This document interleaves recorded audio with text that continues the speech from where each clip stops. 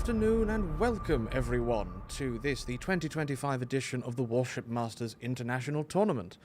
I am one of your hosts for today, Kilabin, the EU Community Manager, and I'm joined by a veteran of such casts. Welcome, sir. Yeah, thank you very much. Welcome, everyone.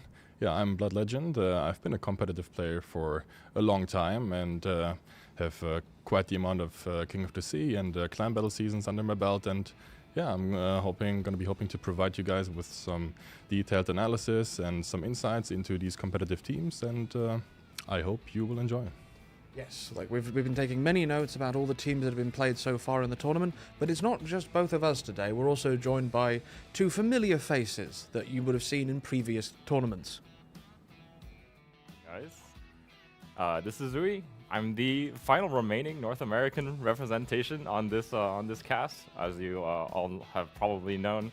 Gaishu, who was one of the co-creators of the Warship Masters tournament, has left Wargaming, so I am the only one here from the North American region, and I'm going to be joined by co-caster. Hello guys, I'm Robin, aka Deciding Robin. Hopefully everyone having a good day so far, and I'm excited to be casting this with you. It's not the first time we've done this, and I'm happy to be there. All right, let's go back to our host, and they can talk about this tournament as a whole. Yes, so absolutely. So for what are the teams actually playing for? Unlike your more regular tournaments and such, the prize pool here is very attractive because it's not just doubloons and such, it's actually cash.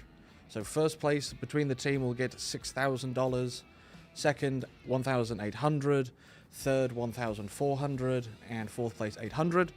So the teams have real money on the table here for these teams to perform. So we're hoping for some very exciting, very close games here. But obviously, for you, all of you who are watching us today, we've also got some special codes. There'll be 5 codes shared throughout the stream on each day. They will have 10,000 redemptions. Once they reach that 10,000 redemption limit, a winner will be drawn, and they will win the Tier 9 British destroyer Barfleur. Very nice and historical torpedo boat, served in World War II, was present at the surrender. And that's obviously not all, because we have the Twitch drops and such, as you can see, where for today, the first day of the second weekend, coal, green boosters, blue boosters, red boosters, the new Triumphant camo for Iowa you can currently get in the armory, as well as some dockyard stages to complete USS Laffey. Sorry, it's 10 Barfleurs for each code, my apologies. So even better odds for all of you. And so that's what you can expect today. Some very nice rewards. The Barfleur obviously will be very welcome to whoever wins it. And we can also now go over to the schedule you can expect for today. Obviously, we don't know yet all the teams will be casting because those will be decided in the early days. But our first game will be Resin versus CL, a Asia and Chinese team, if I'm not mistaken. North American. Oh. So Resin is North American, and I think CL is from China or Asia. I'm not quite sure. China, yes. So that'll be should be a good game. Obviously, all the teams that have gotten this far, not to mention that every team taking part in this tournament in total was invited due to their performance. So these are some of the very best teams in the game across all the servers. And we will be hopefully, once those teams are all set up and ready, we'll know more about what maps they're banning, what ships they're banning, and we can start to sort of dig in more about what we can expect to see. Yeah, exactly. There's lots to be said about all these kind of details that go into map picks and map bans, ship bans. So there's going to be lots to talk about today. Absolutely. Do you have any initial expectations based on those games? So, I mean, I've done my research, right? And CL and Resin have some interesting playstyles. So Resin, I would say, is a little bit more traditional. They've been playing with battleships, which is something that you don't see many teams do in this kind of format, because obviously it's quite the investments into the points. So just for everyone to explain again, you've got 100 points that you can spend on those 7 ships, and let's say you pick a Louisiana, which should be around 26, 27 points. I mean, that takes a huge tally away from your points that you have available for 7 ships. So in general, battleships are more expensive, and therefore you're going to have to make up for it for picking destroyers that are a little bit lower in points. And Resin are quite good at that, but the interesting bit of information about CL that I've picked up is that they actually, throughout all the games that I've seen, they have never actually brought a battleship. So they've decided, hey, we're spending all our points on good cruisers, good DDs, and I'm going to try to make the best of it. Yeah, so like absolutely. So as Blood Legend was saying, the whole sort of core concept of Warship Masters is this point system where each tier 10 ship that is available to be played has a points rating assigned to it, which is an indicating of its utility, its power, its strength, and such. So do you want to try and invest more points into a few ships, hopefully so they have a greater impact, or do you want to try and spread what points you have out across a team to sort of bring the sort of general power level up? So, like, interestingly also, this tournament does include some of the hybrid ships. Hildebrand was actually used a few times during the first weekend, so it'll be interesting to see if teams want to spend those 27 points for the utility of the spotting that a hybrid can provide, or do they want to bring a couple more useful universal destroyers, your Hallands, your Daring, such like that? Or will we see, as we've seen in previous WMIs, teams relying on cheaper destroyers like Druid, which has been fairly popular in a couple of seasons? I mean, I think the most popular DD that has the least amount of points is Regulo. We've seen it a bunch of times right now because it's like 10 points, right? And yeah, if you want to pick like more expensive ships, like you said, Hildebrand, if you want to do lots of spotting with like a hybrid ship, you're gonna have to dip into these lower points DDs. Absolutely, because Hildebrand being as expensive as she is, she's more than a quarter of your team's total points. Yeah. In a 7-man team. So you got to make the difference other ways. Exactly. Yeah, and so, like, but personally, like, yes, Regolo is priced what she is, but I quite like Regolo. No, I think I'm one of the ship. minority that actually quite likes that ship. But do our casters have any thoughts? Like, what ships do you think are sort of well priced, overpriced, underpriced? Personally, I'm of the opinion that Regolo is a little bit underpriced. At 10 points, she is the cheapest destroyer that you can pick, and she provides a ton of gun power. That sap damage output is really, really impressive. She's fairly survivable on her own, but especially paired together, they can do a lot of like damage sharing across their destroyers. So a little pack of Regolos is quite cheap to run and provides a lot of damage output. So I wouldn't be surprised to see a lot of that ship in particular. The other ships that we have been seeing a lot throughout the tournament are the Prince Van Orange. I think I've seen a bunch of teams use that ship. Sure. At 13 points, it's a relatively affordable cruiser, and it provides a lot of pretty consistent damage output and utility. That's fair enough. I mean, obviously, you see in the cruisers, like both the hybrids are the most expensive, especially because of the spotting advantage they have with planes and stuff like this. So it's going to be interesting to see. But I mean, for people who are not really familiar with how this tournament works, I have to do a bit of homework on this. But every ship has point system, which the teams then pick to make a 7-ship lineup. What is the total point? It's 100? 100. 100, yeah. So they have a 100-point pool, and they have to figure out the most efficient composition for their play with the distribution points here. We don't have any points to share exactly, but for example, ships like Hildebrand will cost 27 points. That's a quarter of your pool, for example. Whereas a ship like Regolo, as you mentioned, only has 10 points. So you could bring like 7 of them and only have 70 points in total. Yeah. So yeah, it's really interesting. My opinion is the Good and Lou, only at 11 points. We might see a bunch of that ship as well. But I mean, we could spend a bunch of times talking about the points and stuff. It's more going to be about how exciting each teams are going to line up their composition and if they can surprise us with some new things. Yeah, and just as a reminder, the team comps are not restricted at all by class. You can bring any number of battleships, cruisers, and destroyers. Oh, really? Unlike previous seasons, the teams, I believe, must bring 7 ships now. Yeah. There is not the option to bring fewer ships, but more expensive ones. So 7 ships, you do have to fill out your comp. But with no limit on each class, that means you have a lot more flexibility choosing maybe 3 battleships, maybe 7 destroyers. Thanks for pointing this out. So you can technically have, I'm looking at the points here, for example, the cheapest battleship being Slava. You could technically bring 6 lava. I don't think you can quite fit 6. You can bring 5 and have a few points left over. Goodness me. Or 5 Cecilias and just make Yeah. a full push with smoke on or something. That'd be kind of fun.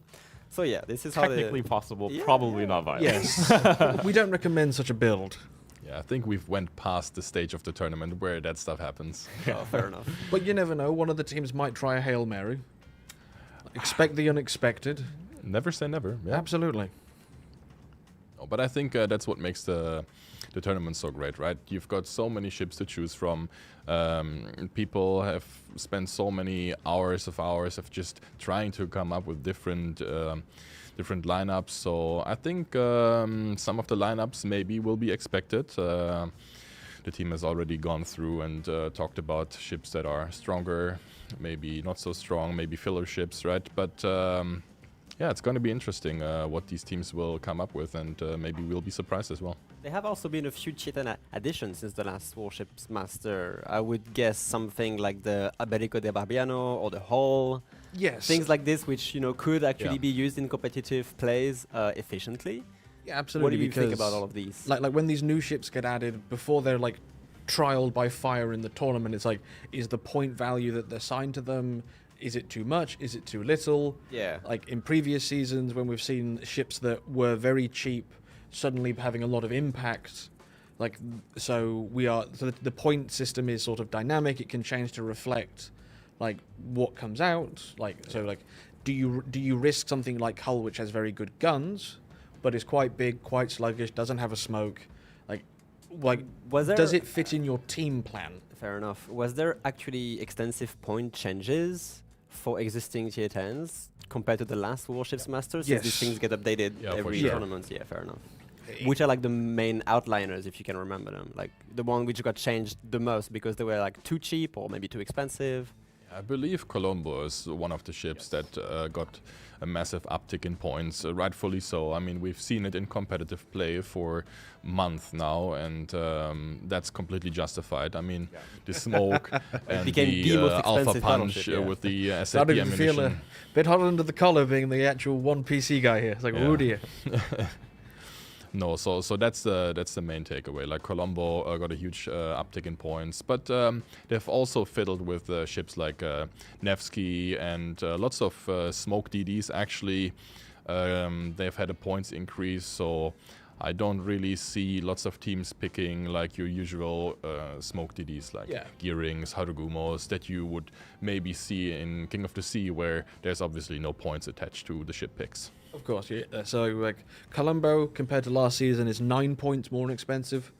So and Jinan, which is a ship that is generally seen as quite strong if quite difficult to play. She's a kind of a feast or famine sort of ship. Yeah. Is 7 points more expensive just because of her good DPM, her smoke, her torpedo reload booster. Stalin, Marseille, and Napoli actually dropped in price by 5 points compared to previous seasons. Interesting. Sort of showing you like how as the tournament evolves, the team sort of lean towards more certain ships, different strats and all of that.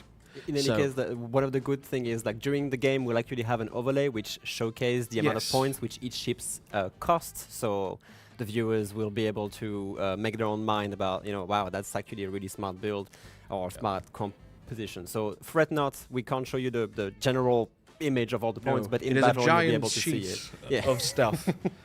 Yes. So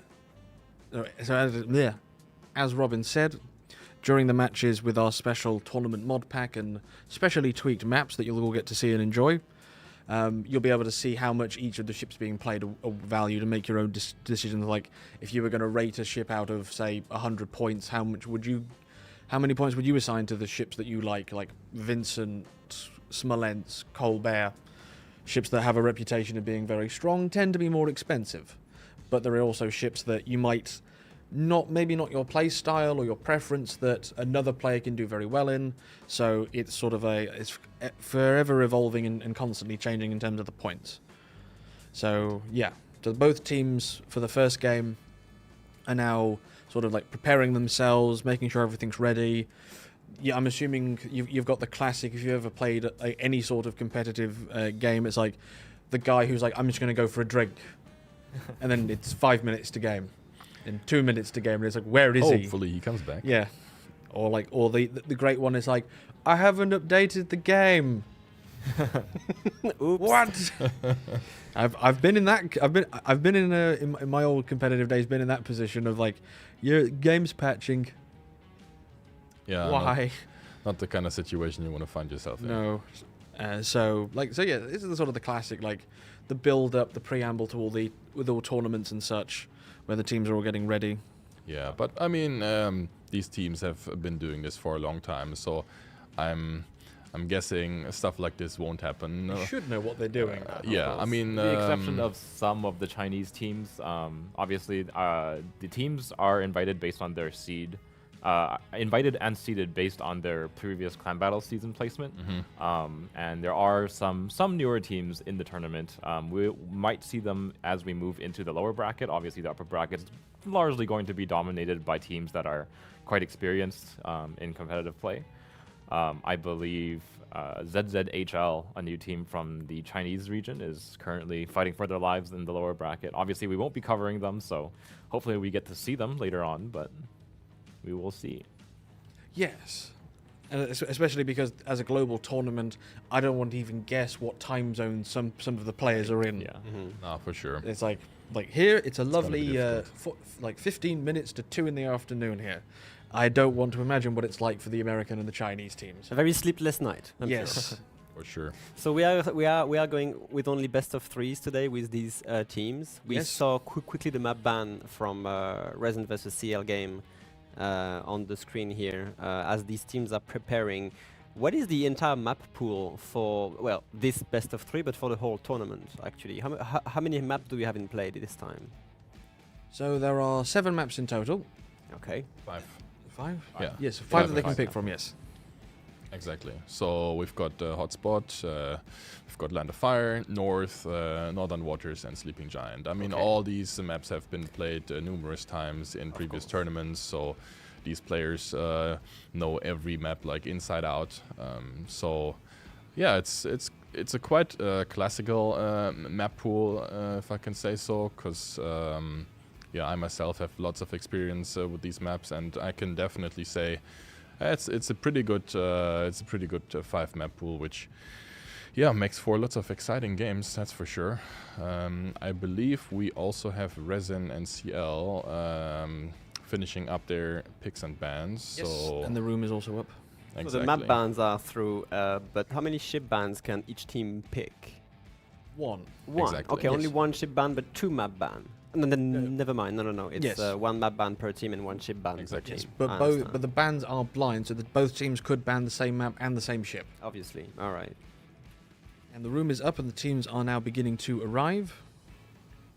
Why don't we talk about the bans for each of the teams? Like, what Yes. does the bans say about what they want to play? Personally, in my own experience, I would not have banned North, but I quite like the map. But I can understand it's a map where a lot can tend to happen in the sort of the singular cap on the right side of the map. There tends to be a lot of sort of like attrition back and forth trying to get that cap, while you tend to have maybe 1 or 2 ships on the wide side. But if you trade badly over there, a bad torpedo volley, the destroyer or something gets caught out, it can definitely snowball again. So I can understand if a team is worried about that to ban North, because it does lend itself to those kind of sort of circular games as one team pushes around. I think I can maybe understand why these 2 maps have been banned. It's like they are maybe one of the most dynamic out of the 5, where big, weird flank plays can really be more impactful compared to a map, for example, than Land of Fire, where it's difficult to navigate through all the covers to make that push efficient. So I would assume that this is why they banned it, maybe to avoid like a home cap push on North, for example, or a 1-2 line push on Hotspot with the weird comps which can be made in this tournament. Yeah. So that would be my assumption at least. Also, what's interesting is that Resin went ahead and banned Prince van Oranje, which is one of the ships that CL liked to play a lot in their previous games. So it totally makes sense that they are going to go ahead and say, okay, look, that ship's no longer available to you. If you want a ship with bombs, you're probably going to have to go and pick Gunlu, which comes with its own disadvantages, like 60-second fires. It's a bit more squishy, doesn't have the same bomb range, right? The guns. So The guns are the guns are significant different as difference. well. Yeah. So You're yeah, right. and so, but like this is one of the things that teams can do with, like, they can see what other teams have been bringing a lot, because like all the replays are public, so teams can sort of, they have their own basic strategies of this is what we want to do, but at this level of competitiveness, teams will also be going like, if X is banned, we do Y, but we can also try and mess with the other teams by going for like the maps and the ships that they also very much enjoy. It's interesting because like you can ban specific ships because you don't want to play against that specific ship, but you can also ban ships paired with their points. For example, you can ban a cheap ship, which you know that a ship, another team could spam, I would say, or bring in large numbers, and that could actually hurt them because, oh goodness, our cheap run-of-the-mill destroyer is now has to be replaced with something that doesn't work with our tactics. Best example is So- Regulo, right? I mean, Yes. we've seen it a lot, and people who like to pick, like, let's say, 2 or 3 ships that are reasonably expensive because they want their smoke, that lasts a long time. They want their radar ships. Maybe they also want a battleship. You're gonna have to pick some of these low points destroyers, and you might actually see that teams will take these ships away from them. So, in the hopes that all their compositions or most of their compositions don't work. Yeah. And Regulo, I think, is quite unique among the destroyers because it really doesn't have a replacement. Number one, there is no other 10-point destroyer. And the other low-cost destroyers are Druid and Tromp, which really are quite a lot less flexible than Regulo is in general. Yeah. I mean, Trump remains like decently strong if you just focus on the airstrikes and the relatively decent torpedoes with the short reload. But again, the Rigolo's firepower and speed and longer range torpedoes is just, especially in destroyer versus destroyer fights, Rigolo can be really powerful paired with another DD, which is that sap obviously and that running smoke to avoid taking damage. So. Yeah, so we've not Remains to be talked about CL banning Kleber yet. So, I mean, Kleber is a very standard ban, right? It's been very popular in the past. The fast-paced game style, play style, is obviously can make huge advantages. Can create huge advantages for the teams. You can spot super early. You can contest cap super early. Create angles like torpedo angles on the map borders. Like, there's so many use cases for Kleber. Also, not talking about the rushes yet, right? That you can also pull off on like capital ships. So yeah, I'm not surprised that Ciel is taking away Kleber from Resin, who I believe has been using Kleber in the past, yes. Yeah, it's kind of become a staple of the top North American clans in particular, Yeah. so it's definitely a very high value ship. Obviously, there is the replacement in the Marceau. Similar enough ship, but they do definitely fulfill quite different roles, I would Yeah. say. Yes, absolutely. And like Kleber is like, you can either go like heavy with her guns, but you can also run her with a unique upgrade that turns into sort of more of a fast spotting ship to try and catch people out as they're moving to positions they want, to try and cause a bit of chaos in the enemy team. If like you've got a cruiser that needs to get to a certain place, if a Kleber can spot you early and the enemy team is bringing a battleship, or some of the bigger long-range cruisers, like, can you make that play so you have a lot of utility if you're going with it, like with the ship itself, but you can also use it to disrupt the enemy team quite effectively, other than just the sort of simple ships are down, we've got to do something, send the Kleb at something that's holding a point. Yeah, so in a way, banning the Kleber is like almost like having a second ban because of how different the unique upgrade Kleber is, right? That's fair. Yeah. Yes. What And do we say about the first map we're going to start with, which is Land of Fire? Yes, I think I'm quite a fan of the map, frankly. I do like it. But I will, however, just quickly point out to Twitch chat, because there's a couple of questions. The drop will start on the hour, so that's when it is set to start. So don't worry if it's not starting right now, even with the delay. But yeah, so I mean, like Land of Fire, I like it. No, it's a good map. It's fairly dynamic. You've got it kind of split into 2 parts because the middle doesn't really tend to get played a whole lot, especially if you are in a 7 versus 7 format. So I believe you will be seeing probably like some 5-2 splits where like 2 of the ships are likely going to guard the home cap and 5 ships are maybe going to veer over to the east side of the map where C cap lies, which is the contested cap, right? It's not the home cap. And yeah, people will be trying to figure out with the use of radar, smoke, DD contests to just grab a hold of that cap as early as possible. Yes, absolutely. One thing to note about the map pool this time is because we now have a 5 map pool, we don't have any of the really outlier maps anymore in the pool. Like the ones that come to mind are obviously Shatter. Yeah, Shatter is the one that comes to mind. If you remember from previous King of the Sea and WI casts, yes. Shatter just gets banned forever. And sometimes it slips through and a team gets to play it, but often, And more it's like often than not, some of the it is most banned. exciting battles as well in this. Yeah, so I think now that our map pool is a little bit less, there are fewer outlier maps. That means we're going to see more different bans. I think that's going to be really nice to see as we move forward in the tournament. Also a little bit less homework for each teams to do it because they That don't is have true. to get strat for 7 maps, they have to get strat only for 5. Yeah. So or only 4 if they want to permanently ban one map all the time. So We are kind of having the teams filter into the room now. We are scheduled to start in about 4 minutes, so we still got some time to talk about Land of Fire and maybe the rest of the map pool as well. Yeah, I mean, we can talk about map number 2, which obviously is getting played for sure, which is Sleeping Giant. Also, yeah, an interesting map. They have obviously been relocating the contest cap from inside the dome, so to speak, to yeah, a little bit more in the open, in the middle of the map. So that makes for some interesting contesting situations at the start of the game.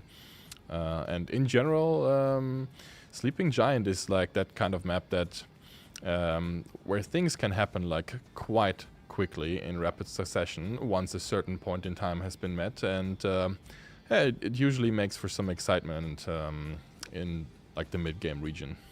Yeah, it often comes down to who can actually grab that sort of central-esque cap quicker, and if it's just a case of is it 2 DDs just backing into each other from the middle, or do you try and use the time to get around and get into a relatively safe position? Like compared to its previous position, it is a lot more open.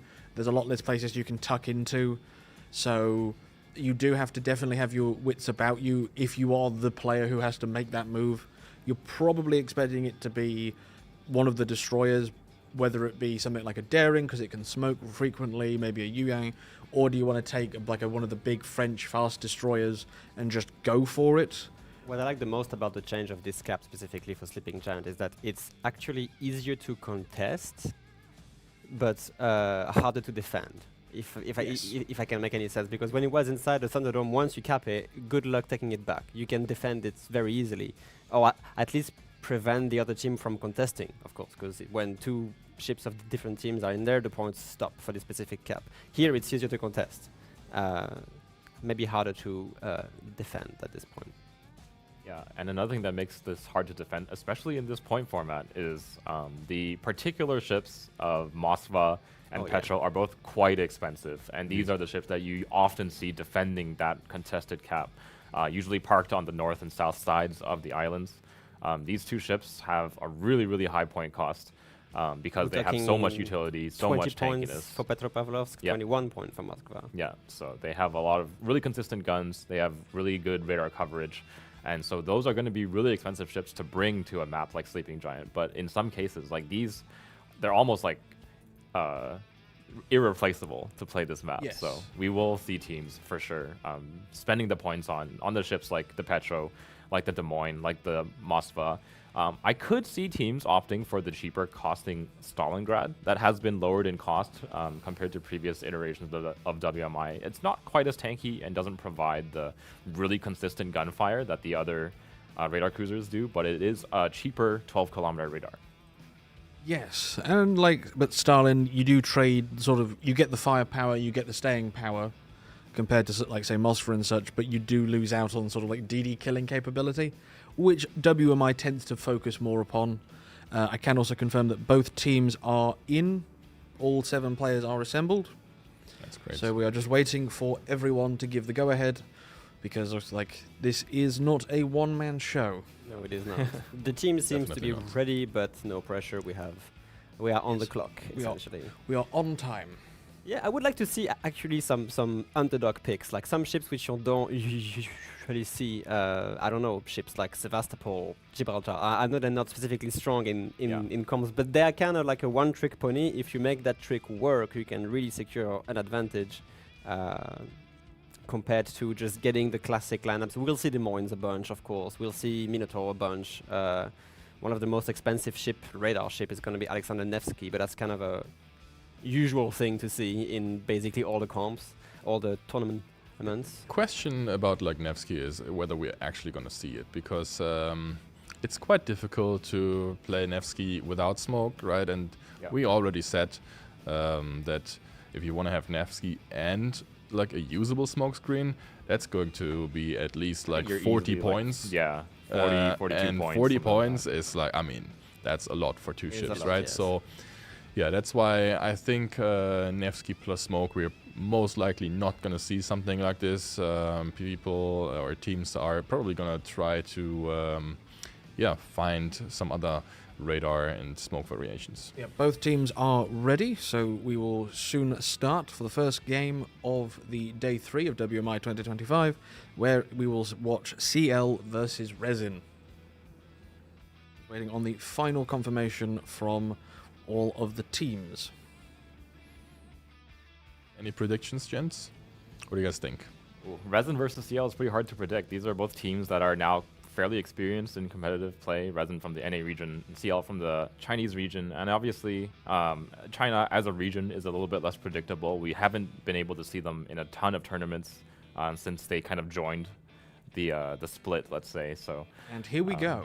We're going to be dropping into the game. I'm rooting for Resin as sole North American representation, but I'm excited to see how both teams decide to play this first match. Yes, I'm expecting Honestly, a 2-1. I have no idea.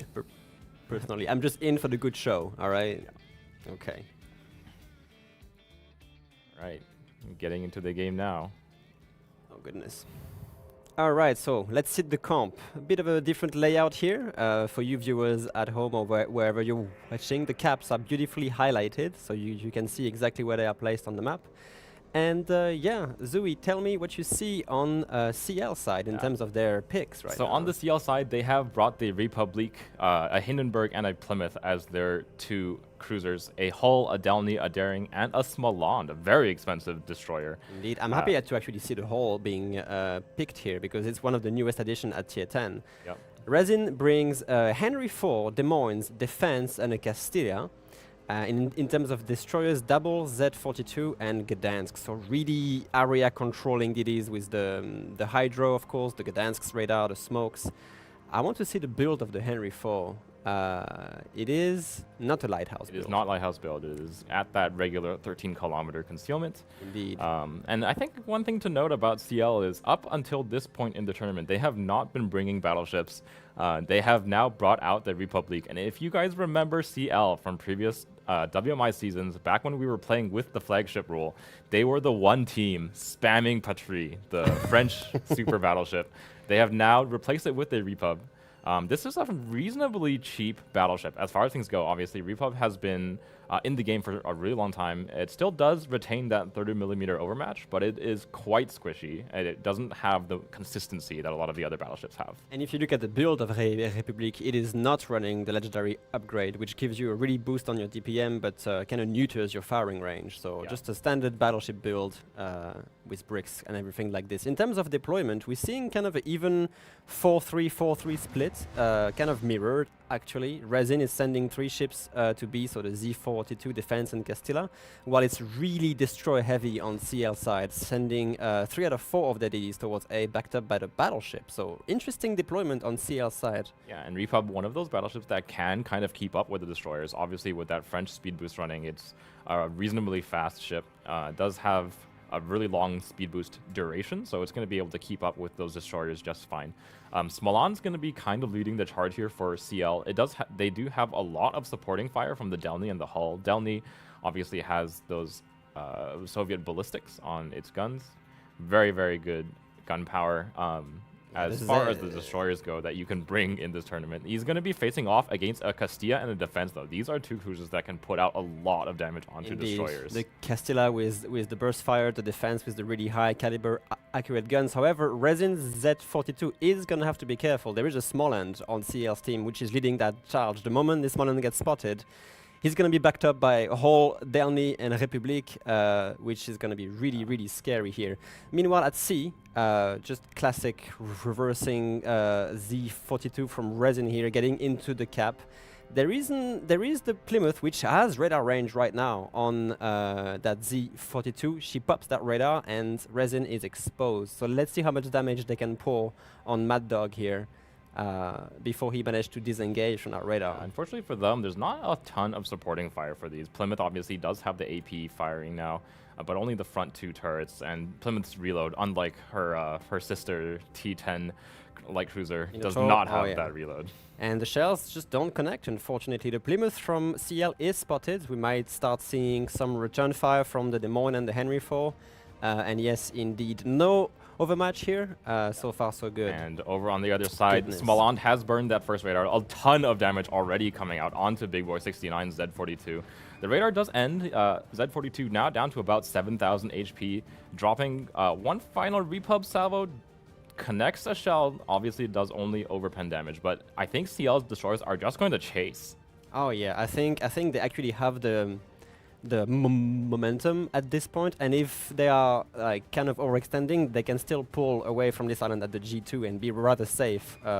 Even though Castilla is rotating kind of far away on the 1-2 line to try and catch these destroyers. You can see Luna's Smoland is running that speed boost. I don't believe he is going like full speed into the Z42. They are trying to catch him, but I don't think they're going to get him before the speed boost runs out. 20 seconds left. Have to be careful not to overextend too much. There's still that defense and this Castilla, obviously. Meanwhile, back at sea, Resin on the cooldown of the Plymouth, reversing again into that cap. There's not going to be any real answer from CL on this to contest this, so we might see a cap advantage going into the hands of Resin right now. And if they can hold on to that cap advantage, it is going to be pretty difficult for the 3 destroyers of CL to take away the home cap. There is a defense sitting there.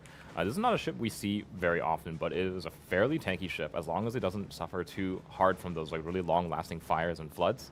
Does have a lot of healable HP, and they get the cap. Unless the repub can get some citadels into it, it's going to be able to heal a lot of the damage output. So that's the cap taken by Resin here. Daring CL, sort of reversing as well into that cap, just testing the waters here and there. There is a Des Moines, of course, which they have spotted, and Maruruku here is inside that red radar, so he has to be quite careful. What's happening on the B side, Zoe?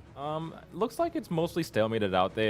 3 destroyers are chasing around this Castilla, but I don't feel like this is a fight that they can take. Delny briefly spotted here by the Castilla. Takes a rather big salvo only for a back turret here. The Castilla doesn't really have the armor against the Republic and already starts suffering a little bit from that. Yeah, I think they're really relying on the repub's guns to take out most of this Castilla's we actually see the rotation from the Gdansk on Resin side here. Eagle Lance coming back with the Gdansk to try and fight off that kind of wolf pack of destroyers, really pushing down this 1-2 line. Yeah, I think that this is definitely like a really winning move here from Resin. They've already got two caps, and there's a lot of defensive capability on the side of that C cap already. As we can see from the predictions, there's already 76% of you have voted in favor of Resin. So I think it's a reasonable assumption at this point in the game, especially. Look, the Castilla actually starts taking fire from both the hull and the Delny. They want to get her out. There's torpedoes on the way. The Republic has also shaved half of her HP so far. It's going to be a question of how much damage can this Castilla deal to these destroyers. And a lot, actually. The hull takes hull like... is definitely a big target.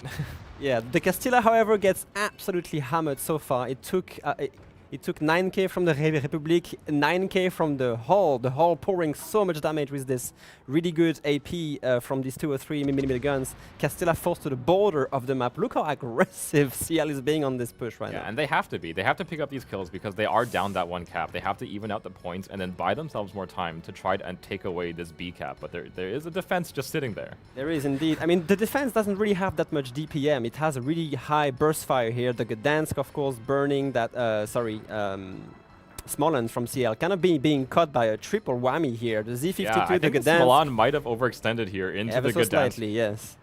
The very, Castilla, very of course, is firing the burst on this. This might actually be the Smolensk going down from CL here if this lands. Not quite on the mark here from the Castilla. Castilla is down to 6,000 HP.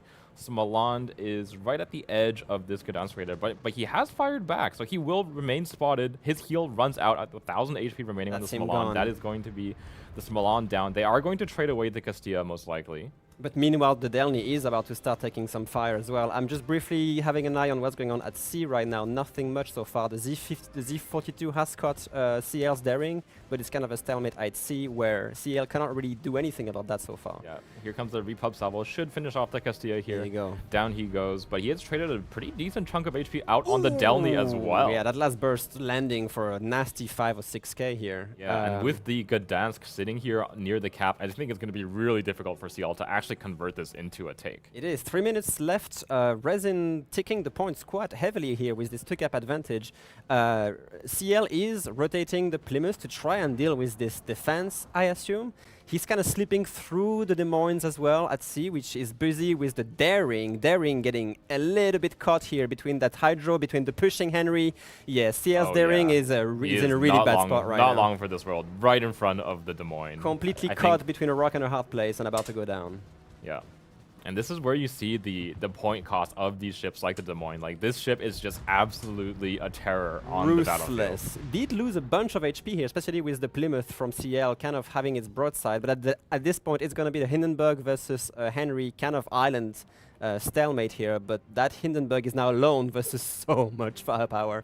Yeah. I think the Hindi is going for a rush on the Henry 4, but the Henry 4 actually has cover to go away from it. So yeah, and Des Moines does have Hindenburg's broadside as he comes around to make this push. He hasn't managed to land a decent chunk into the Hindenburg yet. Hindenburg, not the fastest ship, so it's taking this turn a little bit ponderously. Only a minute and a half for CL to make something happen. Actually, really nasty Citadel on the rear of the Henry here, chunking at least 10k, but the Henry can just get safe. Oh my goodness, that is so much damage. Nice shooting from the CL Hindenburg here. He's still showing broadside, and the Hindenburg maintains the. Oh my god! Whoa, what a play from CL! Price, really? I think he should have just rode the border angled to the Hindenburg. You cannot underestimate Hindenburg's damage output. No, that is going to be kind of a giveaway here. That is ridiculous. And look at the Plymouth as well from CM. Meanwhile, at B, the Plymouth going into the cap and flipping the B cap as well back into their. And now the points are very even, actually, with two caps taking away on the side of CL. Only about a 30-second difference between the two teams. Obviously, I think on the side of C, Hindenburg's going to have a really hard time fighting against the Des Moines. I mean, I guess he can maybe try to survive, but he's stuck on the border, meaning he's going to bleed a bunch of speed, and the Des Moines with that nasty AP is going to punish any kind of broadside. He's definitely forcing him to stay right on the border. The AP still dealing a decent amount of damage. I think he's going to be clear. I think he actually can live. If these last two salvos don't finish him off, he can maybe live. That is a lot of damage coming out of the Des Moines, but he doesn't. Oh! He does finish him off. Beautiful shot from Resin. From Peyton's Des Moines will finish off the Hindenburg, bringing the points of Resin above 900. They will pick up this defense. The Repub has finally made his way around the rock, so defense's positions no longer. Oh no, the defense with the super heal burning it right now. Maybe he'll be able to get into cover. No, the Republic finishes her. And look at him off. Like right now, CL does have the not a comeback yet, but that entire play at B cost them the rotation on A, where Mad Dog here in the Z42 is going to walk into A without any repercussion. The Plymouth doesn't have radar range yet, and I don't think she'll be able to contest that A rotation. Yeah, I think they're going to have to rely on blind fire here to reset it, but this could be just kind of the quiet game-winning play here. Mad Dog just walking his way over to A, stopping that point bleed. Is going to be a pretty difficult for CL to come back from a point, another cap at least. Indeed, yeah. I mean, maybe the Plymouth can go back into A after the Z42 caps it. The Plymouth is a rather fast cruiser at 33 knots, so maybe she'll be able to make it there in time. But still, these points that they're going to take might start to be a bit of a problem because C is out of reach, obviously. Yeah. So yeah, as you said, might be a quiet win from Resin, getting this cap advantage at the beginning of the game, holding it enough to secure the point advantage, even with that Hindenburg play around C. And of course the massive Wolfpack push on B. Yeah, and I think the main thing here is that Repub, it does have a ton of damage output. It's quite a fast battleship, but they just were not able to get it kind of HP into the game. Like a lot of its destroyers and cruisers getting killed before the vehicle can really join the battle. And of course, Resin fully aware of it, just kiting the Gdansk and the Z-42 away, out of reach of any kind of danger, and they're just going to ride that win out. 30 seconds left, maybe a little bit more if the Plymouth managed to get into the cap, but it doesn't really matter. He has run his radar, trying to find the Z-42, but there's no way it's catching that ship. No, it's no. Well, really interesting plays from CL, to be honest. Could have actually secured them a win if maybe they didn't lose the Hindenburg on that crazy play against the Henry IV. Yeah, I think the Hindenburg really did get a lucky break. I think Frices in the Henri made a bit of an error, turning into the island instead of right into the border. Obviously, Henri, being a French ship, does have access to the speed boost, which allows it to ride the border more effectively. I think staying angled to the Hinden would have really cemented their place in this game. A little bit of an error from Frices Henri, but very well played from the rest of his team. Definitely. Pulled away the win. Very, very good play. And obviously, I think this game in particular, the strength of the Des Moines. Off to a great start, honestly. Yeah, of course, the daring being caught between, like, all of this is just, that's it. You are gone. Thanks for playing. Well done for Resin for bagging the first win of this stream today. Yeah, absolutely. Like, I was very worried for their Z-42 in that initial fight. I thought, he's done, he's gone. And then, like, you can, like, credit to CL for trying to pull the Plymouth across. He did get the cap back. Like, the Castilla, again, the Republic could have ended him a lot quicker. Yep. Like, but, like, committing to that flank push as they did work. But the Smaland sort of overextending, getting caught in, the Gdansk having come back from Resin from the other side, it showed that both teams were actively trying to sort of move ships around, try and make plays, take advantage of situations that are developing. Obviously, major props to CL Hindenburg there for actually taking that fight and beating the Henri. Yeah. In a 1v3 or 1v4. Yeah, almost. pretty much. And So also, like, you can also see the Resin's kind of mobility advantage with that no battleship comp, right? They took most ships which can actually just cover a lot of ground, except maybe defense and Des Moines, because Castilla is a rather fast ship when it gets going. So. Yeah, and Castilla pretty much did his job. Like, obviously, didn't do a ton of damage, didn't kill anything, but just bringing the whole lineup of CL right into the border, where they're kind of unaffected for the rest of the map. They have to take an extra minute maybe to get back into the game after they finish him off. So.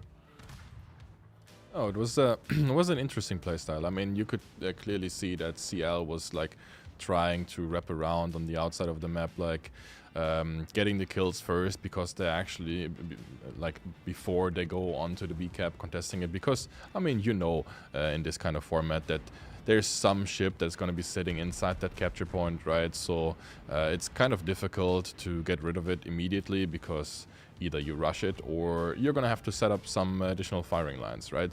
Which they did. Obviously, they had to get rid of Castilla first. But Resin used the time they had very well. They realized what was going on. They rotated the destroyers back. And yeah, were able to fend off the Smaland, right? Got the kill in the end. A bit unlucky for him that he caught fire right as he went dark. But, I mean, that's just stuff that happens, right? Yeah, absolutely. Like, these sorts of games, like, in the heat of the moment, with hindsight looking back, we can go, oh, you should have done this, you should have done that. But in the heat of the moment, it's like most times, you see ship, you shoot at it. Yeah. Like, even when every piece of logic in the world, especially, like, CL Smaland, when he gets caught out by the Gdansk's radar, because they don't know the Gdansk has come back, it's like, oh, like, he's got to run, because, like, he can't stand and fight. And the Castilla using his burst, like, right at that end there, it's like, it was a, yeah, and even, like, the Hindi on replay, it's like, it was a bold move by the Henri to make that move, I would say. I personally would have just tried to just jam it and hope for the best, or go for the ram. Or go for the ram versus a Hindenburg with... It's a risky move. 8 torpedoes per side? Maybe not, but like, yeah. Or maybe it was a case of, was the Des Moines saying that he's got good shots, just, like, draw him across or something like that. Obviously, we don't know. But it was a moment where CL were pulling it back. Those points there was a cap in it, basically. Yeah. So we do also have the replay render available now if we want to take a look at it. And yeah, then we can talk about their deployment in detail. So just gonna play this right now. We can see just CL's initial deployment, right? Lots of DDs over on this one side. Plymouth, Daring, and Hindenburg, they're just there for stalling, right? So they want to buy their pushing flank lots of time. So Plymouth is great for that because she has lots of utility, right? She has her own smoke, got the radar, so they were just hoping to basically stall for some time. The addition of Hindenburg on the flank also providing with some nice benefits, which we will see further down the line. So just continuing. Do we think Plymouth was a specific pick, or they need a ship with radar? Well, I mean, they need a ship with radar in order to actually stall for some time, right? Because if you're only relying on the DD spots, then you're not in luck, because obviously Resin brings their own radar cruiser as well. So DD's gonna get pushed off by the radar. So you kind of need a radar ship if you want to deploy a strategy which buys you some time, which they did, right? I mean, in the beginning, Cap wasn't really flipping. But one major point was the initial engagement over here happening with the Z42, and Smaland obviously leading the charge, pressing the radar button as soon as the Z42 is caught out. If we just let it play through, the Z42 barely escapes, right? Which is kind of unfortunate for CL, because they didn't kill the DD in the first engagement, and now it's going to cost them even more time. But yeah, we can, if we continue, we can see that Republic is going all the way on the one line, right? Trying to create really awkward angles for the cruiser that they were expecting to defend here. And yeah, meanwhile, C-Cap has flipped, right? So that was kind of expected. Plymouth had to pull away. One important piece of information is also the Henry was actually pushing for the 10 line, which creates an angle for the Plymouth here.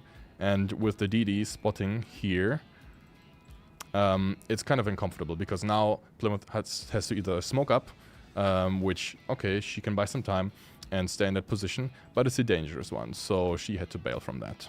Yeah. I think, like, the Smaland getting caught out there, that is perhaps the game-winning move? I mean, it was important, right?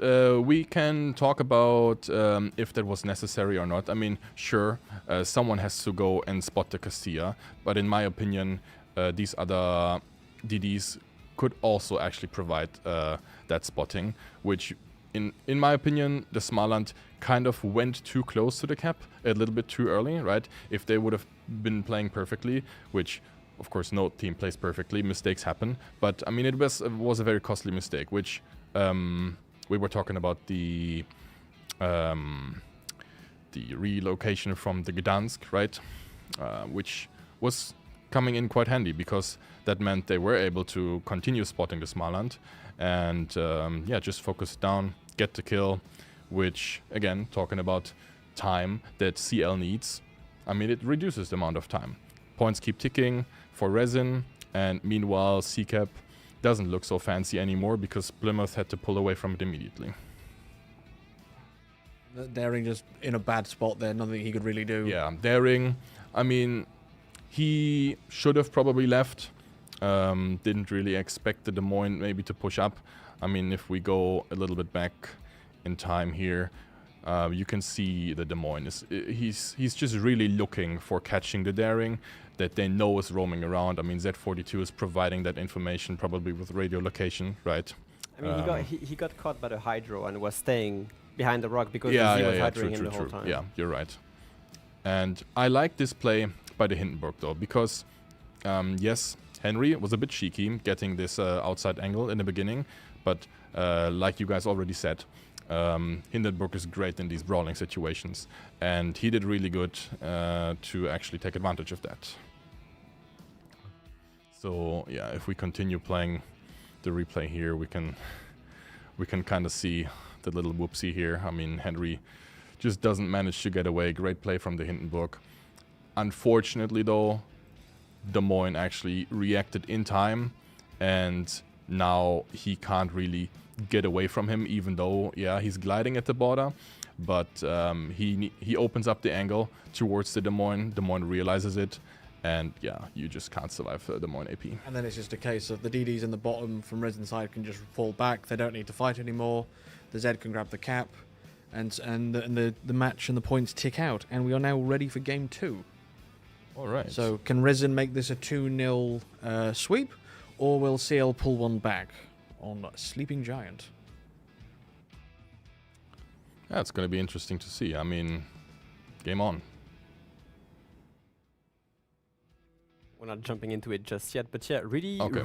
really fun game to see. At least for this opener, you can see that CL is willing to make some different plays, some interesting decisions, and Resin maybe taking a more tactical approach and waiting for them to make a mistake. They lose ships here and there, but let's see what they have in store for Sleeping Giant as we drop in the battle.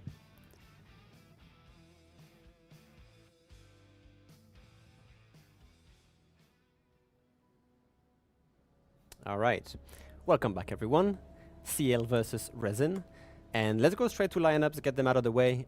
CL, again, not bringing a battleship. Sorry, this time not bringing a battleship. Instead, they are opting with a Henry IV, Venezia, Napoli, and then quad DDs being a Delny, Daring, Cassar, and Ragnar. And on the side of Resin, sticking with their guns, no battleship in play on Sleeping Giant. A defense again, 2 Henry IVs, a Svea, Z42, Cassard, and Gdansk running out their lineup. 2 Henry IVs on Sleeping Giant? I feel like I've seen this before. Oh, really? What is your expectation on this then, in this case? So, when Sleeping Giant was first introduced with the Thunderdome cap layout in clan battles, every single team was running the double Henry IV, sometimes the Claver. They would just run around the outside of the map onto the A cap when it was still in the Thunderdome. I kind of don't expect the teams to do that now. The Henry is not quite the speedster it used to be. It's lost a lot of its acceleration, and the outside of the map is not quite as valuable as it used to be. But it's kind of funny to see the homage, let's say, to the old clan battle strat. The CL is bringing a Venezia as well, which we don't see quite often, and it is a legendary mod, Venezia, with that extra smoke Yes. consumable, better cooldown, extra charges of these running smokes. Interesting to see how, because a Venezia in a DD heavy comp can really be dangerous. Yeah, I mean, even against cruisers, really, against Venezia's everything, yes. Weakness is when it begins to shatter shells against battleships, platings, and stuff. Yes. But against 2 Henrys, the defense of Svea, there is nothing shattering these sap shells. It's going to be able to put out a lot of damage, provided it can keep spotting. Yes. We see, of course, early cap here on both teams, the home cap being secured as fast as possible. We see Resin here sending Cassar, Gdansk, Z42, so basically all 3 of the destroyers. Essentially the entire team except the Svea. Resin is pulling this double Henry, probably on that H line, then to the 1-2 to kind of secure the outskirts of the dome. Meanwhile, there's going to be some heavy destroyer work here going on around the A cap. They have a lot of gunpowder available in this A cap. Z42 does provide that kind of long-range, long-duration hydro. Very, very valuable if they can get him inside the A cap, especially. And then obviously Gdansk and Cassar can provide a really good support fire. Gdansk has been it is the most expensive destroyer in the lineup right now at 19. Interesting top angle from CL's Cassar here, kind of in this island patch at E7. He's going to be dropping a lot of torpedoes through this channel, maybe catching a couple of ships. We see some early radars being burned here. Ragnar is going to get caught into the Gdansk radar. Of course, Gdansk instantly engaging, trying to get the Ragnar to fire. Remember, Ragnar doesn't have smoke, so once he gets lit up, he's detected. Yeah, Ragnar has opened fire. He's going to be spotted for the next 15-ish seconds. Lots of return fire coming in from majorities from the Gdansk, so it's not a huge amount of damage just yet. No, plus the Ragnar is a really maneuverable ship with that engine boost active, and he's gonna just slip through, staying as well here to just maintain his position. He gets caught on fire, has to use the DCP here not to remain lit up. Meanwhile, Resin is using this kind of momentum to secure the A cap without any possibilities from CL to actually contest it. Daring, Maruruku here kind of in trouble. because the Gdansk, of course, has this really fast radar cycle, and he might get caught again if he pokes into the cap right now. 10 seconds remaining on that radar cooldown. 8 seconds. They have just hard spotted him with the Hydro, actually. The Z42 Hydro was catching him for a second. They don't quite have range on that Ragnar radar, so the Z42 does just smoke up with that Hydro. They should be safe here. Lots of torpedoes coming their way, but with that Hydro running, should be able to find the gaps in there. And I was actually wrong. They are sending, in fact, the 2 Henris around the edge. Oh yeah. Radar here from the Ragnar catching the Z52, forcing him to turn into Cassard torpedoes here. He has to be careful not to get like really interesting cross torps from the Cassard, still pouring torpedoes into that cap from this E7 position. Has to slow down, so he's going to take a lot of fire from the Ragnar. Unfortunately, it's like better to eat a couple of shells than a torpedo or two. Yeah, a Cassard torpedo nonetheless. And CL actually managing to put Daring back into A and maybe flipping the cap. We're going to see some contesting from the defense, however. Is it going to land and reset? It does not. Yeah, I think pushing Gdansk back behind the island where he can't radar effectively is definitely going to be allow them to take that A cap. Now out on the 1, 2, and 3 lines though, this is where the fight is happening. Delny pouring some AP salvos here, kiting the Henry, trying to do as much damage because he knows that Henry is going to go into the Thunderdome and really put pressure on this A cap. Yeah, and this is like almost like it's like a nostalgia trip for me. Like the fastest Henri wins. He slips his way into the rocks. Now that Daring position is very dangerous. Henri can hydro him forever. Gonna have some long-range fire from the defense, and the Henri is very safe here inside the Thunderdome. He's covered by 2 ships, Cassard of his own, and another Henri on his rear. So it's gonna be hard for CL to kind of wedge anything into the dome to dig out Peyton's Henri. He's pretty safe where he is. I mean.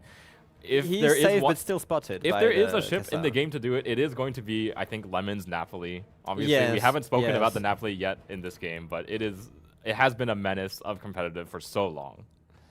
We also see kind of a bit of a movement going on from CL here. They are rotating the Cassard to try and spot that Svea, which is really dangerous, of course, with all this the really fast reloading radar from the Svea. But with the Venezia in tow, that Svea is going to have to use engine boost smoke to try and survive, because of course the Venezia ASAP can really put a hurt to her if the Legends formula doesn't run away. The Cassard is going to be in trouble when the Svea radars again, but honestly he can just try to evade and survive this, because the moment the Svea wants to bring all the guns to bear, she's exposing herself to ASAP even more. Henry and Z42 getting into the A cap. Daring is going to attempt to maybe contest this, but it's going to be really dangerous here. Yeah, fortunately for him, the Z42 and the Henris have actually overlapped their Hydro cooldowns, so there is a really big gap in the Hydro 50 coverage seconds, right now. They do, so Daring is stopping the cap for now, is probably not going to be able to reset anything. Oh, never mind. We have the Gdansk radar here catching him again, so he has to run away. Gdansk not firing, of course, just staying undetected. Yeah, all they need is to push him away. So they will finally pick up the A cap back. Still very even points-wise across these two teams. 594 to 586 now, 588. Yeah, the Venezia, of course, running. Sorry, the Svea still from Resin, running for her life right now on 17k HP, still on the Venezia's fire. I mean, Venezia can do so much damage up to these lighter cruisers. Yeah, but Resin is actually rotating the Gdansk's full speed to try and defend this, because they see that there's a double ship push on that 1-2 line. So Resin is rotating the Gdansk, leaving not that much pressure on the Daring anymore at this point. Meanwhile, though, CL is also rotating their Ragnar to try and contest this as well. They don't know it yet, of course, but a bit of a switcheroo going on right here around this home cap push at sea.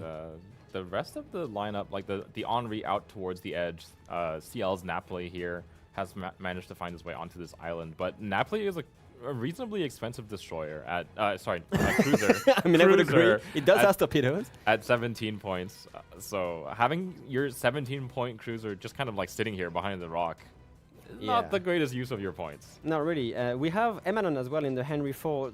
Did lose a little bit of HP, but not really contributing to anything. Kind of reversing, rather safe here. We do see the Napoli using her secondaries actually. I think they've managed to get spotting on this Henri using that Hydro of the Hydro of the Henri is going to provide them about 90 seconds, and Napoli's damage output at that is a lot of damage. The ASAP secondary is also coming into play somehow. That Henry has taken about he's taken a bunch of damage. Peyton here. And he's gonna kind of have to push out into A. This actually could be really dangerous for Daring because the Daring is spotted by the Hydro. So this Henry 4 kind of has to make that push. Yep. He's committed now. So the question is, can they actually destroy him in time before the Daring? Oh, yeah. I think the Daring is just going to escape. There's going to be an Henri on Henri action here, I think, out at the north of A side. A really interesting thing. Of course, right now on the 8, 9, 10 line, CL not really pulling the trigger on this C push, of course. The Ragnar taking significant damage from the defense. I have no idea how the Ragnar was spotted. Maybe he was trying to shoot at the Henry. Yes, Ragnar was taking some shots at the Henri as he pushed, and I think he got spotted by the Z42 in mid. Yep, and of course the Svea is still not dead. She's on 15k HP with still a couple of heals. This is not a ship that you can push into. Now that they have a Gdansk covering as well, this is not a push that you can take as a destroyer, I think. So yeah, still a cap. So the main focus is going to go back to A. Whether or not they can trade this A cap again. Resin defending it with a lot of power right now. This is a strange push coming from CL's Henri. It's going to be rear on to try to keep Peyton spotted. Trying to go for turrets here, using but a single AP guns. Let's see. Oh, there is some long range fire coming into the from the Napoli. Yeah, not quite going to be on the mark. I think they're going to have to. I think they're going to lose Eminon's Henri here. Yeah, it's going to be a trade. It's going to have to be Maruru and Xbox, the Daring and the Delny, to finish off the Henri. I think they were too quick on the trigger. Eminon's Henri was in a much better position than Peyton's Henri. I don't think they needed to make that trade. Just wait for the Delny and the Daring to come around. Oh, the Cassar proxy spotted really quickly here from the Napoli. CM Lemon, of course, pulling that smoke because of the Henry. Now they have to maybe try to rotate this Napoli back into A through the dome with a Delny Daring push from CL side on A. They really have to try to get A That's going to be hard. Cassard and Z42 both have a lot of torpedoes, and Napoli, one of its main weaknesses is the lack of hydro. Fair enough, but I mean, it's a Daring and a Delny versus a 9k HP Z42. Of course, the Z42 has smoke and that's sonar, so it's kind of advantageous for the Z42 here. It looks like CL's going to pull their Ragnar and Cassard back towards the middle as well. Oh, goodness me, yes. That Z42 is in a bit of trouble here if they manage to get basically 4-way crossfire on him. Yeah. We also have torpedoes coming Cassard in. is approaching detection range here, and he is now spotted. He is spotted. So let's see how many shots are going to start flying here. Of course, Delny and Dead Herring instantly firing on him. And Ragnar's radar does cover this smoke screen, oh actually. My god, that is so brutal for Mad Dog here. He's going to go down extremely fast. Yeah, long-range fire from the Venezia doesn't connect, but there's 4 destroyers worth of HE shells in the air. So. And now they have A again in their advantage, meaning that this is advantageous for CL. Now, once they get that cap, it's going to go to 1 minute and 50 seconds for the win. Very good push on that quad DD play here. Yeah, Cassard a little bit stuck here against the defense. Does obviously have the torpedoes to ward off a rush of any sort. Eagle Lance's Gdansk is coming around the front of Cassard. Does have a reasonably high HP advantage here, but yes, the Venezia. The Venezia can just switch that around. Difficult to push into. He is actually he has a smoke, of course, and the Cassar has no way to spot through that smoke. Yeah. So he's keeping the push on this Cassar, knowing exactly the cooldown on the defense hydro is 10 seconds. So once the defense burns this sonar, the Cassar will be spotted. But he can actually play around with island cover enough to stay safe here. Venezia does have to be careful. Defense's guns, if he decides to switch to AP, those are no joke either. No, they are not joke at all. Resin Svea was pushed so far away that he's just taking forever to go back, and there's going to be no targets for her. Here we go, Venezia, SAP coming in. The Cassar being caught by this Hydro under basically really nasty crossfire. He does have to kind of tuck in here and hope that he has enough support to survive. He goes the Gdansk torpedoes here. The Cassar is literally just going to try to stay hidden. He's going to try to play with that 20 second left of engine boost to try and survive as much as possible. Here comes Venezia, SAP, kind of proxy spotting the Gdansk into his own concealment here. The Gdansk has smoke, which he should definitely try and use here. Yeah, Ragnar is actually out of radar, so this smoke screen would cover him. Ooh, this is going to be awfully dangerous. Resin also fired his torpedoes at the Cassar, so he doesn't have any torpedoes right now. What kind of rush is going on against the Venezia? He's really just trying to get the final kill on the Cassar I think here. He's just aiming for the Cassar here. He is angled reasonably well to the Venezia. Doesn't matter. About 8k coming off of the Gdansk. So and they're going to kill Cassar. Supporting fire from Daring as well. They're not quite able to finish it off. Goodness, Resin what a will close barely win. clutch the win away from CL. At the very last second of the game, they managed to find the Cassard kill. The points on the Kassar kill actually saved them here. Yeah. That is crazy. Well, really, really well played from Resin from reacting to this kind of whatever happened at A. Yeah. And they still managed to keep the point advantage throughout the whole fight and back the kills when they need to. Okay.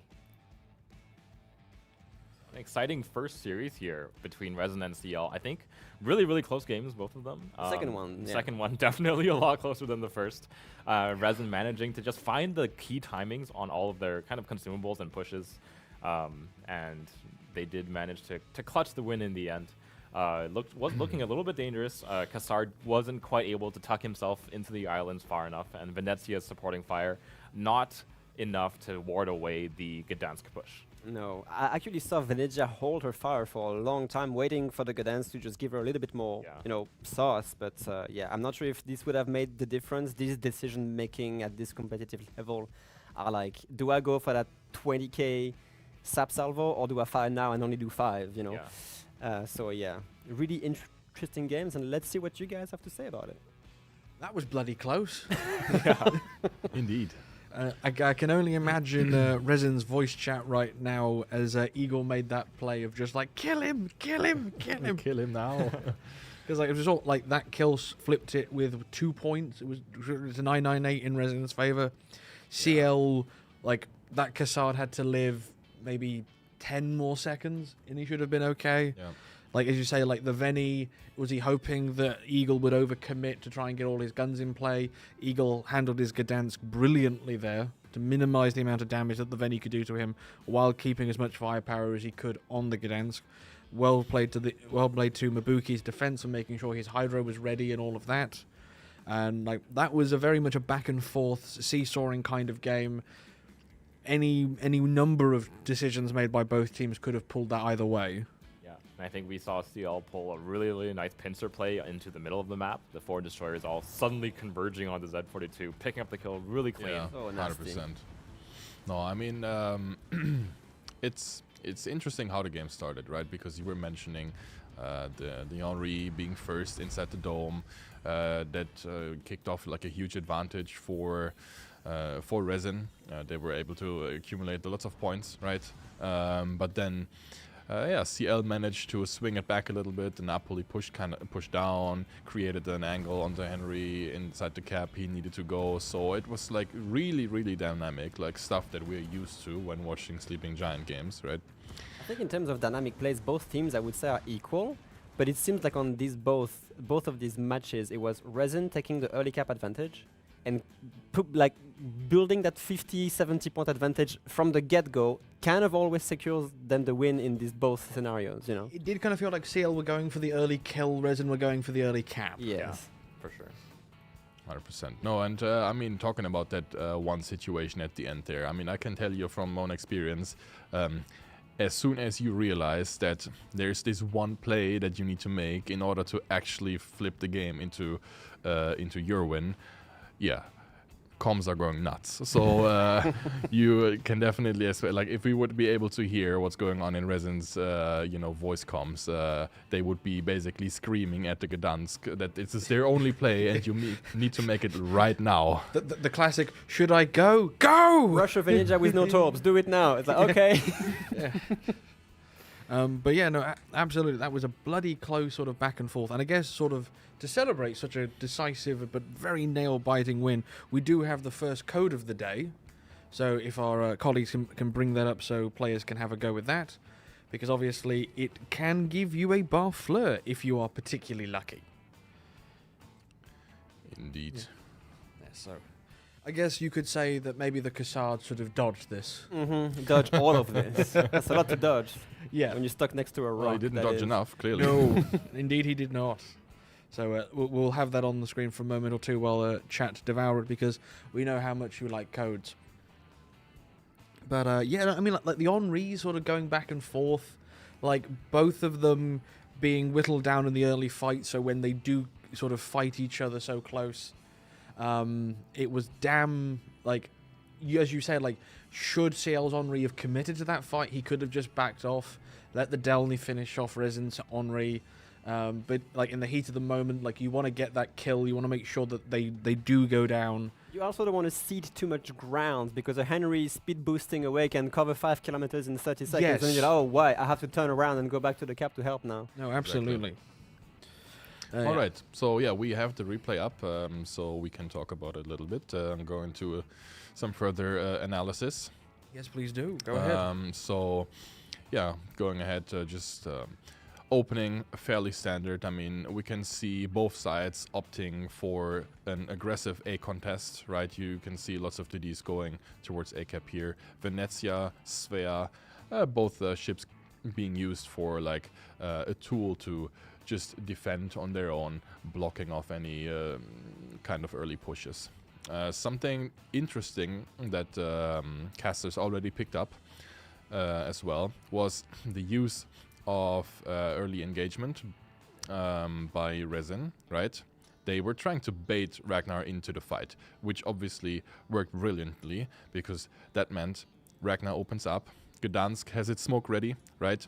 And the Z42, even though the Gdansk is smoking, is obviously continuing the line of sight. Therefore, the initial cap goes to Resin just because the DDs of CL are just forced to disengage for a minute. So yeah, this is exactly what you can see happening. But of course, CL brings daring just for these contesting situation. You've got your Hydro, which obviously can't spot ships very far, but it's going to help you to actually get rid of some torpedo threats, right? And this is something that we obviously also picked up on, is the fact that this Henry got a really great spawn, right? So all they say basically is, okay, we've got a great spawn, we're going to use it to our advantage and going to try to slam ourselves into that dome as fast as possible, which comes with huge benefits. Sure, you take some risks, right? But it's only the Delny. Sure, there's some damage on the Henry's broadside, but the return of investment is quite huge because now they can put that Henry inside the capture point and later on use the Hydro to actually spot out the daring, which then with some smart relocations from the Gdansk defense will make for some great firing angles onto that daring, which forces him away. Absolutely. And just as a quick note to our colleagues, we are there's the second game is ready to join into. So while we're doing this, very good. Over here. Nice. Yeah, I mean, like in this game though, obviously to sort of finish off the analysis, like the Henry makes the move and the Delny makes him pay for it. Yeah. And it's like so even though he had the good spawn, he made the run, like he still suffered for it. Like he goes into that situation on about 60% health. Like he's vulnerable to the Napoli. Could the Napoli have played more aggressively? Granted, they still have that other Henry to contend with. So it's not like the and the Cassars. It's not like the Napoli can turn and just sort of chase the Henry in. It's still a dangerous move. So it is one of those like, could they have done something else or could they not? I mean, this Henry was just faster, right? Yeah. So it goes in, and now CL has to try to find a way to deal with it, right? They put Napoli onto that rock to try and create this kind of crossfire onto the Henry, which obviously, if we just let it run a little further, will push him out of position. And we had this awkward situation here between both Henrys, the one actually being in the advantage of having both guns at the front. Yes. So which then, because of how the situation kind of worked a little bit, in my opinion, this Henry probably didn't need to reverse as far as he did because, I think it was Peyton. He took great advantage of the situation, realizing, hey, this guy has reversed like slightly a bit too much in towards me. And just pushed up and got the trade, which was really important since this Henry was likely going to die anyways. CL reacted very well, putting the DDs in front of him, basically. Yeah, and CL sort of counterattack. They sort of bring all those destroyers together. The Z42 in the middle does go down, but it does put the Cassard in a very vulnerable position where, yes, Cassard has the French saturation. She's got a decent amount of health, but of the DDs available, would Ragnar have been better going that way had the opportunity?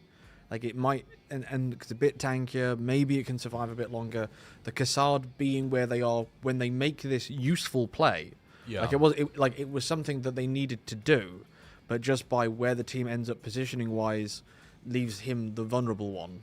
Yeah, I mean, it's time was of the essence here, right? So it's like you say, these were in the positions at the minute where they decided, okay, we're gonna need to catch this Z42, right? So Cassard is the only one that realistically can get a ground spot on the 47, and all that Ragnar has to make sure to do is actually be in that radar range, with which he manages to barely be inside of the radar range of, or he manages to be at range for the Z42 radar, and this is kind of like the last straw that CL was like clinging onto, which they successfully killed the Z42. And at that moment in time, it was really unsure if CL is going to actually claw it back or not, right?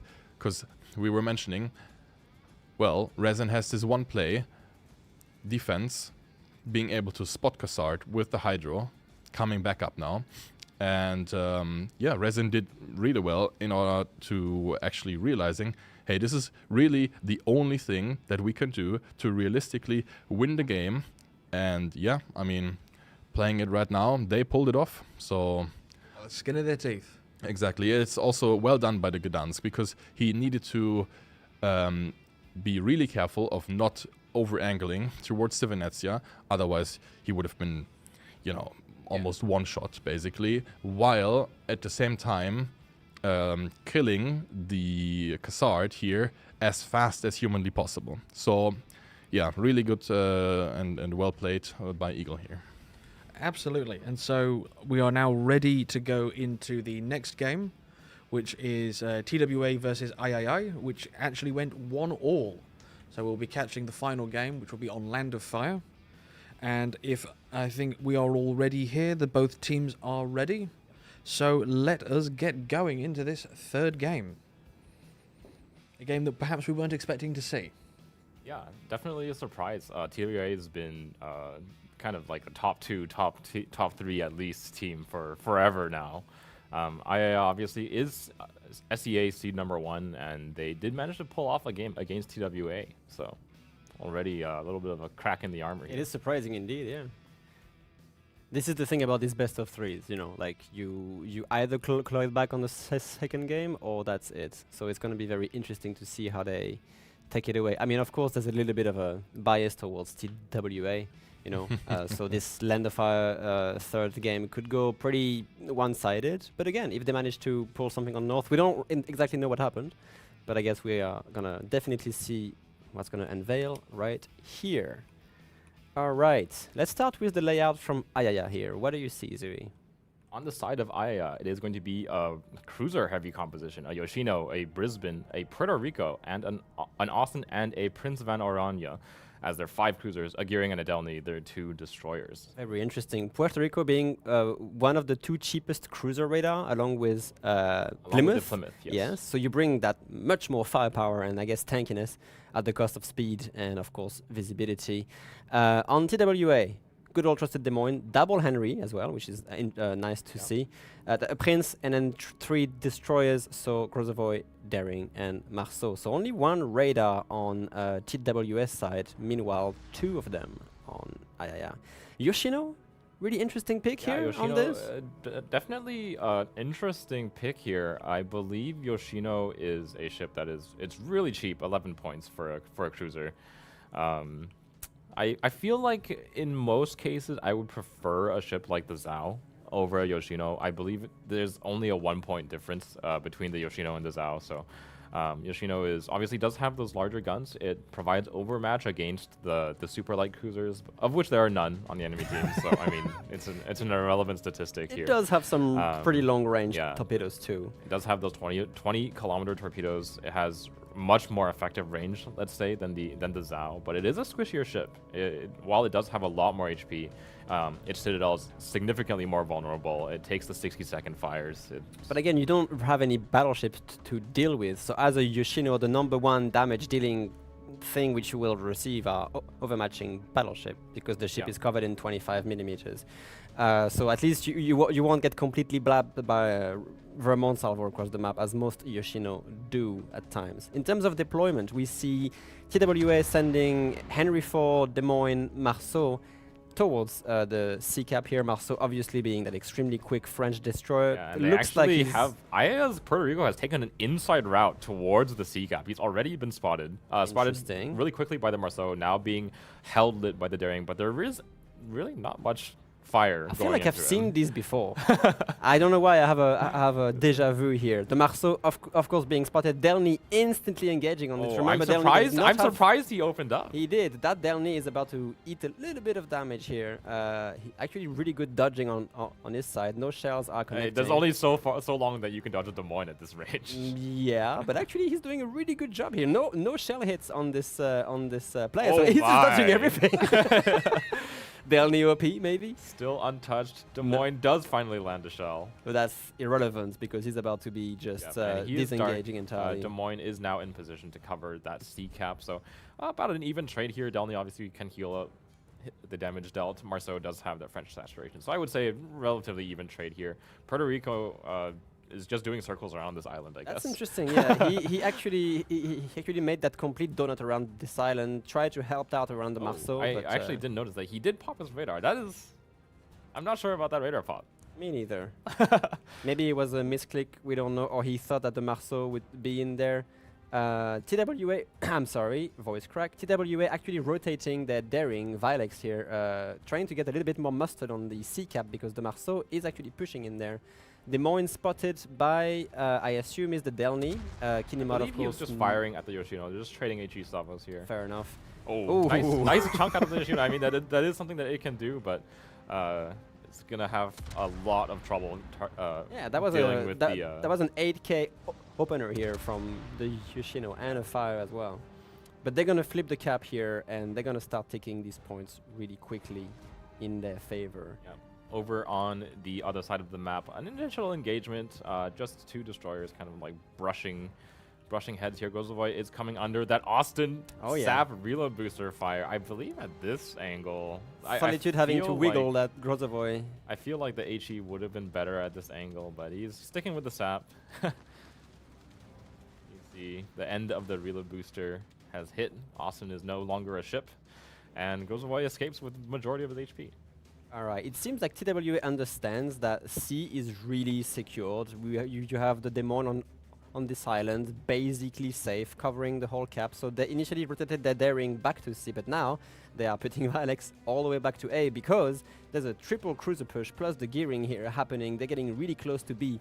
Ayaya having a little bit of a plan, I guess, with this setup. The Brisbane still has a fresh radar. Never mind, the Brisbane used her radar, so she's dark. They used the radar to spot the Grozovoy just for a second there as the gearing pushed.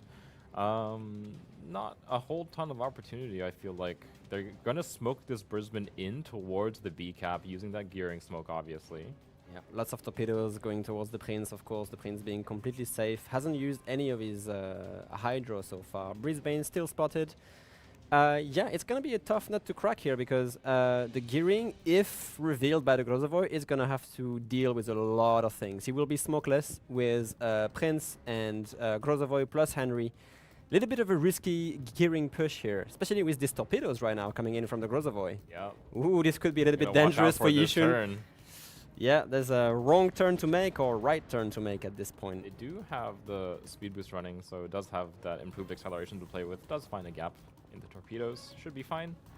It does. They know where the gearing is, though. Yeah. It does force out that Grozovoy smoke, so both destroyers down their smoke screens. Obviously, Grozovoy smoke not nearly as effective as the gearings, but yeah, III not really having any answer regarding C right now. They are placing that Yoshino against the Henry IV eventually on the 9-10 line.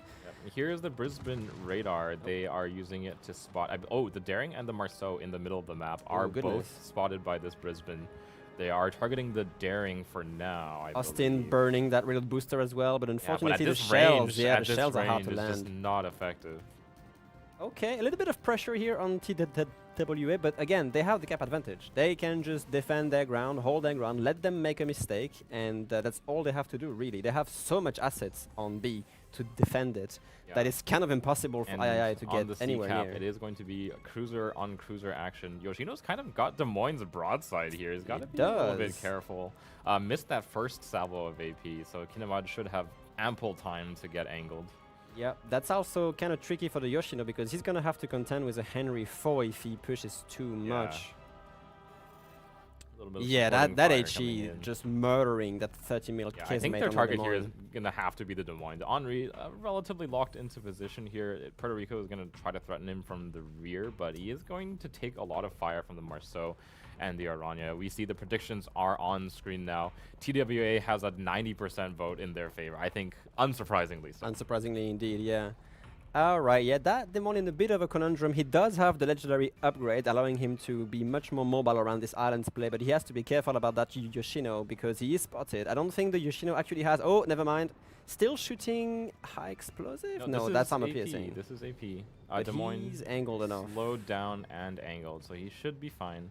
I think Yoshino at this point, especially with the on-read right on his nose, just keeps AP loaded. He does, yeah. Don't want to chance anything here. Kinda has to. But yeah, just a really strong defense on TWS side here. And notably, it is the exact same defense that that Resin used on the C-Cap on the same map. Des Moines and an Henri. One on the outside, obviously Des Moines taking the inside. Very, very difficult to take away. That gearing on the B side taking an awful lot of risks here. Really close to spotting the Grozovoy. Actually, the Grozovoy is like right behind that island, but they're gonna put this gearing in there with a smoke, meaning that he can actually try to flip it. Of course, Prince Van Oranje in the cap as well with a bunch of HP just defending. This is all they have to do. Just defend for the next 2.5 minutes and win that BO3. Poking his nose around the island, not quite able to spot the gearing. Oh, there he is. That is the hard light on the gearing. We have also Brisbane Congo Line torpedoes here coming in, which he will have to contend with if he doesn't reverse. He's trying not to lose that much HP on this fight against the gearing. But actually firing back. I believe this is a leg mod gearing. Let me double check here. It is. So does have a little bit lower gunfire, and he's taking lots of damage from the Henri. He is forcing him to smoke, actually. Alright, what are we going to see about this Des Moines? Are they going to try to pull this rush? Velex here in the daring on 5k HP. Not ideal. Here has to consider a little bit of grounds, but what can they do at B? They can't get in there. I think they're just gonna have to like shove the Austin in at close range. I mean, Austin can do a lot of damage to an Orania. I think that's fair. That's definitely a possibility.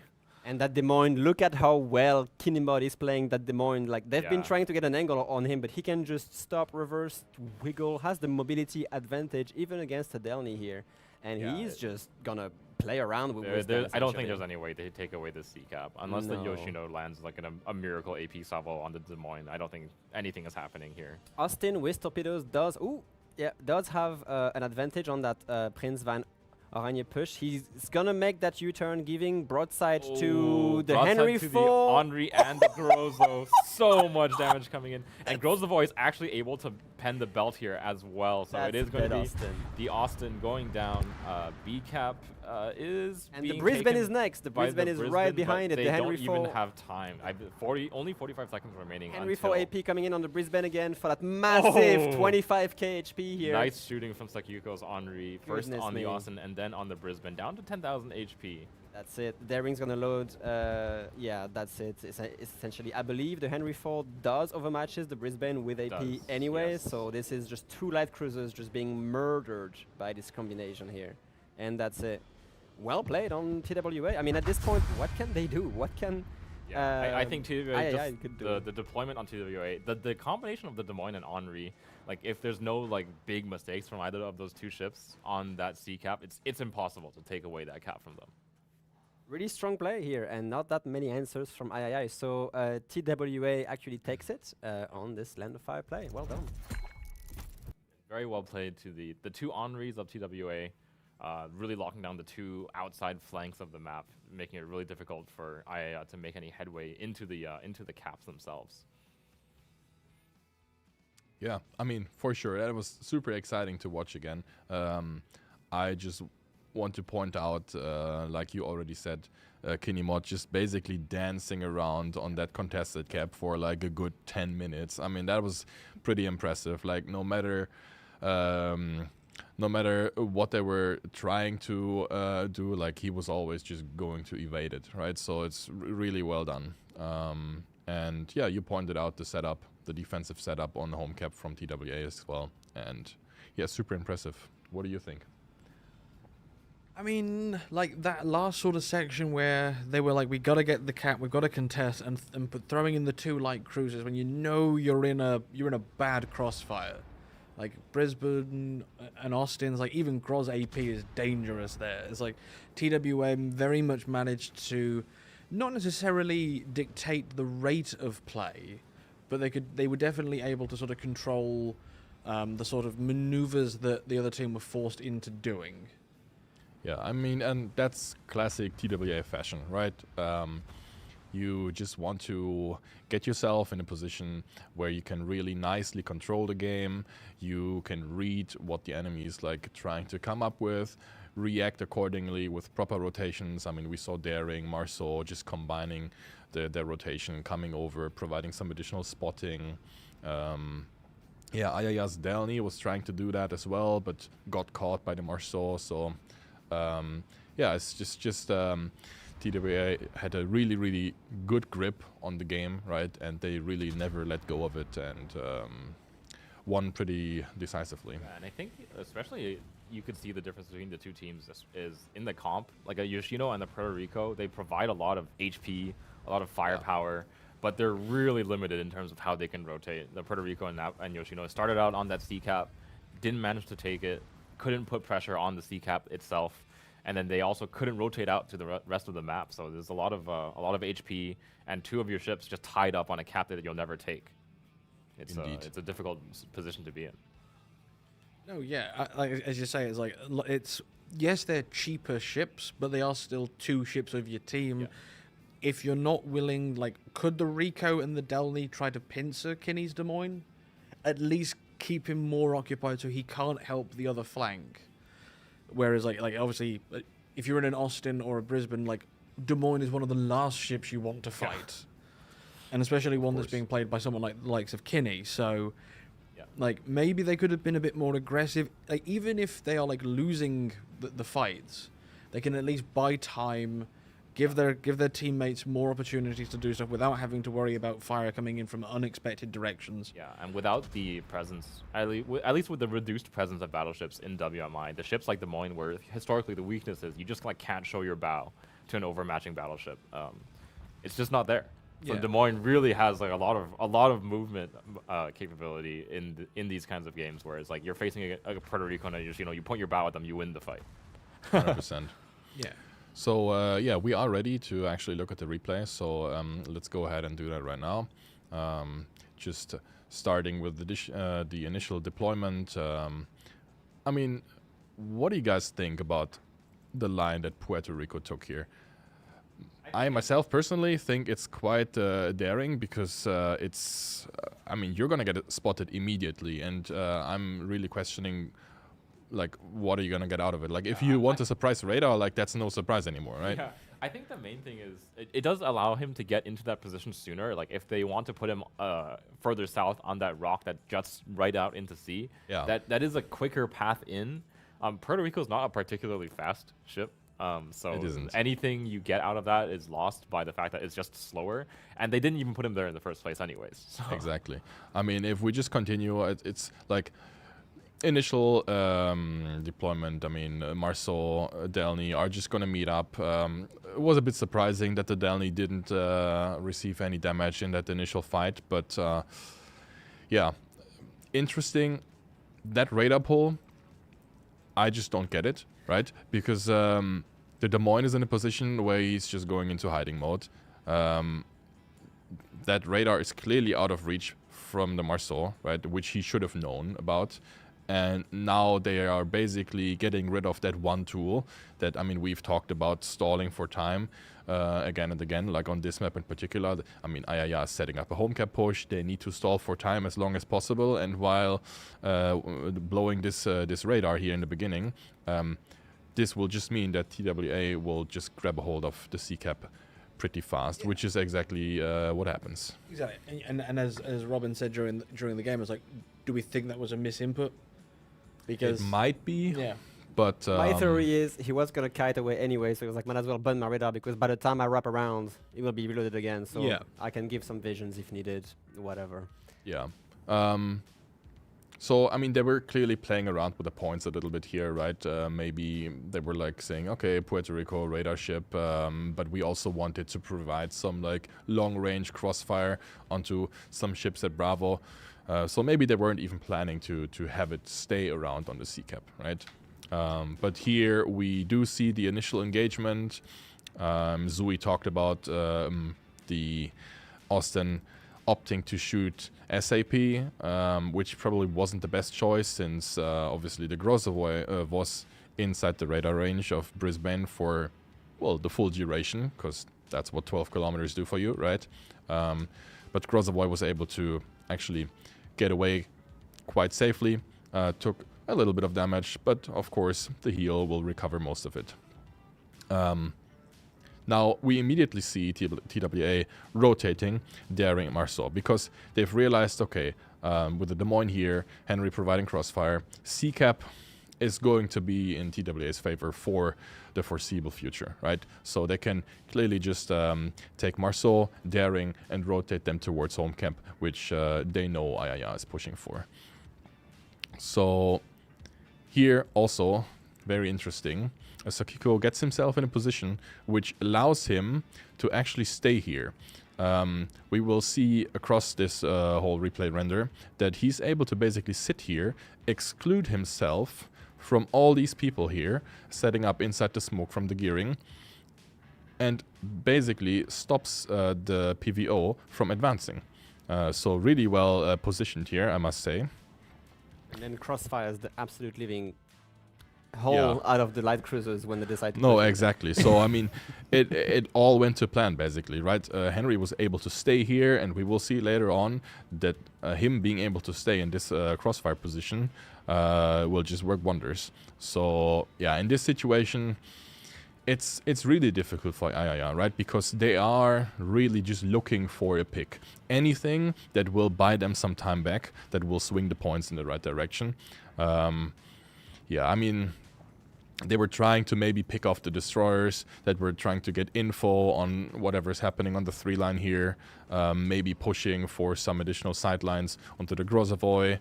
I mean, the gearing is trying to get a little closer for the torpedoes, but really they are just reaching for straws when it comes to actually making a play on the B cap, which is why they also rotated the Delny again. Because if we're looking at this situation now, it's exactly what you guys have been talking about, right? Kinney is kind of stuck in his Des Moines in this Echo 7 position. Yoshino is constantly looking for angles on him, but now there's an opportunity that could present himself by Delny potentially coming in front of the Des Moines and rushing him. Still a bit questionable with the HP, but I think that was the play that they were thinking of, like to try and get out of this situation that they were in. And again, it's a leg mod Des Moines, which is so much more maneuverable around these island plays that even if you rush it, he can just stay stationary and just accelerate the moment you fire your torps and just get out of doubt of them. Exactly. I've done this a few times myself. So exactly, and I mean, it's tricky. He decides to face the other way. I mean, gets the Hydra up in time, gets the vision, and just beautifully switches around to the other side while not being in danger of any Yoshino shots, right? And just says, "Okay, look, I know what you're up to. I'm just going to avoid. I'm just going to avoid and don't give you any opportunities." So yeah, we see this, and obviously IIR realizes it, and well, now they've only got one more play to make, and that is block the points income from B-Cap, right? And because we were already saying Henry, Grozavoy being able to stay in these positions, now it all just falls into TWA's hands because they've still got this crossfire. Light cruisers are forced to push into this crossfire because they need to stop points gain desperately, which I mean, we all knew how that ended. And yeah, very nice display of what TWA has been known for in the past. And yeah, I mean, we will be seeing TWA again in the next game as well. Yes, we will. And I guess sort of like we can go on again. So obviously, chat is always a little bit behind thanks to the delay. But obviously, their opinions, like I think it was summed up best as like TWA had the advantage the whole game, but they could have done it cleaner. It looked a bit messy at times with the Groz getting caught out. Had the Austin been a bit luckier with his burst and all of that. And so, all in all, like, yeah, it was a sort of comprehensive win thanks to III being put into that position to just sort of make the play and lose 2 cruisers worth of points to really secure the win. And I mean, like, was there anything do you think they could have done differently on III side? Like, other than, say, the Yoshino and the Rico potentially just sort of going, we've got to do something, just go. I believe they tried their best, because you're pitted against one of the best teams in the world for this competitive plays, and they had some stuff up their sleeves. Like, there are some wins where it looks so easy for TWS side, and they just mob the... No, it's not how it works. They just... Like, if TWA makes mistakes, they will reel from them very hard, because that team, we didn't see it, but they actually won on, was it North? It was North. We don't know what happened there. So they actually had to be careful about what they were doing. We are getting the replay. Yes. Oh, we will have that replay. Yes, we will. That's really interesting. So yeah, I think they did their very best. They showed us a really good time as well. They had some things up their sleeves, but most of the time when you see TWA on any given map, once they gain the defensive positions, it is so hard to shake them out of it. And we've seen this countless times in COTS, in Warships Masters and stuff like this. Once they get that early position, with that Marceau Des Moines on the A cap, and with that southern position with the Henry IV, that's it. They laid out the snare, and they just, okay, we just wait. And then, of course, individual plays happen, but they still have that one role, is get in there, defend, and just wait for the enemy team to come and make the mistakes. Yeah, and I think, again, I think here especially, we saw the point cost that you invest into a smoke radar especially. We didn't point it out during the game, but they have the classic gearing Brisbane. Like, right. this is like the tried and true strongest thing that you can bring to like any game. People use it all the time in King of the Sea. People use it in clan battles. The smoke plus a 12-kilometer radar is such a powerful positioning tool. You gain so much map control out of bringing these 2 ships, but they just weren't able to pick up any kills with it. And the cost of that is that they can't bring a ship like a Des Moines on the other side of the map. And Des Moines, like, it's the ship. Des Moines has been the ship for years, and it continues to be the ship. It locks down caps like almost on its own. I mean, we provides so much firepower. There's so much possibility for like individual play in the Des Moines.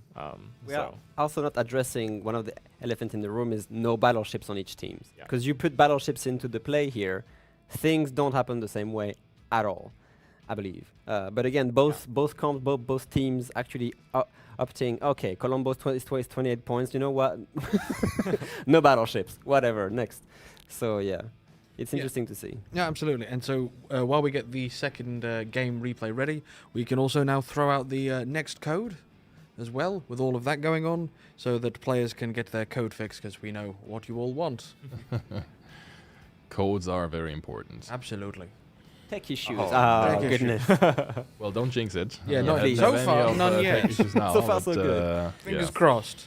So this is the game which I took on TWA on the second game of the best of 3. I was running through it briefly, but let's just watch it together. Just starting off, maybe once the initial deployment is kind of settled, we can talk about the lineups. So yeah, you can see TWA in good old fashion just trying to go for the points advantage, right? IIR again setting up for some sort of home cap aggression. I'm guessing the Stalingrad here, just putting it in some central position in order to stall the progress of CCAP. So yeah, TWA grabbing CCAP here, and actually, I believe the Des Moines. Let's go backwards here a little bit. Yeah, so he gets spotted as he goes into the channel, And now this huge clump of cruiser firepower is actually catching the Des Moines off guard a little bit, I should say. And I think that's quite the HP investment for just dipping your nose into the channel. Daring as well, obviously, receiving some damage as he is going for the C cap here. That's a bold move. I believe it was a Zhao Right. AP salvo which caught the Des Moines, if you look back, no? Yeah. Yeah. I think the Zhao had an angle and Oh, massacred him with an AP salvo because he gets chunked down to like 15 or 20k at least. Yeah. So there was one final salvo as he kind of went further south. Yeah, you're right. The Zhao, obviously, being a very fast ship, being able to provide this angle quite soon. So yeah, that's definitely HP trades not going into TWA's favor. So yes, they do get the cap, but at what cost, right? The deployment of IIR kind of means that TWA can just like press full W with the Henry, right? Getting all this map space. But we can already see that IIR is like having a very, like just one goal in mind, right? Be as fast as possible, which is exactly what you need to do if you go for some home cap push strats, because you kind of know, okay, we're giving up C cap, the contested cap, and we're going to have to make up time by either capping home cap super quick or just getting the kills. Also, using a very fast DD here to complement information gain and kind of boxing them in so they aren't in any positions where they could potentially set up for some defensive play. And yeah, we see Des Moines actually suffering from the early damage she took, and yeah, getting killed because of it. Let's see. Okay, further getting pushed away. Cruiser gets traded, but yeah, they are in no position to actually properly defend against the cap grab on Alpha, which, if we just look at the points up here, grabbing that cap right now so early is huge for IIR, right? The thing is, they don't have anything to defend it after, right? They don't have a counter radar for the Daring, which is about to walk into it. Yeah, so that's a bit of a problem. I believe that was the radar ship that got killed in the process of the push here. Brisbane. Yeah, it was the Again, Brisbane, yeah. so they clearly like their Brisbanes. I mean, I can't blame them. It's just a heavy point investment, and ship with so many points attached to it, getting killed off that early, obviously not favorable for IIR. But, I mean, they did win this game, IIR that is, so let's see what they were able to pull out of the bag. I think it opens up a rotation for the Summers to just walk into C after that, right? Yeah, you are exactly correct. That's what we're seeing on screen right now. The Somers, he realizes the situation, and he's just saying, okay, you're coming back to defend and grab A cap. I'm just going to grab C because, well, there's nobody there anymore. So I have a suspicion that this is probably the one play that saves IIR here, because, I mean, TWA is still trying to chase for these kills, although Yoshino and Stalingrad are fairly healthy again, and Guden is under a lot of pressure, so let's continue. Yeah, so Sommer is from behind. I mean, he finishes him with guns even, but the torpedo is also like a huge threat. And Goodness, oh no. yeah, we kind of see that TWA is like out of options, right? They are down 2 caps. Now they are in the position that they need to force themselves into a cap, which is defended by, well, 3 cruisers, right? So yeah, watching a bit further, I mean, you see some Hail Mary plays getting made, right? Because, well, they just have to. But in the end, yeah, IIR just finishes all these ships that are pushing into cap zones, and that was game 2, and that was how IIR made it into a one-on-one game. Very interesting to see, actually. Yeah, I mean, like, I'm surprised they threw the Des Moines forward so quickly. It's that is a ballsy move when the teams haven't really spread out. Yeah, indeed. I mean, it's ballsy, right? But that's also one of the styles that I know TWA likes to deploy. They like to be very aggressive at the start in the hopes of just catching someone off guard. Well, tables have kind of turned in this game because they were actually the ones getting caught off guard.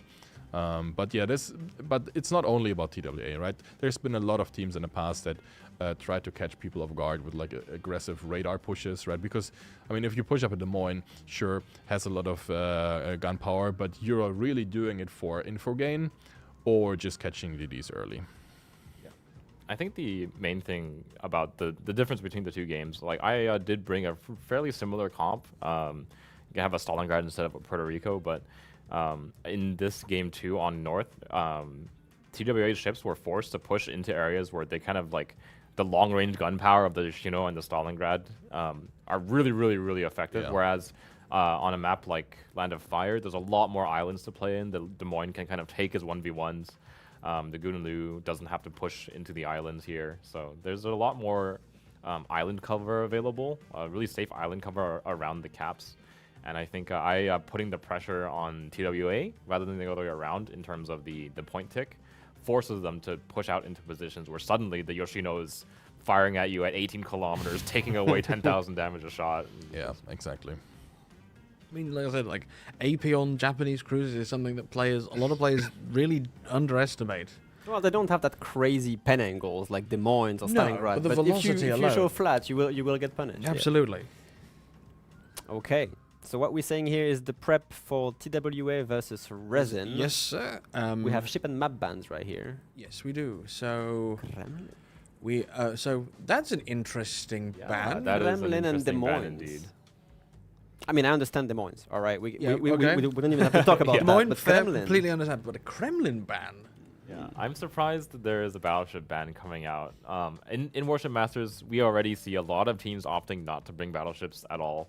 Yeah. And Kremlin in particular has kind of fallen out of favor, I would say, in the competitive community in the past, in recent years. It is still very, very tanky. It doesn't quite have the firepower it used to. Had a dispersion nerf, Sigma nerf, I believe, right? And a lot more teams are favoring the kind of like faster play, a lot more flexible battleships compared to like the I will sit here and not die battleships like the Kremlin. So Yeah. Yeah, for It's actually sure. kind of interesting that TWA banned Land of Fire as well, because you saw them defend that map extremely well, literally at the previous game. And even in previous comps, they had some actually crazy plays on Land of Fire when they held fast as well against a lot of difficult situations. But they decided to just ban that map, which they seem pretty confident with. I mean, it could just be a team-based ban as well. Obviously, Yeah. Resin, the match before, they played a really strong game on Land of Fire themselves. A very similar one, actually, using the Des Moines and the Henri on that C cap as well, just locking it down. TWA maybe just doesn't want to play something of a mirror match. Mirror matches are always kind of a crapshoot. So Yeah, I mean, I can only imagine that Land of Fire got picked just because Resin looked pretty strong on it as well, right? I mean, people will do their homework, they will study each other, and probably also go ahead and predict, okay, we're likely going to face Resin in the next one, right? And therefore, they will have done their homework, even though they might have not known we are playing Resin. Just a prediction on their part. maybe I have more thought about the Kremlin ban. You see them not taking a battleship, taking mostly cruisers, right? And Kremlin might not be the scariest battleship because that long-range fire, which is not as accurate as something, I don't know, like a Republic, like an Incomp or something like this. But it's so hard to kill when you're a cruiser. When you have only cruisers, the Kremlin just shatters your 2 or 3s. You have to bring Especially a in these Goliath or smaller something. team formats. Yeah, Like exactly. a Kremlin can. I wouldn't be Only surprised- facing cruisers, a Kremlin Yeah, can like just if tank a forever. team wants to sort of just like bull in a China shop, bulldoze their way down a flank, Yes. then a Kremlin is like the battleship to do it. Like, try it, Yeah, please. So, Go ahead. so like theoretically, if Resin were to plan to bring a Kremlin, now that it's been banned, what are their alternatives? I think at one point more expensive, you have the St. Vincent. That's like Yeah. the elephant Yeah. in the room, right? Of You course. can bring an Ohio for 2 Ohio points more. is 2 points more. I feel like it's not quite a like direct replacement like No. the Live Forever Kremlin is. If you want to go cheaper, you have ships like the Montana. Is a very very tanky battleship, very favored by competitive players. Has very consistent guns, has a lot of them, so you can kind of deal with destroyers as well. and it's 1 point cheaper as well. Yeah, if you're focusing on tankiness, there's nothing else than Kremlin actually, really. Like it is the tankiest, at least staying power of the Kremlin. She's definitely the most anvil of the battleships at tier that's 10. true. Like you have tankiness via heals like the St. Yeah. Vincent or the Thunderer. It's like Vincent or Ohio or Vermont are much more hammers. Kremlin is I'm gonna move here, try and stop me. Yeah. And if you've only got a couple, like maybe 2 or 3 cruisers facing you, you can play that very aggressively, especially at this level of game knowledge where these battleship players will have a sixth sense for torpedoes. And a large part of the team's plans, if you're going to invest in a battleship, are get the battleship into the fight. Or maybe that ban will be completely worthless because could Resin be. doesn't even want to bring a battleship in the first place. Like, for all we know, Resin are like, okay, Whatever. what wasn't our concern anyway? Yeah, exactly. I mean, Bungo is basically same points, right? Yep. Same point. So, But the complete mirror of complete Kremlin. opposite playstyle, right? Yeah. So Kremlin will be really in your face, try to push somewhere really quick, which, I mean, it's at 20 points, that's the one battleship that you could get rid of, where, like, let's say TWA just really doesn't want to face against the Kremlin because they're expecting some really explosive openings, then that totally makes sense to get rid of it. But yeah, there's lots of more options for Resin to pick if they really wanted to play Battleship, right? Yep. Resin banning Des Moines, I mean, it's just a really good ship, right? Are they banning the You ship or can't the go- player? Well, that's a good question. I think they're banning the ship still, but yeah, I mean, Des Moines, we don't even have to talk about Des Moines' performance. I mean, it's been a staple pick in basically yeah, all of competitive since years. So it's you just can't go wrong with the Des Moines. I mean, you can bring a Salem. You can. You could, but I mean, then you're gonna have to choose between Hydro and Radar, and most of the people then obviously take the Radar. So there are some disadvantages when picking Salem. Yeah, no, absolutely. So I think this will be interesting to see. Was the Kremlin ban something that will turn out to have been important, or will it have just been a case of we just don't particularly want to fight that kind of ship? At any rate, you have like Yeah. 80, 70 plus ships to pick Exactly, a ban on, yeah. so he's Yeah. like, Yeah. okay. But like both teams are now ready, so let's go Very nice. into TWA versus Resin. First game, Sleeping Giant.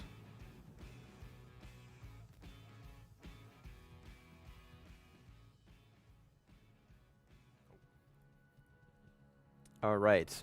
I mean, we are still currently... Oh, okay. There we go. Oh, perfect timing. No. It was so close.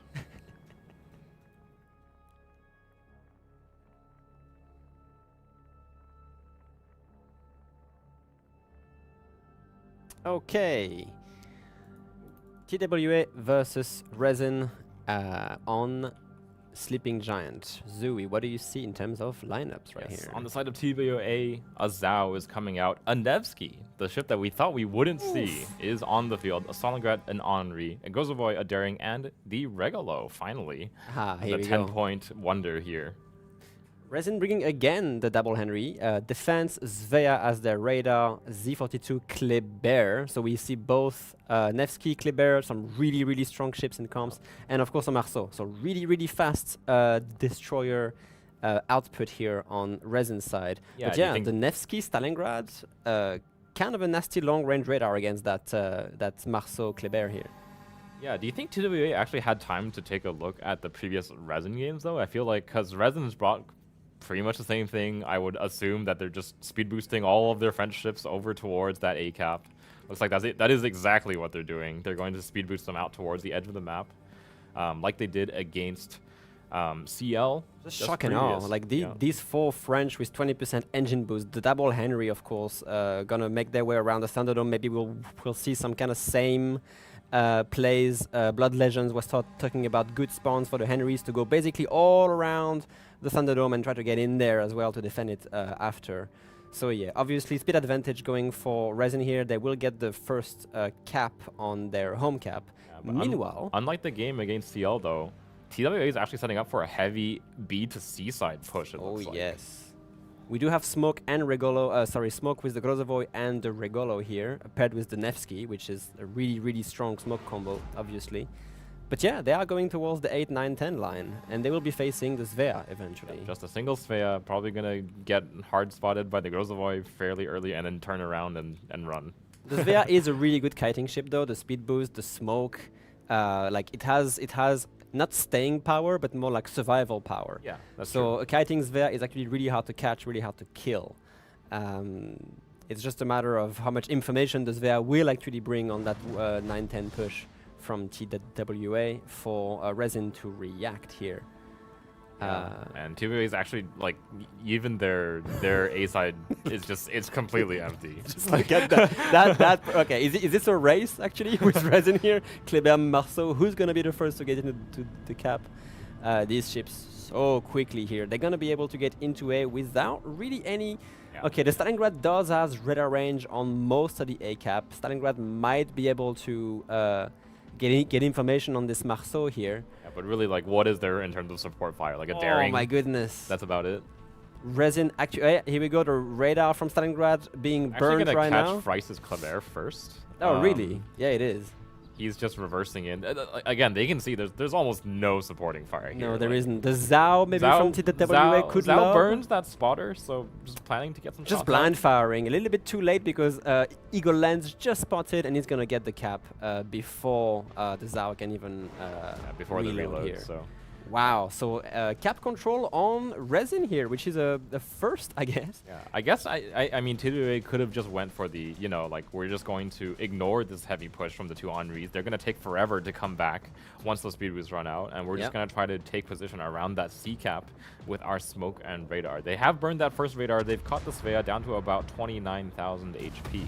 Gotta be careful about not showing too much side here and try to mitigate the amount of damage taken. Svea does not have an engine boost for another 40 seconds. It is a rather slow ship when not using that boost. The smoke in 18 seconds as well.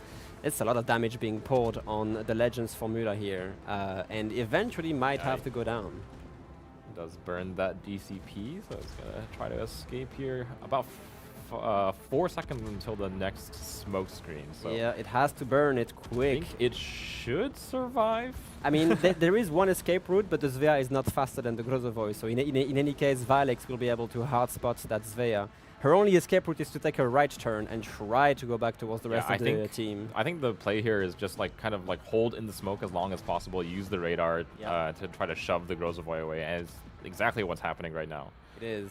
There's a rotation here. Actually, somehow that cap advantage just got completely nullified because Daring from TWA was just able to walk into A again after this. The two Henris are just out in the middle of nowhere. So I mean, they will take it back again. I assume that the both Henrys, maybe one of them will go into the dome, the other will try to flank around against the Zhao. But yeah, that rotation from the Marceau and the Kleber really directly back into that 9-10 push from TWA. Mad Dog Z42 tried to support the Svea with some gunfire, got caught a little bit, loses about half of his HP, 14,000 HP remaining on the Z42, and the Svea is again spotted, runs another heal, does have the speed boost up now, so... And 4 more seconds on that smoke, can they actually back that kill? Just gonna smoke again. Regular staff does not connect. Has another smoke available. There's another radar coming up in 3 seconds as well. So no fires because fire will be final here. Oh, still no. They're just gonna blind fire him. Oh no, 200 HP. He spotted again, so that's it. That's the end of Svea right here. Svea will go down. Actually, the Nevsky had to burn a radar to make sure to finish him. So that's like 2 less charges on this. And the Z52 actually gets caught into that Nevsky radar and does not have the velocity to really get out of it. So he's going to eat a little bit more damage before he can disengage from that. Yeah, and without the threat of like a long-range battleship, like the Nevsky can just exist outside the smoke screen. Can, yeah. Finally, the Henry IV and the Marceau going back into the A cap, getting it back into their favor here. And now it's going to be again on TWA to have the initiative on that cap control. Yeah, I mean, they're a ship up right now, about 90-point advantage for TWA with that kill. Obviously, Resin is going to tick away on those 2 caps for a little bit here. Defense now down to 30,000 HP is running one of those very potent heals. Yep. And yeah, we see this massive formation here on TWA. Regolo, Henry IV, Nevsky, Grozovoy. They haven't lost. They've barely lost any HP in this fight here. Yeah, there's just no way. There's no way to keep that lineup spotted. Vilex here having to contend with a few torpedoes. Will be able to evade that. Oh no, he's taking them. Oh, he's taking that torpedo from the Z442. Unfortunate from Vilex here. Yeah, TWA. 89% of you voted for predict a TWA win here. I think. With how strong they looked in that last game, very unsurprisingly so. Goodness, and Zuri, look at what's going on the B side of things. Henry IV Marceau with the engine boost, actually making that pincer rotation move around. Oh my goodness, the Stalingrad has to go forward. Stalingrad, you got to be careful here. Oh yeah, that's actually kind of tricky because they are making this really aggressive pincer move. Fortunately for him, the defense has been shoved far enough away where it's not really a threat in terms of its AP. So look at forward burning that smoke the moment he gets spotted by the Z42 here. The Z42 pulling a hydro, but unfortunately it's not going to work. I think TWA can actually just cap C for free with this smoke screen from the Regolo. No radar available here, so no radar and too far hydro coverage from Z42 from Resin. Yeah, so I think it's really going to be up to Resin's French ships, these 4 French ships, to get back into the game as best as they can. Henri caught out a little bit. It's going to be some Henri on Henri action. I think Stalingrad is pretty much out of the fight where he is. I think showing... He's reversing to showing his rear... He's reversing to get a salvo. I don't know about that. I don't know about that He's a little bit greedy for that AP salvo, but I don't think he's going to get it. No. Oh. No, it's a rear turret out. It's a rear turret, never mind. And it crashes against the island, so really nothing there. Oh, torpedoes in the water from Solus. Daring. Kleber from Resin about to... he's too fast actually to get hit by them. Too fast for the torps. Henri does have his hydro running, I but believe, the Kleber so. now kind of caught here against the Daring and the Henry and the Zhao. They don't really have a way to spot this Daring. They will spot the Zhao. I think Fries just continues on forwards as long as he doesn't take too much damage. Goodness, Fries actually gets eaten alive here by the Henry IV. The Daring even starts engaging. Yeah, Daring does have plenty of smoke screens ready. Has heals. Yeah, of course. He's untouched. just trading the HP at this point. Yeah, but they're just trying to keep the Zhao spotted so that the 2 Henris can hopefully finish them up. Oh my.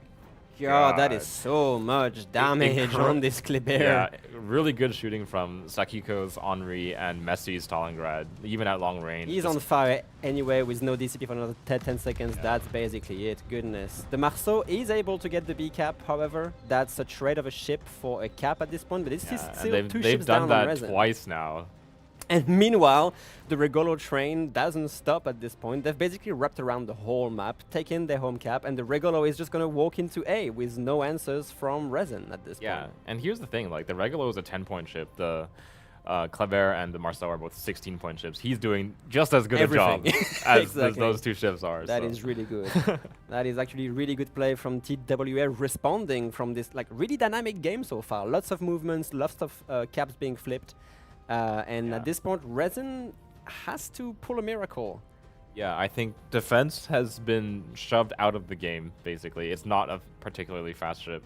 Does have 2 heals and a bunch of smoke remaining, but it just was not able to hold position against the Nevsky push, along with the Stalingrad and the Henri, obviously. The Henry IV from Resin trading some salvos with the Zhao. The Zhao is on 21k HP, but obviously if she decides to go dark, there's nothing the Henry IV can do about this.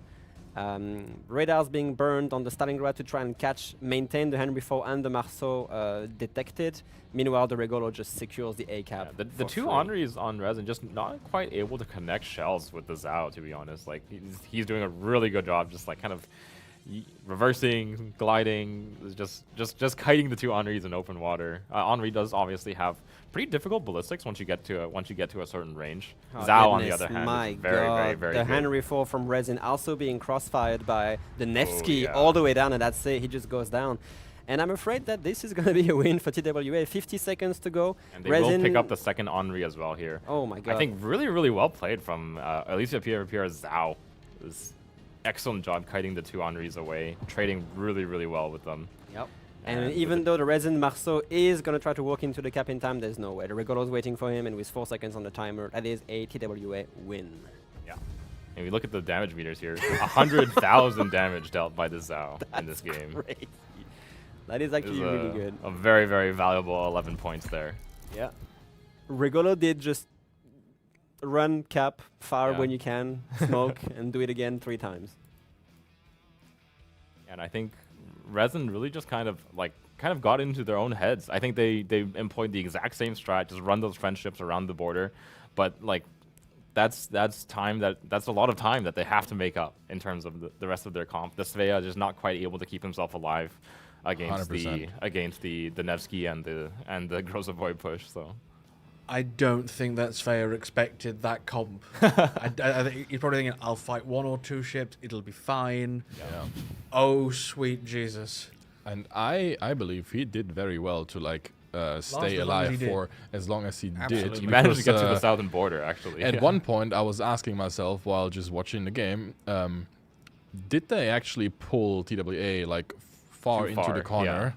So far, in fact, that now they're going to be traveling for like 3 minutes trying to get back to any kind of capture zones. So, yeah, it turns out TWA were in a situation where they then just continuously, okay, now we're walking the Regulo into the next cap, then into the next cap, right? And while actually also clawing back the points, getting some kills. And yeah, really impressive. Yeah, like the use of the Regolo smoke to shield the Nevsky as they kept the pressure on the Sphere. Because I was thinking, like, is the defense going to land a big volley during this run? Because they're not angled to him. Yeah. But the use of the smokes between the Groz and the Regolo to keep those cruisers safe. Again, extremely well played to the Zhao of TWA to survive having 100%. the 2 DDs and the 2 Henris on them. And so, well played there.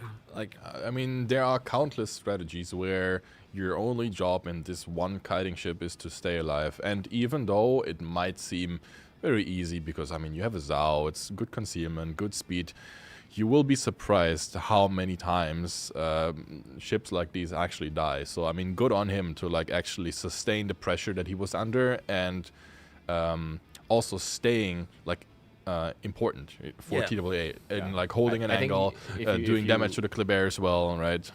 Yeah, if you look at the difference between, let's say, like the kiting ship, the Svea is not quite able to return a lot of damage compared to the Zhao, who's like, I think we looked back at towards the north here, and one of the Henris was like below half HP. It was like entirely Zhao damage. The Henry plays on Resins were a little bit odd because they never stopped sailing. They were just zooming around the map, went around the Thunderdome, one of them north, one of them inside, and then they capture A and they leave it instantly after, allowing the daring from TWA to cap it again. So this whole maneuver literally got them to hold the cap for the best of 30 seconds. Yeah. And that's it. And then the Henry Falls are kind of in the middle of the map trying to decide what to do next. Exactly. Maybe this is what cost them the points and maybe the game eventually. Yeah, and the other ship that got pushed away, much like the Zhao did, the defense got pushed away from the cap, like wasn't able to hold that island position. And defense is like a ship that can survive in the open water, I think, especially against HE fire. Does have the improved heals. It has that little bit of a throw Navy smokescreen as well and cover itself. But it just got pushed away, and it was never able to bring the guns to bear on really anything. Exactly. So we do have the replay render ready. So before the second game starts, we may be able to just quickly take a look. Yeah, just initial deployments. I'll just let it run through real quick. We can see Resin kind of going for a similar deployment, right? They just wanted to grab ACAP really quick. And yeah, I mean, the Moine got banned, and in typical TWA fashion, they pull out that one ship that they love so much, which is the Nevsky. Nobody expects the Nevsky, but yeah, I mean, good on them. And yeah, they pull off a really interesting strategy with like just committing all the way down at the map border, trying to just, yeah, kill that Sphere so desperately. Really just going by the style of, okay, let's not worry about the caps in the beginning. We are just trying to hunt for a kill, right? That's what they were trying to do with the 12-kilometer radar Nevsky. It did take some time, but eventually they, yeah, they were able to secure that kill. But now, obviously, Resin was in a good position to recapture ACAP. The Daring has to obviously bail. And like here in this situation, I was just observing the Kleber, and I was just like thinking, okay, is he going to go for like some sort of opportunistic rush or no? Because, I mean, what he may not know is that the Daring is obviously just right behind the Stalingrad. So Good choice by him. It was just too risky, right? It was also at the stage of the game where it's reasonably even on points. They were still holding 2 capture points, so yeah, he didn't go for that one. Yeah, because like those sort of do or die charges are very like, unless you're planning from the beginning to like that is your plan. These do or die charges only come when it's like you have to do something. Yeah, and here there's like a picture that kind of develops itself where I thought that's really impressive, because even though you look at the map control that TWA has right now, I mean, it's all the way up to the 7 line, but no more, right? And they find a way to get Rigolo to the A cap while also being in a setup where they obviously have radar still on the B cap, and they're getting back the angles, right, to actually defend B cap. So this is exactly what we're going to see right now. Kleber is just chasing for that Zao spot because they've got a lot of guns on the Zao, so clearly this is the kill that they were trying to go for here.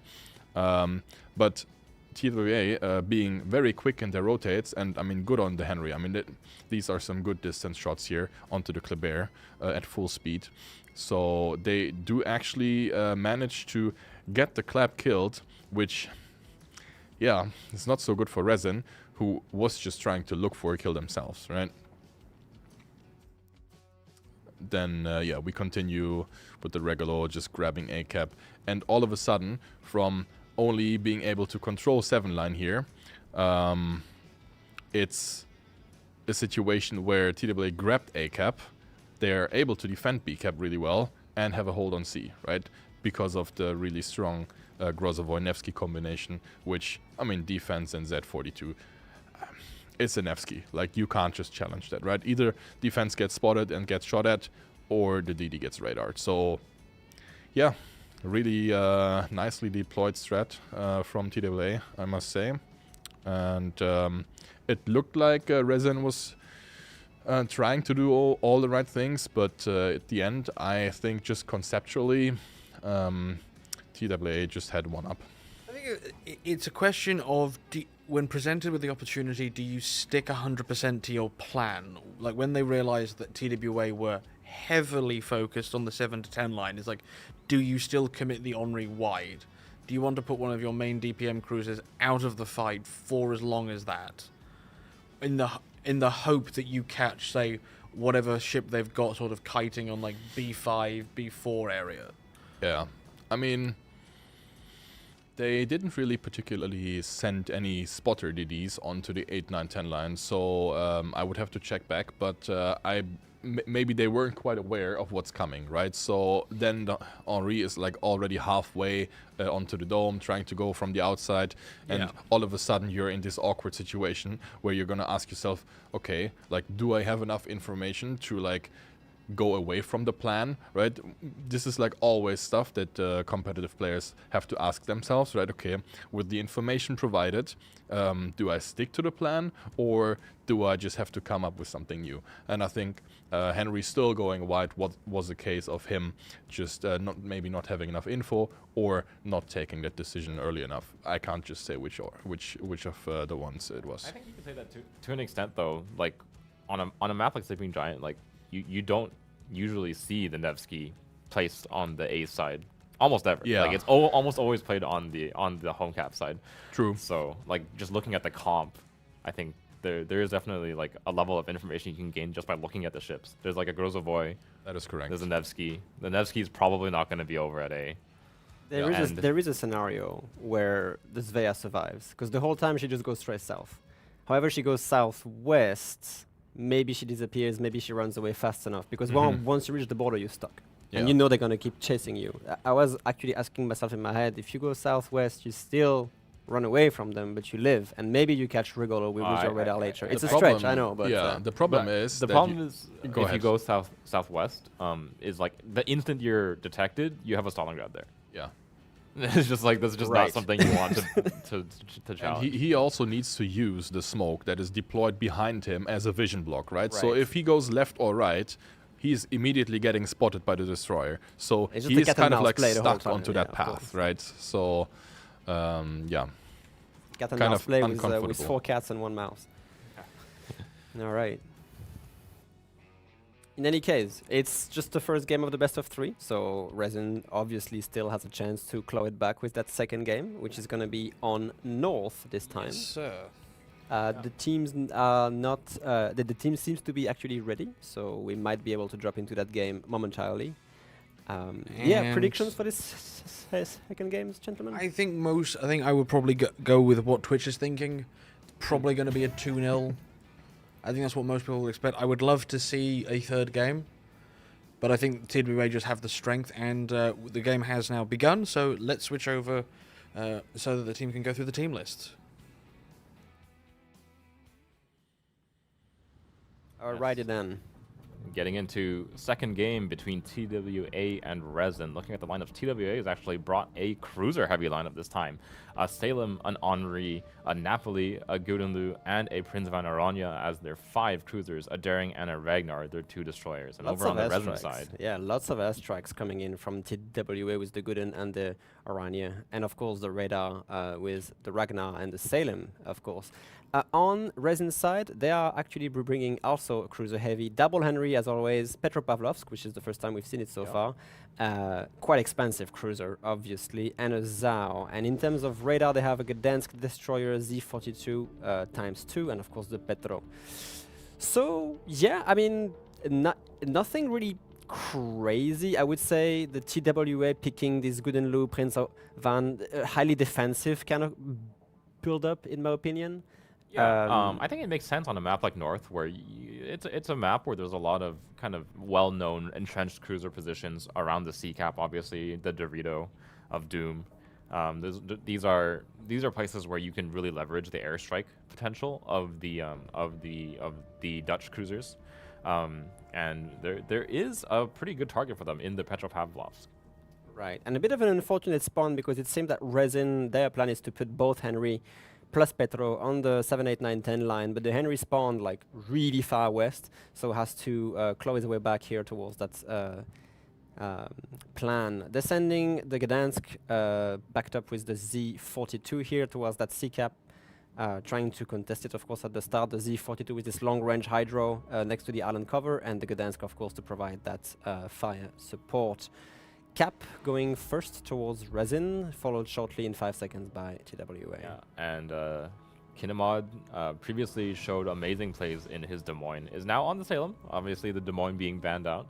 Salem is the closest next ship, obviously has a little bit more staying power against HE fire, doesn't have the extreme maneuverability of the legendary mod on the Des Moines, but is going to head towards that entrenched position on the sea. The last time he did this, he got massacred by II, so maybe he shouldn't do it again. Granted, there's a little bit less firepower being brought on the B side by Resin right now. The Salem cut into the Z42's sonar. He's in no position to be shot at right now, but still they know he's here at this point. Looks like he is going to take that channel position again. This time there's not as much of like a long-range HE threat. I guess there are the 2 Henris out towards the 9-10 line, but they are already trading fire. Long range with Sakiko. Nice shot going into the Henri of TWA. Just lost about 15,000 HP. HE now on the way from Peyton's Henri, who has taken just a tad bit of return fire. Nothing too heavy so far. Actually very one-sided engagements right now. Peyton will maybe start taking some damage in return, but that's a very good start. He's landing these shells very efficiently. Maybe Sako 1 here should try to disengage from that fight. I think Daring might have backed up a little bit too far into that Z42 hydro. They knew it was up. Oh no, it was a Gdansk radar. Vilex actually lost a lot of HP on that Daring, actually. Okay, And I mean Daring can heal, so it's not the end of the world, but of course these HP here are very important. Resin actually in the cap here, they're gonna wait for Kinemod maybe to burn the radar, but there's nothing really to contest. Here we go, the radar's being burned. Z42 being cut. He's gonna stay in there for another 14 seconds to cap. Let's see what can contest pretty it. happy to stay. Yeah, he is, isn't he? Really only the Daring and the... he's pulling out! Yeah, Daring and a Guden actually gonna prevent him from taking that cap. The Guden not quite in range with the airstrikes. I believe it's 13 kilometers, or is it more? Guden's, I believe, are 14. 14, alright.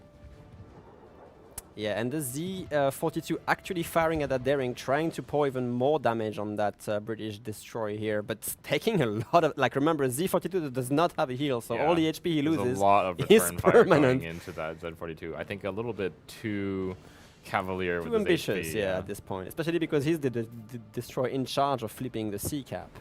Kinemod taking a lot of fire from that single Henri right now. Big 6 TV obviously spawned on the wrong side of the team, so he's still making his way over.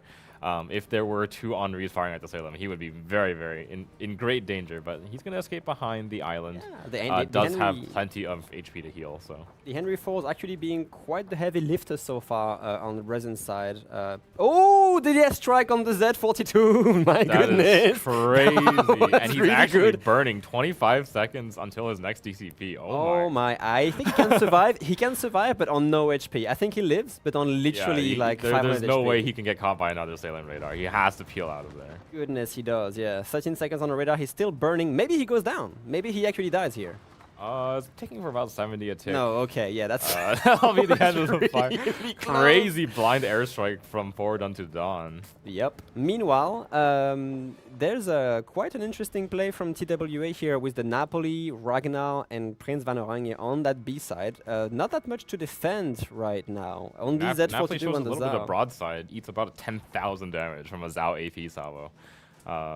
It's going to peel away here. I think they are pretty happy with the position they have over by the B cap. It's a Ragnar versus a Z42. Ragnar spotted, burning the radar, catching the Z42 instantly, of course. The Prince Van Oranje just fired, so he's going to have to wait 10 seconds to be able to fire at the Z again. The Z engaging the Ragnar. The Zao as well, Zed's got doing AP. a lot. Zed's putting a pretty decent chunk of AP damage into the Ragnar, actually. Yep, the Ragnar actually can shatter most low-caliber HE shells, but I mean, the German AP from DDs is always going to damage. And Zao's salvo is not quite actually able to half connect HP here. already. Goodness me. All right, good answer from Resin on this. Even some long-range AP salvos coming in from the Petropav gloves from Resin, dealing even more damage to this Ragnar from across the map. They do manage to pick up that Henri. Those unfortunate early HP trades, I think they just like shoved the 2 Henris into the rear of the single Henri that TWA had. So Resin's actually going to bag the Henri kill on that 10 line, not quite able to escape this double Henri push. And this time they're going to be bearing down on the Guden Liu as well. Look at him go. Goodness me, yeah, that's actually kind of terrifying in a way.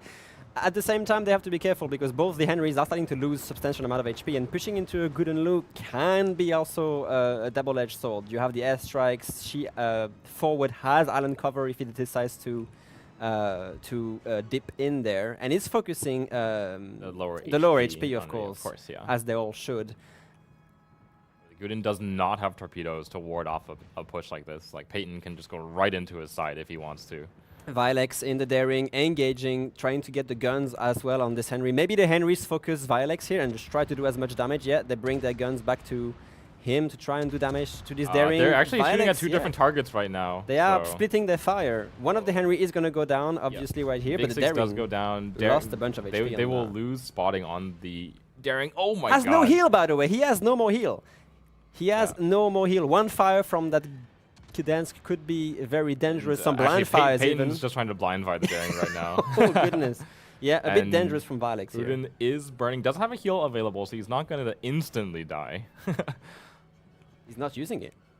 No, Oh, the heal he's heals easy. up, Oh, never mind. But Why two push fires forward? is exactly a heal rate. So, last airstrike does a decent chunk onto the Henri, but he's perfectly happy where he is. He's going to start diving towards that daring. But the torpedoes, however, the daring torpedoes, he does see them, of course, with the does Hydra, have the so it's all Hydra up. good. But that daring has to run. So actually, Resin's looking like they're in a pretty good position here. Salem in Kinemod, Kinemod in Salem, rotating through the channel straight towards C to try and get that cap back. They are bleeding points like crazy, and that Salem actually has a really good plan here to just walk into C and actually be a bit of a hindrance against Peyton and Eagle Lance. He does have to be careful, of course, because if he's spotted, they will have a Petropavlovsk ready to fire at his broadside all the way from... He did manage to push the Petro pretty far away. They did, actually, yeah.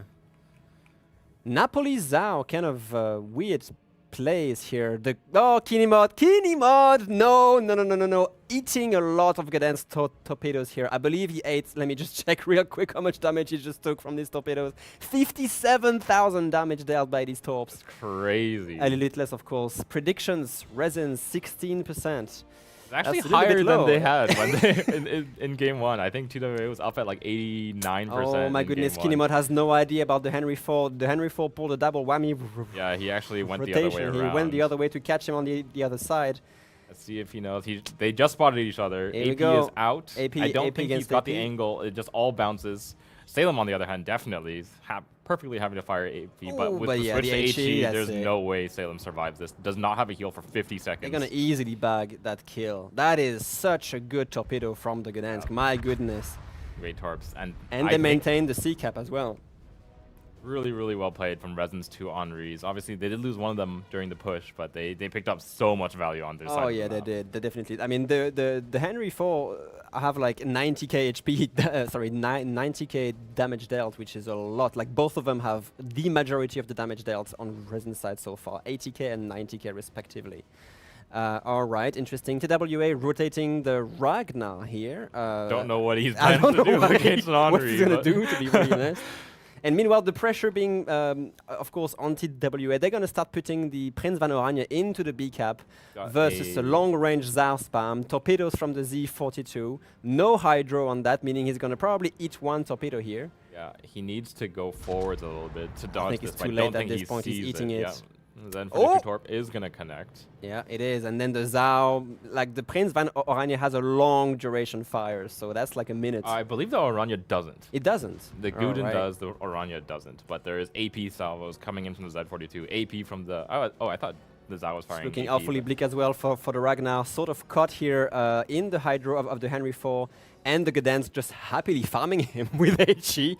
That is kind of gone as well for Solitude here. He's going to go down. I feel like he actually gives up at this point. I think Yeah, it looks WA like is this pulling the is, plug on this game and be like, okay, GG Resin, extremely well done with your Henry pushes. Let's just call this one-on-one and move on to the third game at this point. Yeah, Resin actually taking away game two. Very, very well played. That one actually did not feel close. No, it did not. It felt like a kind of a let's go Henry, do your magic, and it worked out flawlessly for them. Really well played here. Only losing one ship in this entire Yeah, engagement and it as was well. like the super aggressive Henri push. So, I mean, you're bound to lose one of them at some point. Fair enough. Unfortunate for Vilex to eat like 50k worth of Gdansk torpedoes, because I believe this could have been like, I believe Salem doesn't take these torpedoes, he wins the fight with Henry. I If he think that's doesn't, definitely, that that's was definitely like a cap and definitely, a kill a big for So, the so Salem. yeah, these predictional torpedoes, because that Salem rotation is not something you really expect. He goes through the channel, turns around, but Gdansk is like, you know what, let me just do it anyway, and then lands 4 or 5 torpedoes on him. Yeah, I think those were 4 torpedoes, and I mean they were like crucial for the absolutely. engagement that happened on sea. Because I mean, Kinney's move is really smart, right? Because it cuts exactly into the side of Henry, and I believe it was Gdansk pushing outside, right? Yeah. And yeah, I mean he would have totally been able to win that engagement versus the Henry, but Gdansk's torpedoes saved the day. Yeah, overall, I must say, really unfortunate that TWA kind of like lost the trades or just took too much damage with their singular Henri on the 10 line. I think that was really what got them off onto like a bad start, so to say, because it's exactly what opened up the Henris from Resin being able to push really aggressively on the 10 line, because the angle is now just gone, right? Like, Yeah, I think it's like the Resin Henris were able to. Granted, the spawns weren't great, so it took that push a while to get going. Yeah. But like the initial trades were kind of in their favor. So when both Henris were in position, they could make that play very aggressively. They can cycle their hydros. They've got to go down supporting them. yeah. The daring just doesn't have the deterrence to stop 3 ships like that just going. As I said, the Guden, it doesn't have torps, so it can't. It doesn't have the sort of like area of sort of protection around itself. I'm sorry, I'm rewatching the delayed stream right here, and the Gdansk fires these torpedoes completely blind, because one could have thought maybe he catches the Salem in RPF if he's running that skill. But no, because the daring is closest up north. Yeah. So he really launches these torpedoes as a, you know what, why not? Let's Yeah. do it and No. see what happens. Got nothing better to do with my torps right now. Exactly. so- yeah. The There you daring's go. running. What I'm like, they're gonna need the cap. Why not put some torps in the cap? Yeah. Like You're not going to be premonition torping out the is daring if he's like- running away. like that those torps alone are worth us putting up the 3rd code now, because I think those are probably like the most like impactful torps we've seen so far. Yeah, that's Like, definitely true. Salem has that super heal, right, which kind of saves him in a gunfight in a way. But once once you eat these torpedoes, this is your heal stops working regarding this damage. Salem is the king of those enforced 1v1s. Yes. If you can lock another cruiser in a fight with you, you're going to win. Yeah. But then you basically have to burn your only heal for literally 20% of its capacity because you ate 4 torpedoes. Yeah, Really and then unfortunate. the Henri can take advantage of that. Like I would have loved to have been in the comments. Like, I just hit something with 4 torps. What? I just dealt I don't 50k damage know. to something. Okay. Yeah, and Henry's like, all right, I'm driving around that corner. It's just like, but because you see the Henri, he's going to do the classic, go down the islands, Yeah. turn around, and then come back into the cap. Those torps land, and the Henri immediately does Turns a 180. around and go back. Yeah, of Because he's course. like, whatever's there is low. It's gone. Yeah. Yeah. So Excellent place, I've yeah. got the replay up if we want to look at it. Yeah. Just to kind of like do some observations as to why exactly TWA did end up losing this game. So just going through the initial deployment again. Yeah, like you said, Henri is a little bit late, right? But Resin trade, the initial trade Resin is heavily in their trades favor. really well. Like, I mean, this is like really long range fire here on the 10 line, right? So good on them. They shave some decent amount of HP away from the Henri. Also, I just need to point out again, like the amount of damage that the Z42 suffered in this whole contesting conundrum was. He doesn't die. Yeah, I mean, it doesn't die, which is like huge for Resin, right? Because they can just rotate him back towards B and just fling torps, provide smoke, you know, stuff like this. But yeah, I mean, sometimes that's just the way it goes. And if I remember correctly, the Z42 surviving ends up spotting the Prince van Oranje Yes. for Yeah. the other Z42 to smoke and the South Exactly. So they were able to actually do some really nice combo plays. But yeah, I mean, call it luck, call it, you know, nice dodging skills, whatever. You know, I mean, that's just a part of the game, and you're just gonna have to try to play around it. So if we just run it further, these Henris, this is exactly the kind of situation. Like they are basically shooting at the Salem, and exactly at the time when they decide, hey, we're going around the corner to actually push 10 line, I believe it was Sakiko in his Henri, is in a really unfortunate broadside position, still turning in, right? And I mean, just gets timinged. I mean, he should have maybe not done this turn in, because there was always a potential of them just pushing, right? He probably, I mean, they were spotted shooting the Salem, so yeah, it could have just been a mistake from his side, getting caught off guard. But this was the one thing that's really it was really important for Resin, right? Because it cracks the allowed flank open. Exactly, cracks the flank open, and afterwards we can see it here. Now they just go completely ham, like we saw. Trading out the Gudenlu for one Henri, but I mean they're 2v1 already, right? Even with the Henri going down, and also severely damaging Daring as well. Daring almost exactly. goes down too. Exactly. We were saying, you know, maybe they were splitting off their focus fire, but in the end it worked out, right? Because they just had that much of an advantage that they have created themselves. And yeah, we can see here on the B cap. They've got the radar, maybe not quite in position to actually radar the edge of B-cap, but it's not important since they've just, you know, they have the edge when it comes to spotting. They have a Z42, and on the other side, TWA is sitting there with a PVO and Ragnar. Both of them, they can't touch the cap, right? Because both of them are getting spotted before they enter the cap. So, yeah, only chance they've got is maybe use the Ragnar radar to catch out a Z42. But even that, really risky. Ragnar just doesn't have the concealment. You see the Salem, of course, eating these torpedoes. Yeah, Salem eating the torpedoes here. Henry just coming around the corner and taking advantage of those nice torpedoes. It was definitely perhaps the most decisive victory we've seen of any game today. Against TWA nonetheless. Yeah. Yeah, I mean, in the beginning, it was like a little bit of back and forth. We were looking at the Z42 getting chunked, and then you go like, okay, This is a bit interesting, but as soon as they were just putting the pedal to the metal on the 10 line and killing that Henry off, it was pretty clear that TWA was in a lot of trouble. Yeah, no, that was again like it was almost like a reminder of like the early days of clan battles. Yeah. When it was the 2 Henris on each team, like just sort of long range trading, and it was like that would decide the game is whose Henris won. Indeed. One question I have for you guys is the Napoli asset.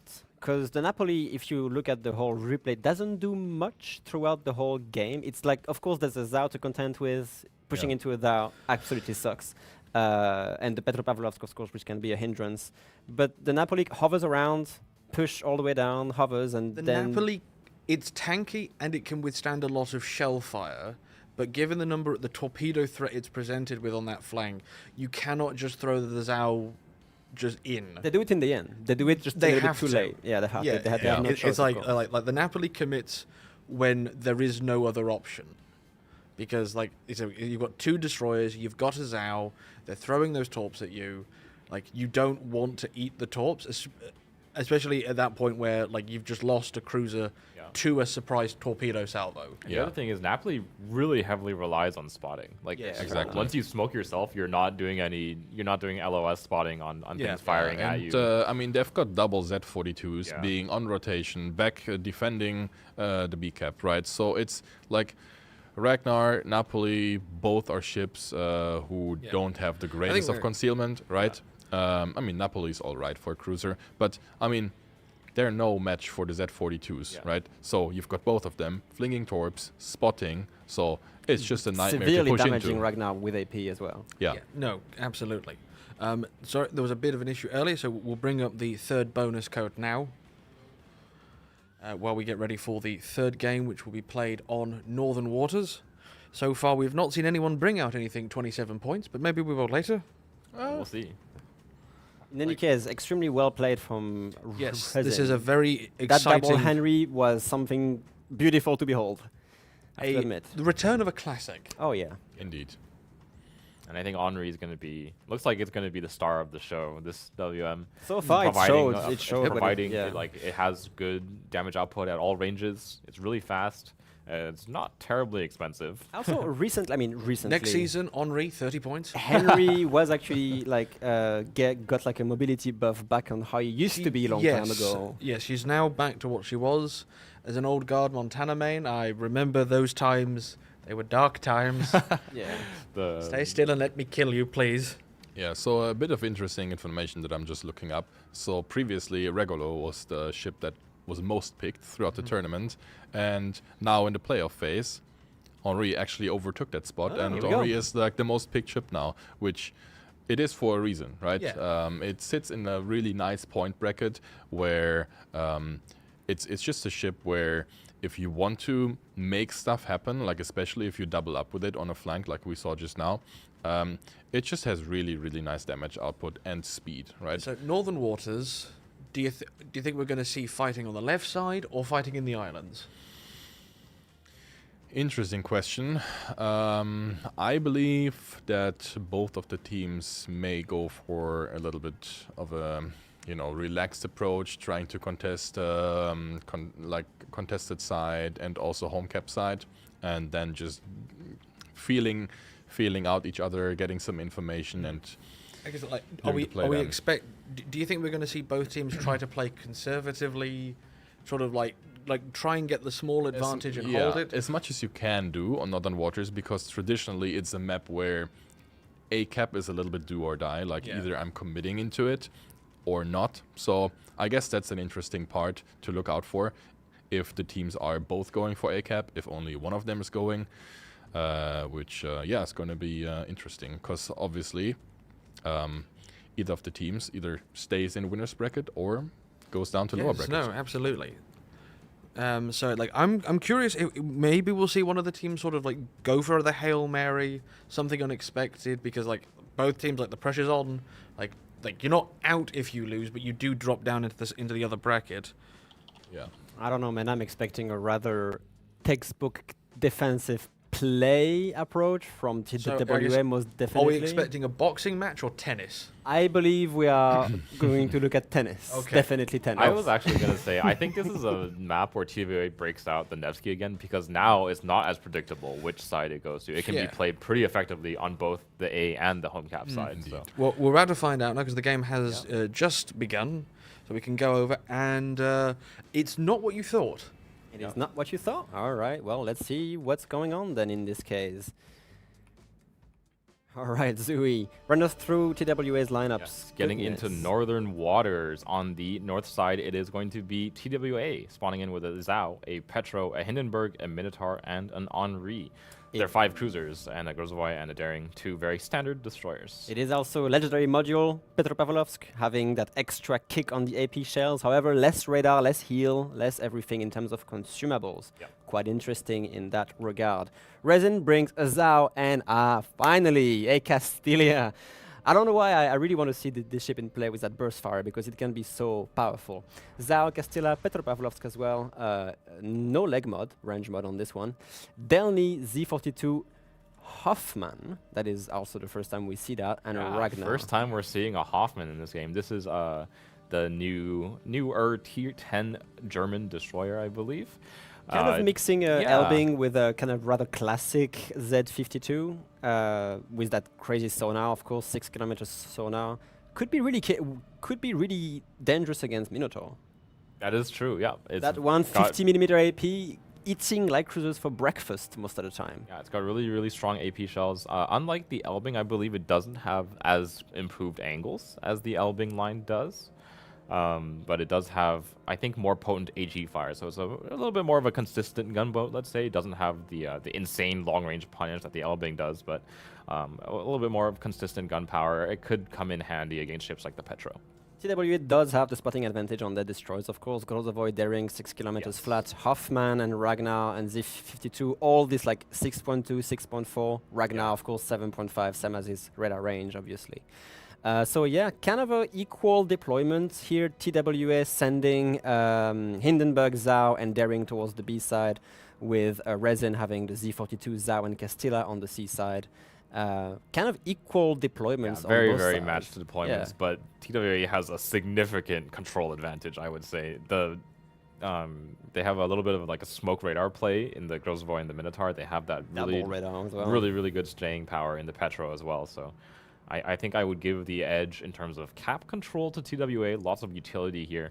Obviously, Resin's going to have a lot of damage output in those 2 mobile destroyers. Indeed, yeah. I mean, the only thing is, whoever tries to get into the cap first is going to get ruined.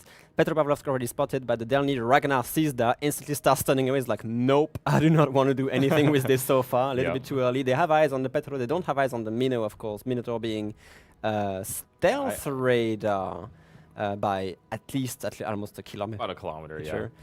And yeah, some shells being dropped on the Petro. The Petro pushing aggressively, just trying to get some shots as well. Not pushing, sorry, but still exposing himself to the long-range Henry IV HE shells here. And yeah, the Ragnar's gonna reverse into the cap and obviously be instantly spotted once he touches it because of the double radar. There is that Minotaur and Petro holding radar cover over the Ragnar.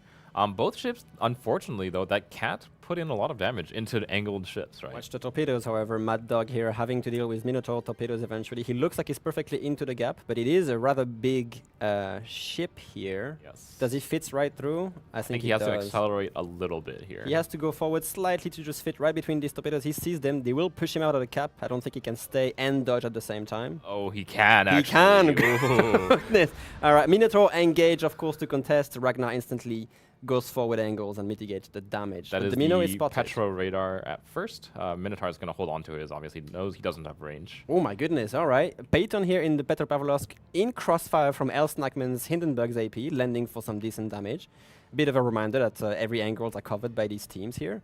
The Ragnar just tanking. It's like, you're a Mino, I'm not giving you broadside, so I don't really care. And he's about to just stay and try to cap that A zone. Yeah, and Minotaur actually is not sticking with his smokescreen buddy. The Grozovoi obviously out towards the one line here. There's some torpedoes in the water. He actually takes one vial again, taking a torpedo in the Grozo That's right quite on the rear unfortunate. from the Delny, I believe. Hoffman is spotted. It's going to run that smoke screen just in case.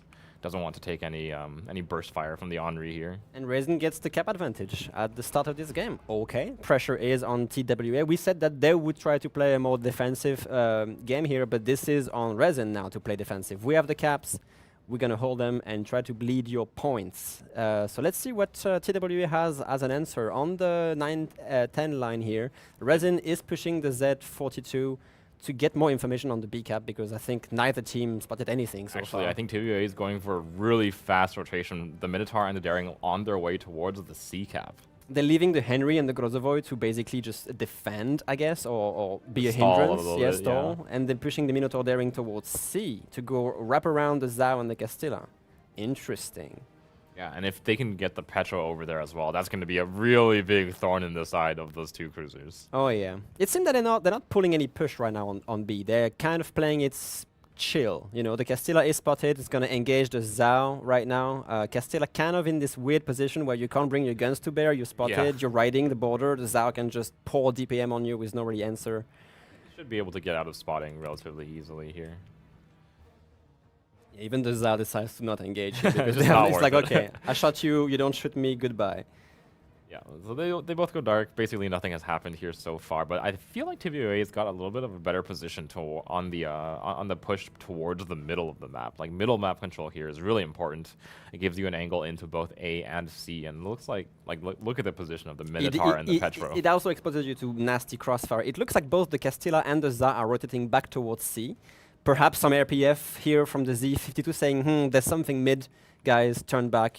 Big boy here definitely has an idea of where Solitude is, and this could actually be really dangerous. Of course, the Z42 does have a spotting disadvantage, but again, if he gets caught by the Minotaur, it could be very scary. Yeah. Zao torpedoes in the gap towards both of them. Yeah, they actually are aware of this play which they're making right now. Yeah, actually, the prediction is up.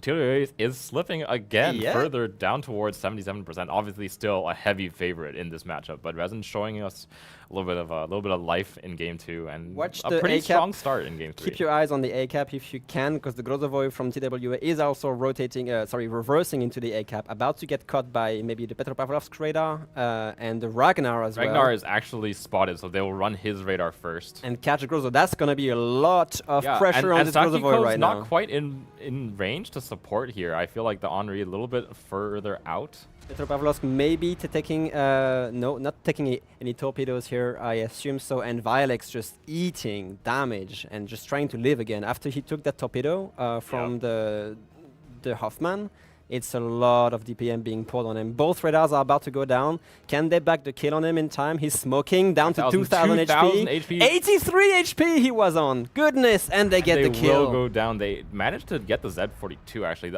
It was the Minotaur's radar. Yes, the Minotaur got him. during smoke radar combo. They did manage to pick up the Z42 a little bit. Overstayed his welcome here. Didn't expect the speed that the Minotaur just like blitzed it across the map. And they are keeping it up. Like they know they have to do this. They have to try and capture C. It's only Zao and Castilla now. It's a 2v4 on the home cap pushes. So kind of a difficult play for Resin to pull at this point. They did manage to trade a lot of HP off of that Daring Solitude down to 5,000 HP. He does have 2 heals remaining, so he won't be in any danger of death, but he's not the fastest destroyer, so I think keeping spotting on the Castilla and Zao might actually be difficult. The Minotaur can just do it. I don't think they need to keep the Daring there. The Minotaur can get even in range of torpedoes and just try to block, because they're going to be caught into that corner, and the Minotaur torpedoes can be really a big hindrance. Points right now are 570 to about 700 here in favor of Resin. A little bit of a timer advantage, though, towards TWA. Yeah, and it seems that Resin is kind of like, okay, what do we do now, guys? We have a low HP Ragnar. We have most of our ships are in A now. Basically, Zao and Castilla are on a timer, to be fully honest. Like, they are both going to eventually go down with this 1v4. The question is, what can they do against that? Yeah, and here comes that smoke screen up from the Daring. Minotaur is going to have a nice little platform to fire from, and Minotaur's damage output is not low. Hey, Zui, Delny, A, Petropavlovsk. Do we think that Delny tries to rush? I think this is like the best play they have. Like, Petro is not a ship that can stop rushes. No, no. That's actually scary because they know the Petro is right there. They are completely there is aware no of it. support for him. The Henry 4 is in no. The Petro is actually pulling the move forward here to try and turn away. Actually, this is the best thing to do. If you're about to get rushed, just turn away. And that Delny, oh my goodness, this is about to get bloody, people. Incoming HE salvo is going to shave what? All right, not as much as we thought. Yeah, that's the problem. Like Petro doesn't quite have the HE alpha to stop these kinds of rushes, though torpedoing like this is really difficult. This is gonna be and that first one completely whiffs, obviously. Yeah. That's not going to be good. Oh, that's really unfortunate. The Delny does the right thing. He has to turn around the guns of the Petro, but remember, Petro has 360 turrets on each side, meaning that he can just swing the guns back to the other side. Here comes the second set of torpedoes coming out right now from the Delny, trying to get a much better angle. Here's but the turn from the here's the turn from the Petro. Yeah, Turret's not quite able to keep up with the rotation of the Delny. Just that rear turret firing HE right now. Delny has a heal in about 60 seconds. Is he going to pull? Is he going to pull the trigger on the torpedoes now? I think the Petro's going to beat. He's going to beat. So okay, hold on. He has to wait. He has to hold them. Right now. Oh, he fired them a little bit too soon. Maybe that's going to be 4. He's going to land 4. That's not enough to get the kill. Oh, that's so unfortunate. Can he outturn the Petro Pavlov's torpedoes turrets and use AP? He's in range to get AP sits, I think. What a scuffed run! Oh my god. Okay, Price. Will he live? Will he live? There is still long range fire coming in from the Henri. 2,700 HP no remaining DCP, on the by the way. And that's a fire. That's a double fire, I believe. Oh no. That's it. He goes down. Yes, he goes down instantly. instantly. Dead Delny. Christ, that was actually really sweaty here. Price getting the rush done, but losing basically his ship in the process. And they still have the points. TWS still has the points here. Sakiko and Elysia pick up the 2 ships on the 9-10 line. The Zhao and the Cassia obviously have gone down. They almost did trade Elysia PR in the Zhao. Down to 5,000 HP, but I think he's just going to go hide on the J10. He's just going to go to J10 and sit still. That's basically all they have to do at this point. There's no way either ships get into any of the home caps at this point. 60 seconds for the win on TWS side, and they're going to bag that best of 3. Doesn't really have anything to do here. Just pushing in blind. The Minotaur raining shells on him with spotting from the Daring. Ragnar using really the engine boost. 48 seconds. Can the Ragnar get into the B cap? Even if they get the cap there, that doesn't give them a win. No. At this point, there's over. 940 points on the table, so. It is unfortunately over for Resin in this best of 3. But again, really cool plays from them, actually. Especially on that A cap. It was extremely well played by the Petro. He played it just about as well as he could have. Exactly, yeah, indeed. They did manage to find the Petro kill with the Delny torpedoes in the end. Elysia here engaging with the Zhao against the Petro. Maybe, I mean, there's no way he kills him in 50 seconds at this point. I don't think that's happening here. So. Yeah. Well done from TWA. Yeah, I think they're very quick rotation. The Minotaur and the Daring going straight from the C side, from the A side over towards C. They took one radar. They're like, this isn't happening. Yeah. I'm going to go to C. Okay, and maybe Resin wasn't expecting that Daring Minnow. They knew it was happening, but maybe too late to react in time. It's definitely the speed that Minotaur took the rotation. Very good. Well done there. And then good push coming out of the Zhao and the Hindenburg as well. I think these 2 ships that you don't really see often in a pushing position, but against the Castilla and Zhao themselves, like they have a little bit of a HE DPM advantage, and then maybe they're just trusting in like the better skills of their individual players, let's say. A couple of mistakes as well on the TWS side. Valex eating an unfortunate torpedo, but in the end it didn't really affect him that much. Yeah, I think the other thing is just Resin's ships like Castilla, for example, Hoffman. These aren't ships that can like solo make plays. I think Zhao is one that actually can. Yeah. How's your heart rate right now, Blood? Yeah, quite high, not gonna lie. I also wasn't able to really catch any action on like what was happening on the 10 line there because everyone was looking at what was happening between the Petro and the Down. Yeah. I mean, that was sweaty. That was really sweaty. I mean, it was a really enjoyable game to watch. The fact that it was a double fire at the end, though. It's so unfortunate. Like I feel for the Delny. Because the Henry didn't really, hit a lot of shells, but like exactly that salvo that he hit puts a double fire on him. But I mean, it's the favor, coming back to TWA a little bit maybe because Z42 was able to get away from them in the last game. So again, stuff like this happens. But no, I mean, honestly, stellar game. Fantastic. Everything's on the line, and we get that match. Yeah, quite. I mean, quite the TWA being on enjoyment. the back foot at the beginning of the game, they don't have the cap Significantly.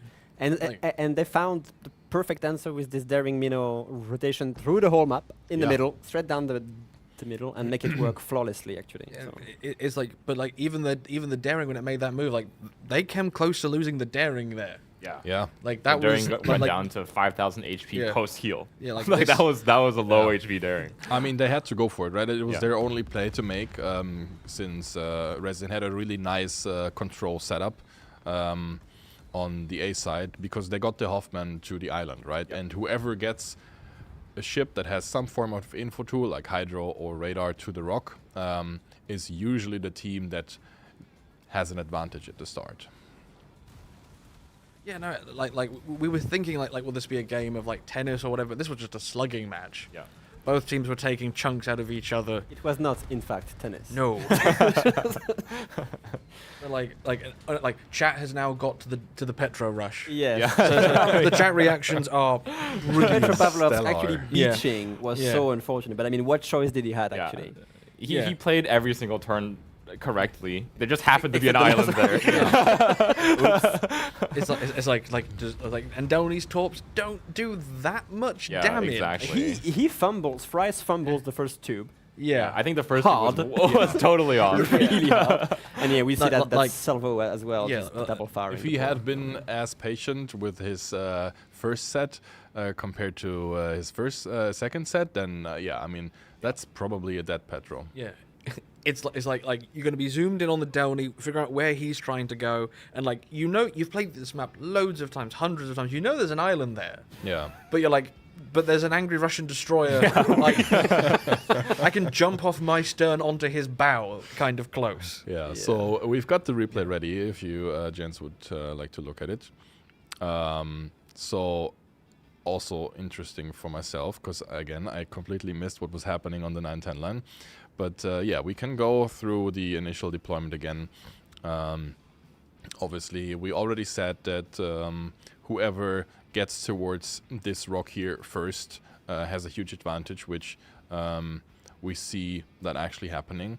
Initially, I actually thought that TWA is going to set a smokescreen here and then try to put like Minnow and Petro in a position where they can basically deny, with like really deep radar reach here onto these DDs, they can basically or try to deny the entrance of a destroyer towards the rock. They didn't opt for that. Instead, they went for a little bit more standard approach, kind of like cap denial with lots of radars, right? Yeah,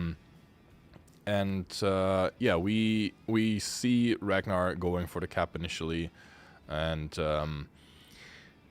afterwards, and that's the crucial part, right? TWA just realizes, okay, we are in a situation on ACAP that's not really favorable, and it's probably not worth fighting for. So what do? They just go for it. They call it, okay, we are not going to contest A anymore.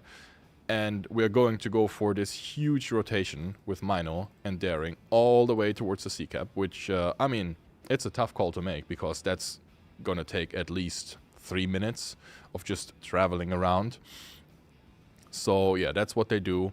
And you can kind of see, like, Zhao and Hindenburg just waiting until Mino and Daring have reached a position on the map where they can, like, collectively go and just crash down on the ships on C-cap, right? So everyone's just basically waiting for that play to happen. Meanwhile, this is something that was a little bit of a mistake. I think it was unnecessary to go for the contest here. Of course, I mean, Resin is up in points, right?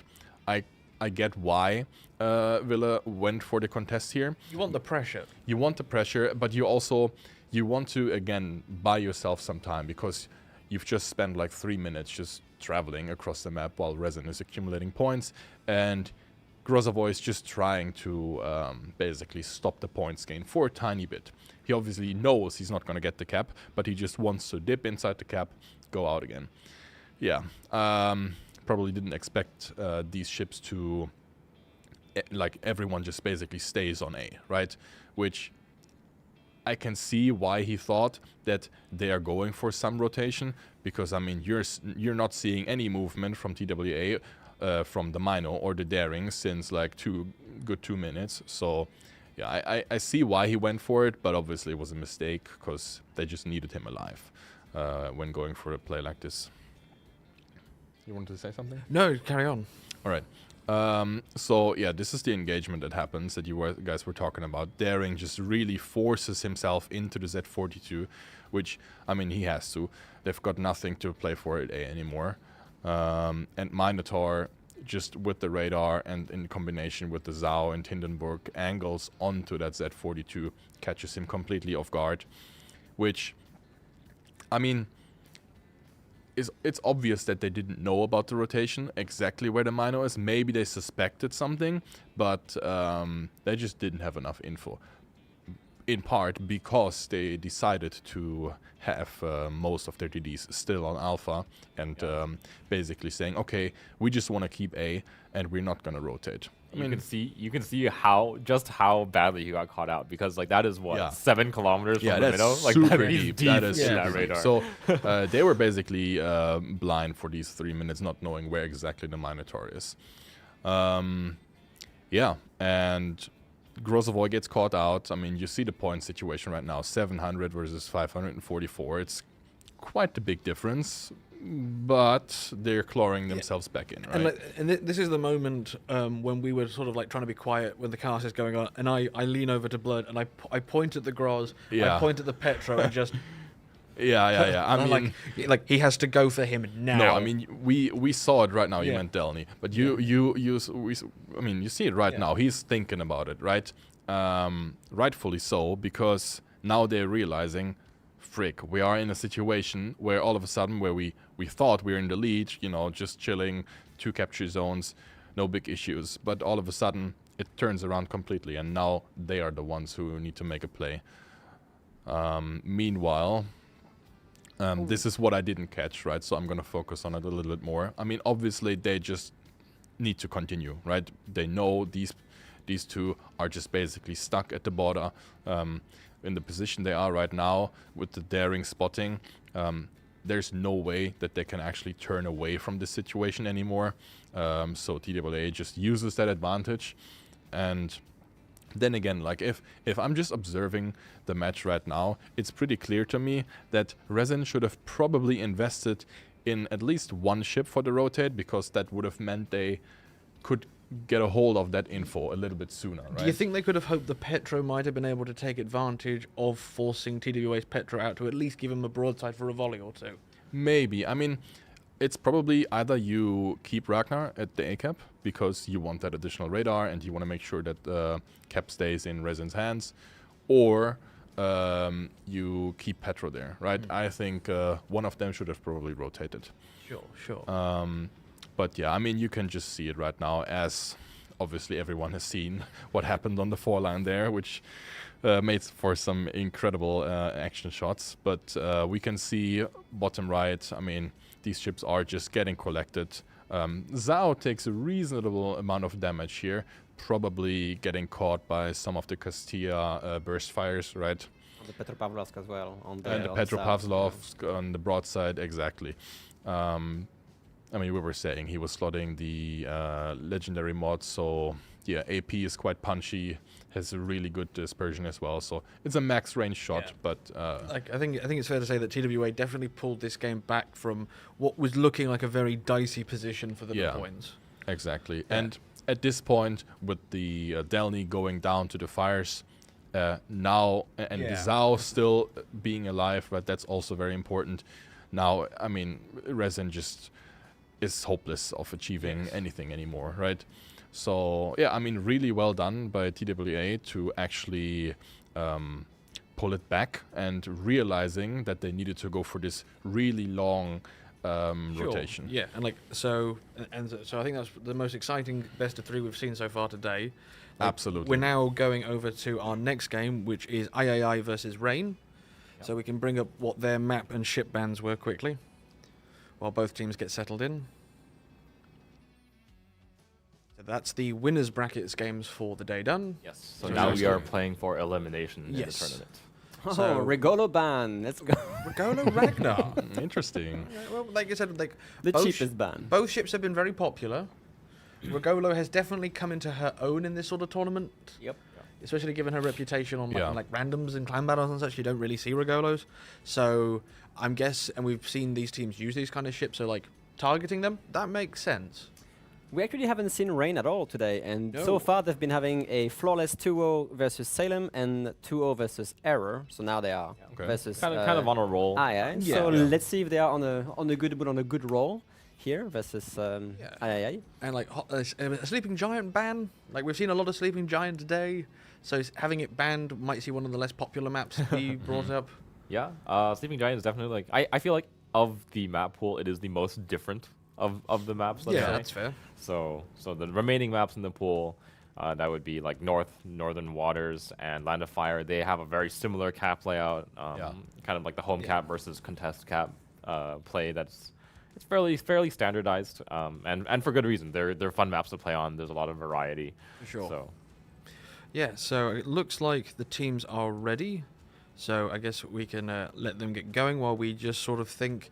Maybe just a question towards Blood. Since we haven't seen Rain at all this stream so far, do we have any pointers of what composition they liked to run in the previous? Because they had a flawless 2-0-2-0. So Yeah, I maybe you have some mean, things to say. Rain is like one of these traditional teams that have been around since a long time. So I think they are going to realize that they're in a situation where it's do or die. They're in lowest bracket, right? Yeah. So and Ayaya is like a stronger team from winners bracket. It's going to be interesting. I'm expecting Rain to try to get a 1-up on Ayaya quite early, which they're pretty good at. So Well, yeah, the teams let's are just- actually And good to yep, go, and we have yeah, the and comms. the so. teams are starting. So let's go over to the ship list. All right then, Zui, take us away. right, spawning on Alpha in the north, it is going to be Ayaya, who we just saw knocked down into the lower bracket. They're going to be bringing a Des Moines, Austin, Henri, and Napoli. Their 4 cruisers, a Grozovoy Daring, and a Kleber, the 3 destroyers. All round, pretty decent comp. Fair enough. Rain. Hello, Rain. In typical Republic fashion. as the battleship, of course. Is this a leg mod Republic? It is not. But they are bringing a double Zhao, John the Ruthless in a Zhao. That's going to be a bit scary. And obviously, the elephant in the room here, triple Kleber. Out the back here, switching this ship towards B and Gato and Deepest Dungeon straight towards C. Really fast rotation power here on this triple Klebers, of course. Occasionally in WMI, we have these, in Warship Masters, we have these teams where they bring in a comp, and I just look at the points, I was like, that's allowed? And this is one of them. They have a strong battleship in their repub. They have got the 3 Klebers. I mean, That is a really scary comp. We've seen the 3 Kleber wolf packs They are, so they, many they, times. they are just trading information power, aka radars, around just sheer mobility and Yeah. punch with the double Zhao and the Republic. And I just want to pay attention here to Gatto's Kleber is one of the legendary mod ones. You can see it's at the 6.2 kilometer concealment. Indeed. It's going to be backed up by the 2 regular Klebers, Deepest Dungeon and Gangbearing, running that 7.8 kilometer detection. Yeah, so it's going to be down to 6.2 as we can see here on the lineups. That's really interesting, actually. Does it affect the torpedo? It's going to be a torpedo build, of course. Yeah, it's just a full torpedo build. Maybe not the reload on the skills, but at least on the modules. Interesting, indeed. And of course, they are all wolf packing the C cap here, getting that really early decisional thing. The Des Moines is spotted, not quite in radar range, but when you have to fire at 3 Klebers, which one do you focus to contest the caps? You know, like at one point they're just going to have the cap. that's really interesting. Oh wait, Gang is also leg mod. No, he's not. Sorry, Gato is. So Sarah, you're actually lying to me. It's completely fine. So yeah, they're gonna get the cap advantage, of course, on C, and they're gonna start trading shots with the Grozovoy. The Grozovoy is smoking up that Des Moines, but at the same time revealing himself. How did the Grozo get spotted? Did he fire? He's firing. Okay. While laying down smoke, indeed, yeah. Okay, so he's gonna take some return fire from the Klebers. Obviously, Kleber can do so much work with those guns. Like Republic also chimed in here, and he is actually down to Yeah, basically half HP. Now the Grozo has a heal, not the best one out there, but he does. Yeah. Really good trade on Rain's side right now. Halving the Grozovoy, getting the cap, and basically nullifying the Demon's radar in the process. Yeah, they are actually backed up only by the repub, so Grozovoy definitely does have the opportunity to back into the cap at some point, especially with the support of the Des Moines and the Napoli. Like, this is a really strong flank. It Des is, Moines yeah. and Napoli. But it doesn't work But so against against 3 Clavers, it's going to be a little bit difficult for them to find any headroom here, especially because repub, finally a battleship in the game, who can actually deter Des Moines from pushing. Look at the rotation here. Sending the leg mod, Kleber and Deepest Dungeon. If we get the cap, instantly rotates towards the B side. They have a lot of things figured out right now. They actually have to keep an eye on. Oh, Sheep? Muon's Austin is actually firing. He's giving away his position here. The Sheeps and Z2 kind of got caught against the against the Daring. Seeing a lot of shells here. Half HP as well. They both kind of got half HP'd, but obviously E-Tray's Daring does have that heal available. Really nice blind fire from the Henry as well. A couple more salvos landed on this ship in the smoke. Going out of the smoke, of course, because it's a torpedo magnet. Daring's launching these torpedoes actually in the right area. They expect these players to get out of their smoke and run away. But really interesting rotation. Both Clevers, of course, with this crazy speed advantage, going into some kind of split push, deepest dungeon going back towards B, and Gato kind of the defense of the defense, camps. yeah. But they want eyes on whatever's around A right now. Yeah. They know there's an Austin kind of floating around in the middle of the map too. It's just kind of launching torpedoes, like pretending to be a destroyer right now. Yeah, the Republic from range just chilling, waiting for targets to appear. Lucar in the south being spotted, but nothing can really be like threaten his existence Just except the long range fire from the Henri. Des Moines is running that radar, just making sure there's no one around. And there indeed is no one around. Gang Barang is not quite in range of the radar. Is also not in range to spot the Des Moines either, so they have a pretty decent window here to just step onto the cap. And they will with both the Des Moines and the Grozovoy are going to step onto that C cap. Going to flip it really, really quick. But it's almost like it was expected, because when you rotate this double Kleber, you forfeit C. And they kind of know that, because they know the Grozovoy is here, they know the Des Moines here, they probably have spotted the Napoli before, so they willingly give C away, because they even push the gang so far back. Gang, which is dealing with some islands issue at this point. But yeah, so they basically forfeit C and rotate like both Klebers all the way there. Yeah, but I'm wondering what they're hoping to find with the 2 Klebers. That's actually the question for me. I mean, of course, we have the eagle eye view here, but it looks like a mistake on Rain's part to forfeit C so easily after blitzkrieging into it, essentially. Yeah. Interesting. The Kleber does have a spotting disadvantage against the Daring, so it's going to be difficult for him to actually like face spot him. Yeah, that's odd. At the same time, they are starting to push the double Zars here to basically tell the Henry IV to go to the corner of the map. They are making good headroom on the Henri, but the problem is there isn't really a way for them to keep him spotted. No, there isn't yet, at least. Maybe that's why they are rotating the Klebers, and they're going to try to make something happen. Yeah, but I mean, of all the ships to try to chase around an Henri, when you're it is the best one, actually. Yeah, it is the best Kleber, at least, to keep it spotted. We do have even the Republic rotating back. Everything is being rotated back around B. Only Kleber is left there. Kleber, which let's is... see. I think maybe they're aiming for something like spotting from Gang Barang's Kleber to get a repub shot in, but he is in covered smoke from by the smoke Grozovoy. screen here. Yeah. And Des Moines can do a lot of damage to repubs. Maybe Kleber will drop some torpedoes in that smoke. Gang here will try to put some torpedoes in this smoke. What is... Oh, goodness. Is Gang diving towards? No. He's not doing it. He's not doing it. There's no way. Predictions. 83% in favors of Rain. That is really high here versus II. But so far, it seems II is kind of climbing the points back towards that early cap advantage they had. Gang is hardless. Gang is spotted. Des Moines just popped out of the smoke screen. But the Grozovoy is out of smoke. Completely out of smoke. So if Gang just pressures the Grozo, he's going to be able to really walk into him. That is actually quite dangerous here. Maybe Des Moines holds and try to help him by reversing. He takes a torpedo, which is not crazy bad. I think he has to reverse. He has to reverse, the Grozo here. And here he goes. Is the spot. just a Kleber versus a Grozovoy for now. Main battery boosters obviously being launched here. Gang is gonna have to. Oh my goodness, Gang. Maybe a little bit too crazy here with that. Des Moines is gonna be spotted, of course, with the proxy. Maybe he loads AP and tries to aim at Des Moines. Maybe he just hopes that he just reverse. he just hopes for Dasher to one-shot him. Oh god, that's a lot of damage being poured here. Grozovoy on 2k HP. Oh, He's no, gonna back Gang. that kill. Can they trade? Gang's missing against the island. He's missing. 400 HP, double 200 fire. They cannot get that Oh, kill. That is so no. unfortunate.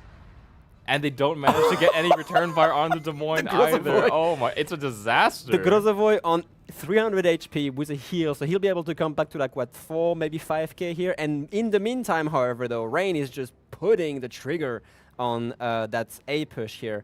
Z52. They're pulling the trigger, but they're contending with the spotting from a Daring, who outspots everything on the Rain side, and Austin has been putting in work. Indeed, that is actually kind of unfortunate for Rain because they lose that ship. They trade Gang for nothing essentially, and now they have to keep the momentum on this A push to try to get the cap back.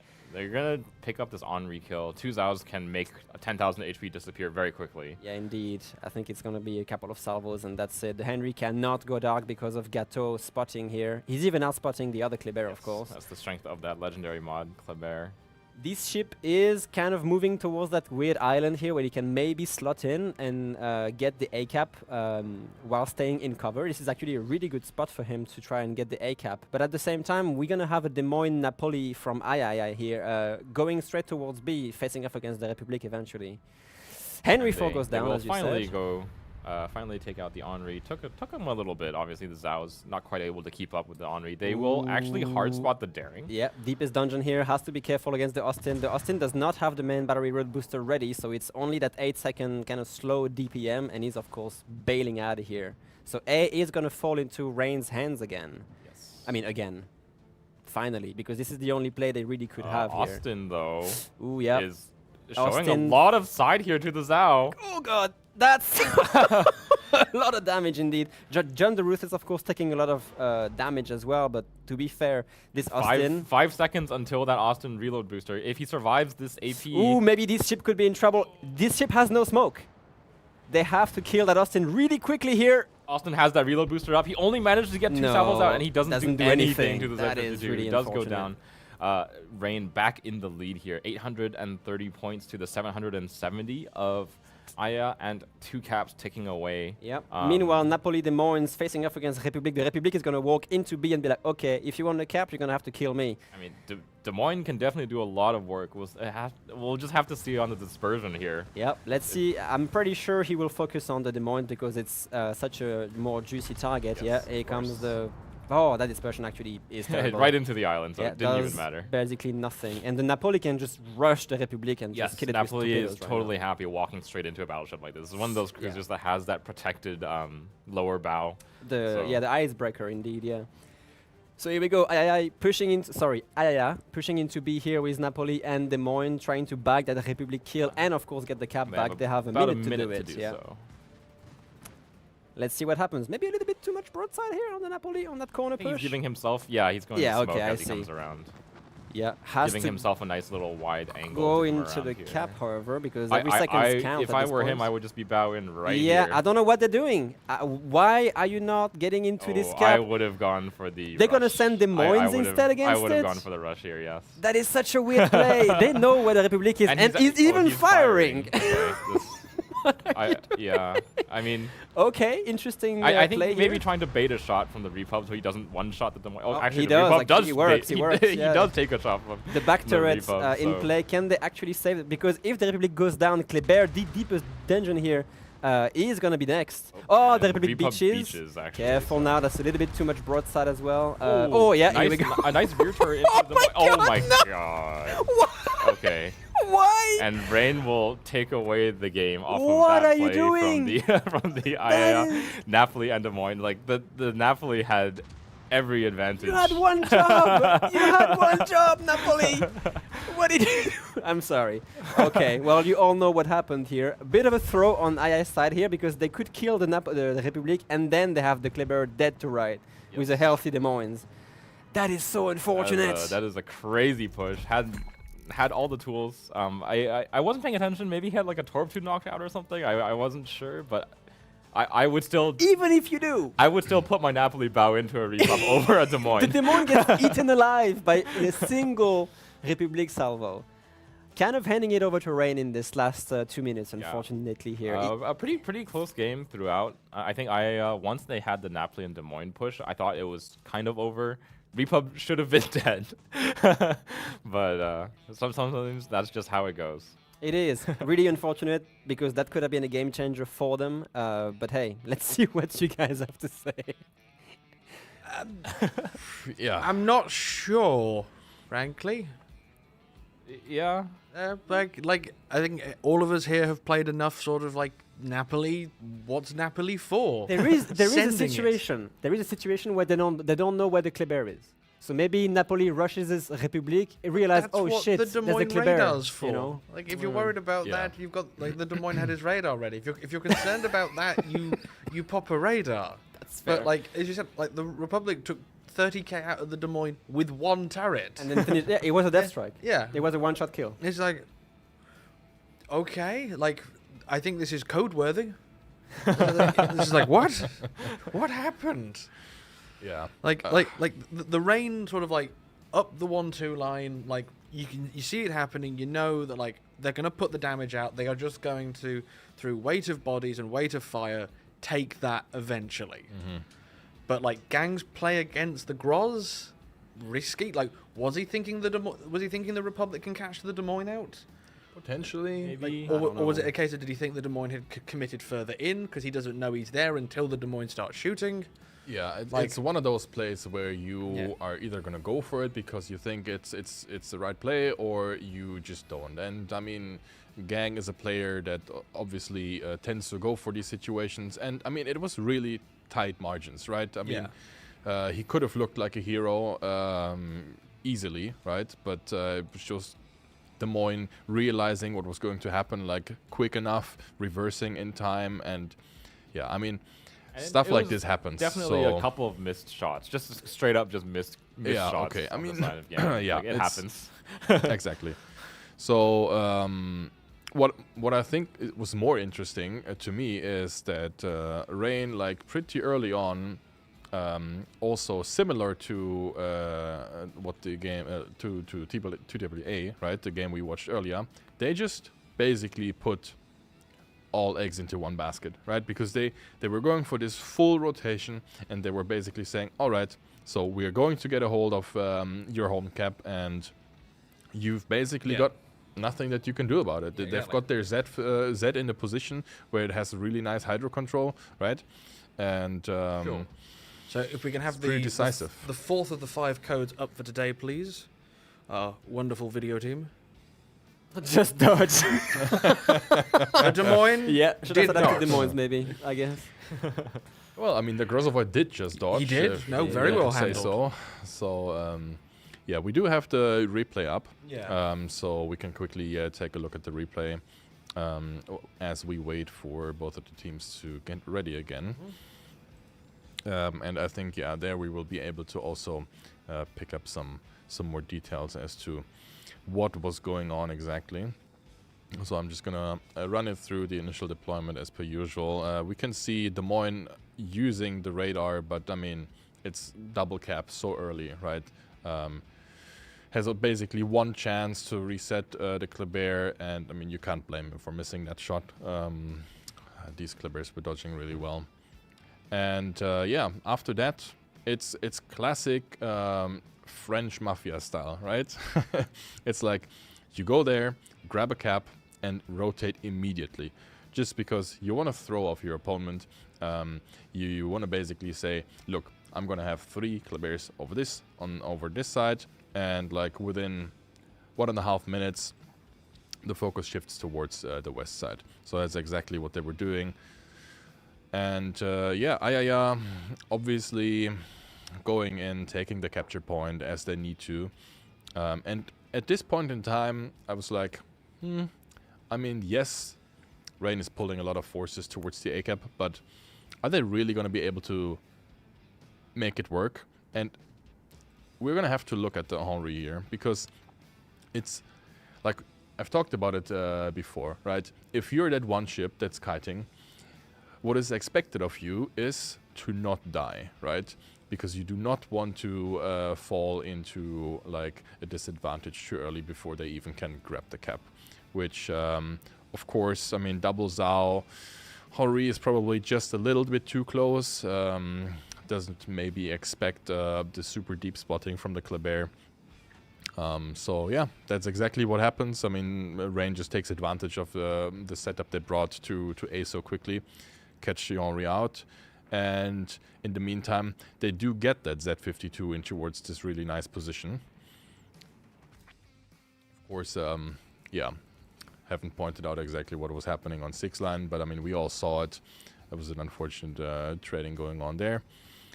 But this is really interesting what happens here, because the Austin, I mean, he obviously wants to get back towards the A cap because he wants to block the points accumulation that they are potentially getting, because at the moment it's still advantage IIR, right? So they really want to get a ship into the cap that blocks points income. But yeah, he just overdoes it a little bit. Maybe he could have taken a little bit of a wider route and then coming back, but of course he was under time pressure, because as soon as it flips into Rain's advantage, right, then there's no point in sitting inside the cap anymore, since points are just going to be ticking for Rain's advantage. So yeah, moving on a little bit. And yeah, this was the situation we were talking about. I mean, Austin gets killed off. And here I also thought, like, Napoli is probably the one ship. I mean, they don't know exactly where Zhao and Kleber are, right? So that's what you guys been saying. Maybe he was a little bit, yeah, too cautious when it comes to going around the corner, maybe not knowing about the Kleber's position. But it was really do or die time. I mean, we look at the points, 923, right? So a move has to be made. A move has to be made, and it shouldn't be the Des Moines that goes in. Like, yeah, I'm sorry, like there are times where decisions like this can be made under pressure, and most of the time there's always other considerations, like for example the Kleber being here. But this this is a straight out blunder. I apologize. Yeah, I mean, I mean, you're correct. It's also the fact that, I mean, take a look at what the Napoli does here. Des Moines is throwing himself into the repub, and I believe that if the Napoli had just basically gone through, right? I mean, the thing is, he obviously turns out because the Repu is shooting at him. But that's what you were saying. He should have gone bow in, because two things. Then he could have been closer to the wrap-up, maybe also, you know, threatening some torps in the long run, but also keeping angles on the repub, because we saw even after the Des Moines takes the huge shot here, the repub is on like what, 8k health. So if it was the Napoli who had continuous shots on the repub at exactly the moment when he turned out instead of turning in, yeah, maybe either both turn out or both commit. Exactly. Maybe this could have looked completely different. Sure, Zhao is going to have an off angle. Des Moines is always going to be in trouble, but it should have really been the other way around, right? Napoli going first, then the Des Moines kind of knows as the Napoli goes forward, what's the situation, what are the angles that I'm dealing with, do I have a Zhao on my broadside or not, and afterwards they could have probably still killed the Rebel. I believe that this play done right wins them the game, because they kill Republic, Des Moines survives, Napoli might even come out literally in proxy range of Kleber. Yeah. Use the SAP secondary sped with Des Moines radar if he slips the away. Zhao's not that and then it's a healthy 2v1 on the Zhao. Yeah. Yeah, like 100%. With a full HP Des Moines, which could have just helped. This wins them the game. And even in a case where you don't know exactly what's coming out on the other side, if there's one ship in the game that can deal with it, it's Napoli. Said, yeah, absolutely. Looks like both teams are assembled in the room for the second of the three. So we're just waiting for them to start. And then we will switch over. But I think, like, do you think III are going to be sort of demoralized because they could see victory there? There was a route to it, and a momentary, like, uh-oh, might have cost them that. And Reina, like, that was close. That was closer than we probably want it to be. Nah, I mean, these are professionals. But let's see. Game 2 is about to start. So, yeah.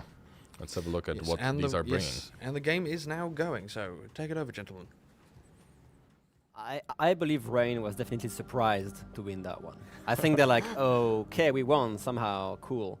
But yeah, game 2, and let's see what they have in store. Zoe, what do you see? The Repub is back. The 2 Zhaos are back. The Z52 is in fact back, and the 3 Klebears are back. Nothing Exact has same changed. comp. Okay, exact same comp. I think Rain has a plan on all maps at this point. Ayaya is bringing Des Moines, Double Henry, Svea, which is a really strong one, of course. Vampire 2, which I haven't seen for a long, long time, and Double Daring. Yeah, Vampire 2 is a ship that provides a pretty decent amount of smoke cover. I think paired with a Des Moines or a Svea could be really impactful. It's fairly cheap as far as like the high smoke screen coverage destroyers go at only 12 points. It's 12 points. Obviously, there is really long downtimes between the smokes, but if you need like 2 minutes, just like big cap control, get the Des Moines somewhere safe, something like that, Vampire 2 is a pretty good tool in the toolbox, I would say. Yeah. So double leg mod on the Zhaos, and of course Gato again with the legendary module for Kleber. So yeah, let's see. They're gonna do the same thing. I think they really do like that triple Kleber wolf pack. They're gonna send Gang, Deepest Dungeon, and Gato here. Actually, we might be seeing a reset. Yes, We're seeing a restarting reset. the room. Might have a technical difficulty on the player's side. It happens. It happens indeed. So And, let's go back and get the teams ready to go once again. Yeah, so I mean, Rain not really changing their strategy. They are clearly saying, okay, look, we found a sweet spot here with our lineup, right? And I can see why. I mean, it's a really flexible lineup, right? It keeps Ayaya guessing as to where exactly they might have like a really strong initial deployment. So usually when a team brings like a triple Kleber comp, like the other team now is in this mindset of, okay, like we need to be really careful with our destroyers close to caps at the game start because they might get caught out. And on the other side, Rain knows this and could maybe, just use that as an advantage to try and make plays early that are kind of unexpected, right? Just also gaining some space is exactly what's happening in these situations, because then like now you've put Ayaya in this trap, right? Of, okay, we need to be careful. At the same time, Klebears are just going into these caps, grabbing the points, and saying thank you very much. So yeah, that's usually what happens. Yeah, looks like there was just a simple internet disconnection on one of the players' parts. Fair enough. So We they should just be, it happens. Just like- stuff happens, yeah. rather soon. So far, not a single game has been. Don't tempt it. Huh? Don't tempt I don't know what fate. you're talking about. Do I not was about to min- say, so far all games have been highly entertaining, and that's true. actually a really good Absolutely. thing. That's the number one take on this tournament, is that it allows for some really fun plays. Even though Rain's comp is highly competitive, the triple Kleber Okay. obviously. Both teams are saying they're ready, so I guess the orgs will get the game going while we just round up. So obviously both teams they can't change their lineups now. No. So In the like event both of a teams mulligan, yep. know what the other is bringing. Mhm. Will that have like in the 40 seconds they've had? I doubt it. Like Yeah. having played in these kinds of things before, Probably when you not. have a strat, you just play Yeah. your strat. Changing it on the fly, like in Yeah. response to a mulligan, it's just messy. It's not worth it. Yeah. Kind of a recipe for disaster in some ways, I guess. So the game is now live. It's in the countdown. So let's switch over. So if we dig a little bit into this lineup from Ayaya here, they don't have that. Okay, they do have a Des Moines, they do have a Svea. Is Svea that good at countering Kleber when Kleber can just load AP and murder Svea? If you stay angled, you can do some damage with your HE. You have the radar to kind of shove the Klebers off of you. Yeah. I think that's an important thing. It is. For cruisers, especially kiting cruisers. Like if you can't get the Klebers spotting off of you, it's really difficult to do anything. Svea can shove a Kleber off, provided it has some support. Obviously, like if it's 2 Klebers versus 1 Svea, I think they're pretty happy to stay, Yeah. stick around. Initially, we saw Rain deploy 3 Clippers together. This is probably what they're going to do again. Yeah, at this I doubt point. they're going to change it up. They're going to send the Z52 towards B, and then just have Gang and Gato and Deepest just go towards the A cap. Yeah, so it looks like they're going to grab that A cap really, really quickly with their 3 Klebers. It is going to be countered on the side of Aya by that Vampire 2 Des Moines combo. And this is a pretty good map to use this strat on. Vampire 2 can lay a really long smoke screen. The Des Moines follows right behind him, out all the way towards that outside island. That can be a very, very strong position for a Des Moines. Oh, you mean all the way to F1? Yeah. That's actually a brilliant play. I mean, I guess if you don't get proxy spotted by, fire penalty spotted, which is like on Des Moines 8.1 kilometers, something like this, it could be dangerous because Rain is sending the Republic out there as well. It is one of the like unique strengths of the Vampire. You can lay that smoke screen for such a long time, It's right? true. The action time on this is what, like almost a minute and a half or something? Yeah, it's something long like that. We might see a very early cap, of course, from on A from the Klebers. However, Des Moines will be in radar range in about 5 seconds, give or take. It's just a matter how much HP does the Vampire wants to lose by contesting A. You know? I kind of doubt the Klebers will go deep into Here the goes radar. the radar. Here goes it's the like right spot. on the edge here, about a minute, a kilometer in. Do they contest or not? That's the question. Do they want to contest that? I don't think Vampire no, they don't can want shoot. to. I don't think Vampire can shoot. It cannot. So they're gonna get the cap here. Just a little bit of fire from the on. Daring, however, does shoot. The smoke disappears. Daring's gonna be the one who smokes first. He just did. Muon just smoked for the Des Moines here. It doesn't take any damage in return. But yeah, Ghetto here being a little bit hammered, losing about 9-10k HP on this engagements. But they got the cap. So let's see what Ayaya has here. Oh, actually, pretty good damage going into Ghetto's Kleber. About 10,000 HP. Predictions are in 76% in favor of Rain. I'm sorry, he has the Hydro, so he's not going to take any of these torpedoes. However, can There he are a accelerate lot of on the... Yeah, okay, he's fine for now. Predictions, yeah, so he was 83% towards Rain. 76 on the side of Rain. I think they showed a really strong game 1, so pretty similar in game 2. Fair enough. Aya here has to put the Daring into the cap. Again, there's no radars on Rain's side to actually deny that that cap back. So yeah, Aya will get the A cap back. Meanwhile, They are just running an info radar. It looks like really quick little radar. Just to check, catches nothing, which actually reassures the Daring. I'm sure ever so slightly. And yeah, we might start seeing a rotation here from Gang and Deepest Dungeon. Again, straight down the middle. Sit still. Of course they can. But this could actually be... Okay, Gang. Gang just doing a tactical beaching on the island. Oh, what happened to Gato's Kleber? Oh, he took a torpedo. He took a Daring torp. He took a Daring torpedo. Was that a Daring torp? I believe... Might have been a Vampire torp, actually, judging from the angle. Yes, yeah. 12k the damage on the Vampire. Okay. Ghetto is the stealth. Yeah, he is the spotter. So yeah, that's actually quite gonna have to be really careful now. Yeah, because even with the leg mod, he doesn't have spotting advantage against the Vampire. Against either Vampire or Daring, no. Yeah. That is rather unfortunate. So, okay, it seems that they're rotating all the Kleber. The Republic is even pushing back to the home cap with both Deepest and Gang here. Yeah, I think the play here is they kind of rotate the Klebers and they try to get some spotting. They can't do it with Gateau anymore, so it has to be coming from their Z52, I guess. They can try to get some spotting over towards the C cap, and the Repub just kind of splits the map in half. Yep. Very interesting. They are still pouring torpedoes down this A line, of course. Just to make sure that nothing comes through, but they're gonna go amiss because the Des Moines from IA is rotating, is just staying put essentially. And now they are moving the Klebers into range of C to see what's going on there.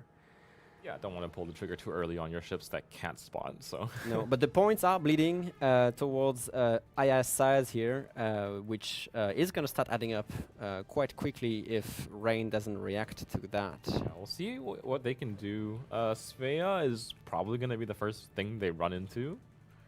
It could be dangerous for Svea. He's reasonably far from the repub, so there shouldn't be too much trouble from the battleship, but at two the same Clevers time, can yeah. do a lot of damage. Then they have the doubles which are almost untouched here, literally pushing down that 9-10 line here. So when the Svea gets spotted, he will have to smoke quick, otherwise you're looking at a 5-ship focus. Yeah, yeah. Henry 4 from Ayaya engaging the They Zao. do spot the Svea. Here we go. He runs that smoke and the radar. The Z52 is caught in it, Spotting but all three of them, actually. there is a nice little island in the way, so I don't think Z52 is in danger at all. This Svea is about to be in deep trouble. Look at the Zao salvo instantly shaving like 10k from her. Goodness, the Republique even adds up to that from across the map. Yeah, about one, I think that was like one full pen's worth of damage from That the was like repub. 20 kilometers away as well.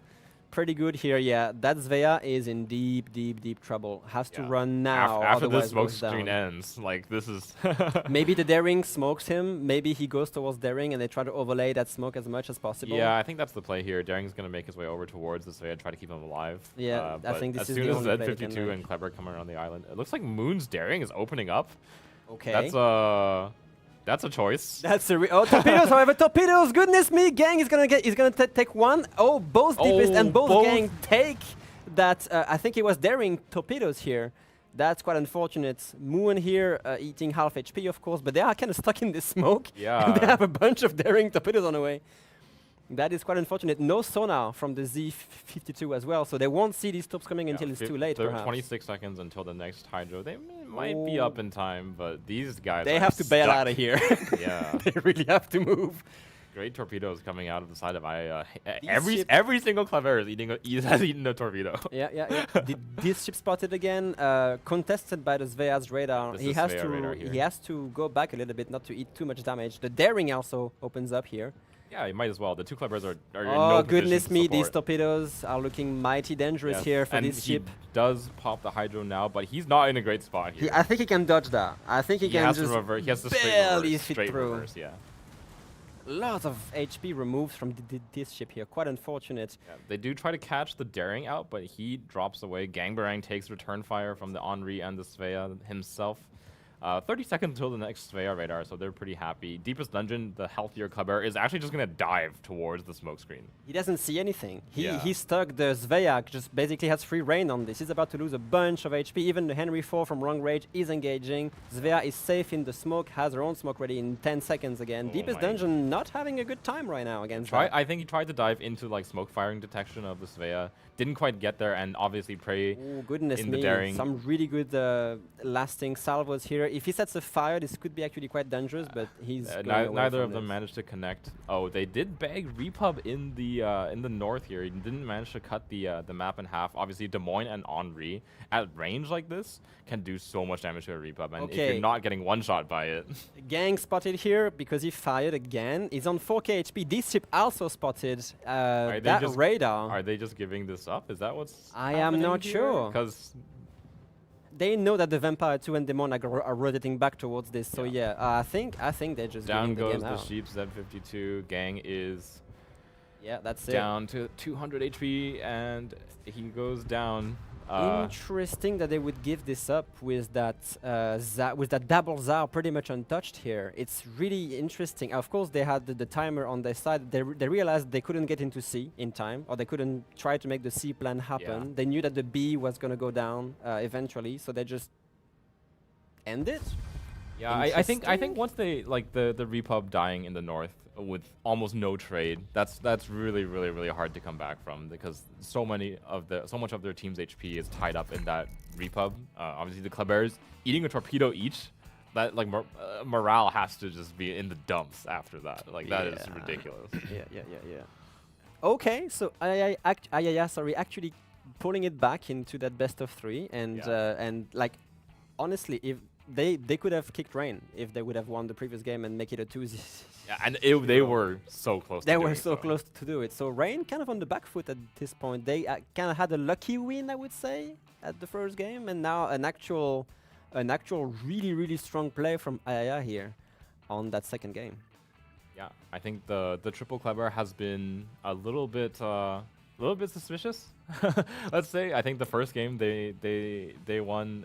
It was a pretty close game all the way until the end. I think a few crucial mistakes from resulting in a win for Rain. And then in the second game, the three Clevers really did not manage to make anything happen. No, I have to admit, I mean, they tried their best, but the defense was so well organized on Ayaya's side here on C, with the Svea daring, long range, Henry 4. The Svea pulled out just in time. Yeah. Otherwise, she just dies, essentially. sure. And then they link up with the daring and literally just prevent this triple Kleber plus Z doing anything, essentially. Double Kleber plus Z, sorry. So yeah, strong play on these guys, definitely. Yeah. You think Rain sticks to the triple Kleber for a third game? I was just going to ask the same question, because I mean they could. The lineup obviously showed some great strength, but it also showed some weakness, right? Because now Ayaya knew kind of what was coming. Initial cap grab and then pull a huge rotation with the Klebers, and now they were actually way better prepared with the Svea in order to actually It's like catch that where the rotation. Klebers first appear is not where the fight will be. Exactly. So they were trying to go for a similar strategy, just getting that Z52 with the Hydro and smoke towards the capture point. But because Svea, is in such a comfortable position, also getting smoked again by the daring, staying there with the radar threat always present. That was really what broke Rain's neck here in this game. Just torpedo junction. Yeah. Yeah, that Like as well. I think crucial torpedo hits from the destroyers of Ayaya. I think it was the Vampire over on the A side taking Gato's Kleber all the way down to like 3,000 HP, and then obviously the spread from the daring over on the C cap, taking out the two Kleber's HP as well. There's like so much HP lost. Yeah, that's super influential, especially if that's the like Mod Kleber, I believe, which is always kind of leading the charge, trying to spot out for the gunboat Klebers, right? If that gets knocked down to like super low HP, then like what you can do with a Legmod Kleber is like 1, go for quick spots, or 2, go for some opportunistic rushes, and both of those things don't work anymore as soon as you're like super low on HP. So you're Both Kleber basically stack a useless. torpedo, and then this ship gets caught into the radar of Svea and also goes from full HP to 6k within like 20 seconds. Yeah. So they lose so much HP on their 3DDs, which they rotated all the way from A to the C cap. Kind of unfortunate here. Yeah, and like Exactly. and the Republic going down for relatively little impact compared to previous games. Like I guess everything that could have gone wrong for them went wrong this game. Pretty much. And it's just like when you're fighting against open water cruisers, Repub does not have the greatest dispersion. Obviously, the French battleships, they all share. I think now, along with the Italian battleships, French, is the worst. British and Italian, I think they all share the Do same. British not share dispersion with the US? No, I That don't think they depends, I do. believe. One line Okay, does and okay. one line does not. Yeah. What the Republic lacks in accuracy, perhaps she just makes up in sheer DPM. Honestly, Yeah, like, it does have a really good reload, one of the obviously, fastest but when reload you're firing at an open water Henri, open water Des Moines, like Yeah. these are really slippery ships. So Indeed. Indeed. Yeah, I mean, we do have the replay ready if we want to take a quick look at exactly what happened here. The initial engagement is probably quite important here. I mean, as I said, Klebers go in immediately. Not much that I can do about it, right? But obviously then taking the cap back from them, and the Torp that gets or the Kleber catches here is quite unfortunate. But again, I mean, if you're going perpendicular to a capture point where there's a lot of DDs inside, man, this stuff just can happen, right? But at that point, they do pull the rotation early, and it's exactly like we said, right? Now this Henry kind of knows what's coming. It's the same lineup again, but this time they do actually have that radar tool compared to the other game where they did have the Austin, which is like a totally different ball game, right? Yeah, for so sure. smoke, radar, so much better defense. They also Ayaya, that is, pulled the daring over for rotation, which comes in clutch with the torpedo cross angles, and also just being able to have a firing angle behind this island where all these DDs are basically hiding, right? Yeah. And daring is an excellent counter to Klebers that are trying to cap. Exactly. At the other side, or on the other side of the map, I mean, these three have nothing else to do other than just putting the foot down, right? I mean, Des Moines, Vampire, Henry, they are just basically grabbing as much space as they can and trying to push away the Repub and even killing it in the end. So it's just basically straightforward for these two. And even if there would have been like, I don't know, let's say Henry dies or Svea dies, the fact that they do actually catch out the Repub and the Kleber is basically helpless, means they can grab the cap afterwards, and all these ships down here are low health and super far away from like any other cap. So yeah, this, I mean, it was really, really great showing from Ayayan, like realizing what Rain is bringing to the table and just reacting accordingly. Maybe a bit of a misuse of the Zals because they are kind of staying on that 9-10 line really for a long time. Sure, they assist against the Svea, they assist against the Henry, almost kill the Henry actually in a way. So both teams are calling ready, so we'll just make sure all the castles and such are ready to go, and then we will get to it. All right. But I mean, like overall, like this game is just like 4 torpedo hits decided it. Yeah, I mean, the torpedo hits, like we've seen already in the past, like TWA, you know, was on the receiving end of those Rain Gdansk torpedoes, torps, Yeah. right? Or just Rain torps in general. I mean, it's a thing in the game, right? And yes, sometimes you're just gonna have to deal with it and make the best of it. And like so, we're now going into the final game, and there's some difference. There is indeed. There is, in some fact. really interesting differences. Not to spoil anything, but the game has started. And yeah, this is going to be really interesting because it's the first time I've seen Rain bring these ships anyway. Zoe, what do you see? Sure. Spawning in the north, again, it is the Repub. Looks like it's going to be the battleship of choice for Rain here. Relatively cheap, has the 30 millimeter overmatch, relatively fast as well. Hinden and Minotaur, their 2 cruisers, Hull, Delny, and Z52, the 4 destroyers.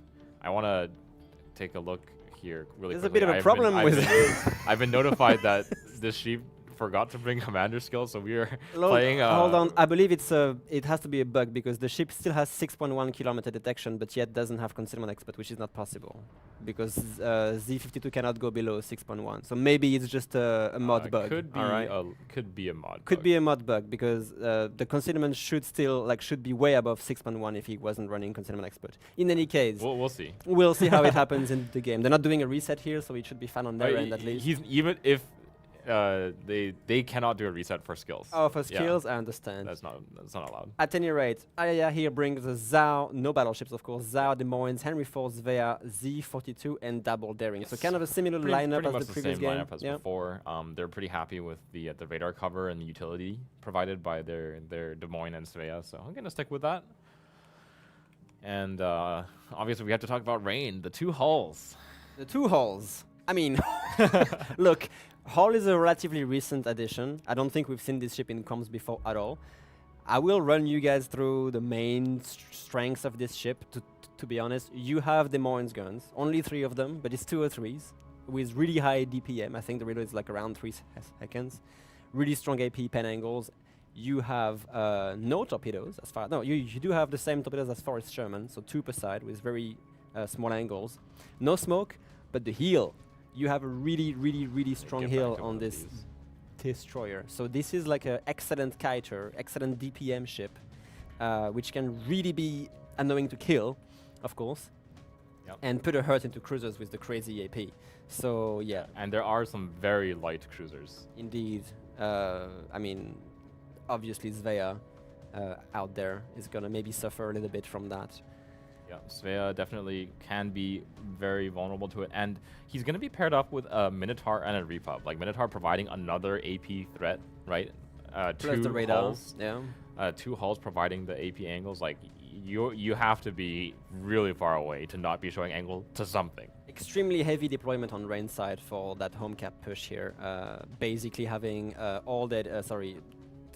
3 out of 4 of the DDs plus the Republic plus the radar. Meanwhile, Denley, Hindenburg on the sea side are going to be kind of more defensive, passive annoyance around sea. And Ayaya is actually kind of expecting the opposite, because both of the DDs are in a kiting position, like pre-kited, with the Des Moines as a defensive. So maybe they don't expect C to be mostly empty. Yeah, I mean, I guess I could see that. The Z-52 is definitely a very powerful ship for playing the C cap. The Minotaur, the way that Minotaur has to move around doesn't really lend itself to a great C cap. Ooh, torpedoes coming in towards Halls, however. Hall has to try to dodge this. He's taking one. Gang is taking it. Oh, wait, what? Oh.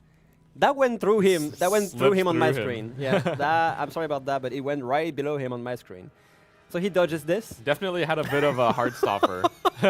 Did you see that, or am I the only one right here? All right. Meanwhile, as we were saying, Aya reversing the Z42 into the cap will meet no resistance whatsoever, so they will get C for free at this point. Yeah, just the Delny on a Hinden. They're just there to exist, I guess. Yeah, I can't see them really finding kills or anything, so Gangbarang gonna be the hull that takes the inside route over towards the B cap. He's gonna be met by a Des Moines though.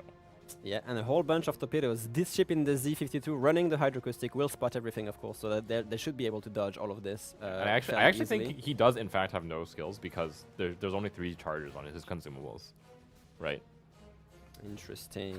Does he usually... okay, fair enough. It's unfortunate, but I don't think it's going to impact that much because his goal is to basically hydro contest and smoke up if in trouble. So...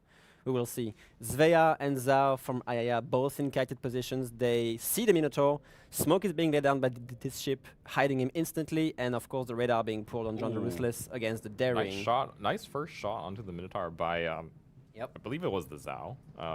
It's going to be forcing the Svea away as well. And this Daring is actually just sitting in the radar. He is, he is. The hull from Deepest Dungeon is going to start adding up a lot of damage on to this. Maybe the Daring just wants to play with the speed here.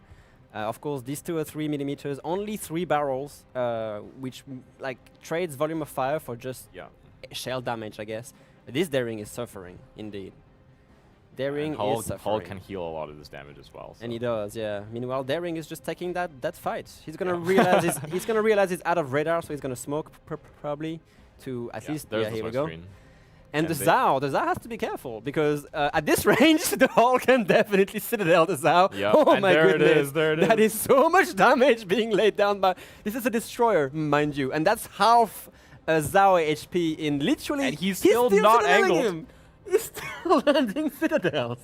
I guess this is where you pick the hull in this case. People just forgot that it exists. Goodness me, that is so much damage on that Zhao. Wow. All right. Well, let that be a lesson for you at this point. And look at the rotation from Ayaya here, bringing the Z42 and the Des Moines back, maybe catching Gang in a really, really bad position here. Yeah, I think they used that first radar to deal this first chunk of damage to him. Z42 has to be careful. He's pushing Bao into a Z52 and a hull. This might be a massacre on prey here. Goodness me. Yeah, spotted. It's going to burn that smoke, but he is... Wait, no, this ship does not have hydro.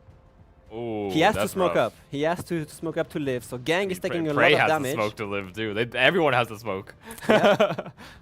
Gang being dark. Finally, can they actually back the kill on Gangbarang here? He's on. Oh my goodness! Well done. All right. Goes Z42 down to 5,000 HP. The Sheep Z52 now caught in that hydro. Goodness me, that's a lot of damage. The AP from Prey Q here absolutely murdering this Sheep down and to 7k. And a nice shot HP. into Minotaur as well. Oh my god, Rain is just dropping so much HP across the map. John can't turn. He stuck bow on against the Des Moines AP. He just cannot turn out. Yeah, can we see some Svea AP coming in across maybe? I think they're still trying to bag the kill on the Z52. They need 1 or 2 more shell hits. He's burning with 10 seconds left on the DCP. Can he survive this? It looks like they have He's spotted. He's spotted. I don't think this ship can live through this. But Prey Q is also detected into the radar of Ruthless. As well, but I don't think there's anything that can shoot at him. Oh, John maybe gets that. Squeak shells over the island. Oh yeah, saves the trade. Short fuse at AP. Least will. But they also lose. Sorry, they also lose Prey Q here. Yes, by Prey the burn. Q did go down. Wow, what an engagement! So really quick, like 4 kills just suddenly happened. Yeah, we see the Daring trying to chase down the hull. At this point, the hull is Deepest Dungeon, actually in a really low HP here. I don't know exactly what happened on this one line, but the Daring when it comes down to a blood. DD versus DD fight, and it's just HE, like I don't think Hull competes against Daring here.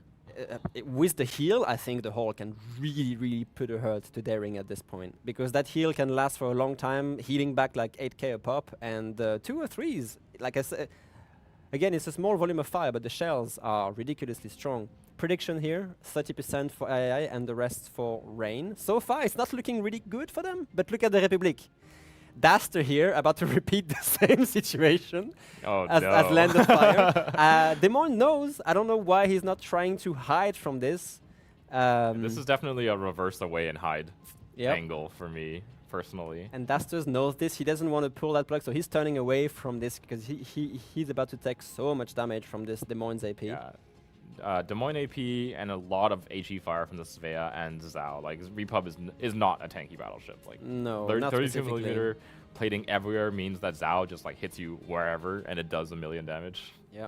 Deepest dungeon spotted by Muon's Daring here. Does the Daring wants to engage? I don't think he does, to be honest. Meanwhile, Rain is reversing the Delny into the cap. We have a Hindenburg versus Henry on that 9-10 line. Lots of action going on at the same time.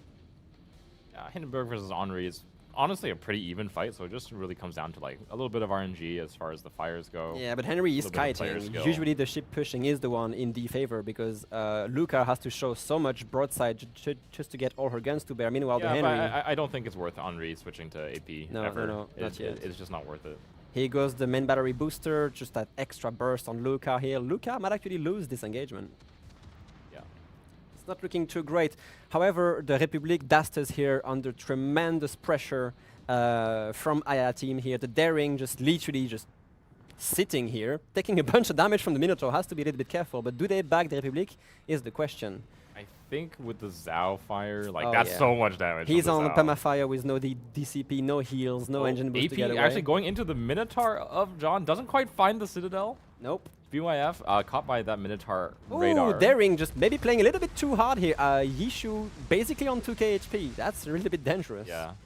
Minotaur's radar spotting the Des Moines. They're just trading AP here. Never mind. I was saying that the Hindenburg Henry 4 fight was going to go one way, but it seems that Luca is winning that fight. As soon as the reload booster is down, they just trade themselves. Yeah, as soon as reload booster goes down, I feel like it's pretty even. BYF Des Moines has to be careful. Delny AP is nothing to scoff at. No, it is not. It is not. He has to push forward, but if he does, he's then against John. He's actually dark here. He's dark. Dark. Goodness. The Minotaur is not quite able to spot him over this island. About a minute until his heal. John is just blind firing this. Like, he knows he's low HP.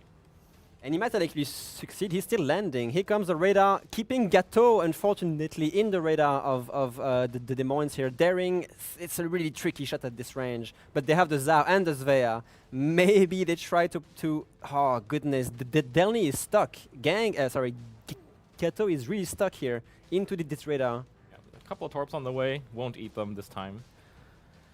He has to maybe try to make a really hard right turn here at this point. And now John is spotting the Des Moines, but he's probably going to have to trade himself in this process. Yeah, 3,000 HP left on the Des Moines, and he's bow in, and Minotaur has so much trouble with bow in targets. I mean, he only has to get a lucky few superstructure pens. No, I don't think that's happening. He won't get it. And Ayaya will eliminate Rain from the tournament. This was loser's bracket. That is insane. Okay. Very interesting. Crazy comps coming out of Rain. Not quite paying off. Obviously, we did see the hull in that split moment where the Zhao just went like, oh crap. That's actually a lot of damage, but didn't manage to make anything happen with the two hulls. Neither of them picking up a kill. Svea being... I think Aya's Svea has proven to be, over the last 2 games, extremely well played in both games. So much utility. Playing like right at the edge of its radar all the time. I think it's been really, really excellently played, and that's an expensive ship for a reason. In hindsight, when you look at the performance of Ayaya in the last 3 games, they lost the first one because of a bit of a blunder, but they had Ren on the back foot the first game. They had Ren on the back foot the second game. And then they just, without that much effort, I would say, in this third one, they basically like play all the cards right, get the caps however they wanted, contest the hulls however they wanted. That was really strong on their side. Yeah, no, and like I said, like the hulls really showed what Hull is good at, but it's a situation where you get to do that once in these kind of games. Yeah. And the rest of their plan just didn't really kind of click. a lot of sort of pushing into known crossfire. Exactly, and I think also radar cruisers, right? Yeah. I mean, Yeah. it's like you see the lineup that IAR brings, and of course, I mean, they've decided to put their own lineup down and go for the home cap push, but I mean, it was always going to be really, really difficult because, of course, IAR can read the game, kind of sees, okay, they're not contesting C-cap for a long time, so it can only realistically be a home cap push here. And they're just getting the Des Moines into like a crucial position to have one, crossfire, and two, also the ability to put radar on towards their own home cap. So yeah, I think that was going to be a tough game regardless of and I think what Rain happens. has in the always end. been a team that relies really heavily on its destroyers, especially in its pushes. But at some point, at some crucial points, you just need HP to push. Yeah. and that is something that Rain has historically, like, they do favor doing those heavy destroyer comps, but that does mean that the trade-off, because at this point in the game, destroyers have equivalent firepower to cruisers. They have so much speed, a lot of flexibility. Obviously, not having to deal with having a citadel is pretty important. But if you just need to put a ship on a cap, like, sometimes you need some HP. Exactly. Yeah, no, absolutely. And I guess before we go into the replay analysis, if we can put up the code for this part of the stream, please, team, while we sort of get everything ready on our end. Yeah, I mean, it's tough, man. I mean, Rain getting knocked down in the lowest bracket is to be unexpected, I guess. So yeah, close call, quite literally a close call. Yes. Just going down to the third game, to the decider. So yeah, I mean, we can run up the replay right now and just take a more detailed look at what exactly was going on. Excuse me. So yeah, just initial deployment. You can kind of see like 2 games in a row where Rain has heavily committed onto one side. So what does IAR do? They're really careful with like the daring and the Z. I mean, it works out in the end. They win the game, but stuff like this, you know, is like, can decide the game because now they have to be careful because they have to respect Rain's initial aggressive openings, and this is exactly where they are leaving some points on the table. They could have easily just you know, done the daring, just contesting from the edge of the cap here while the Z provides the hydro. Instead, they didn't opt for this. Totally understandable given what they have been facing the previous 2 games. I mean, like, maybe they could have done with an extra ship with the Hindenburg, given that does end up coming a position where you might, maybe if the Republic stays more central instead of following like the push more.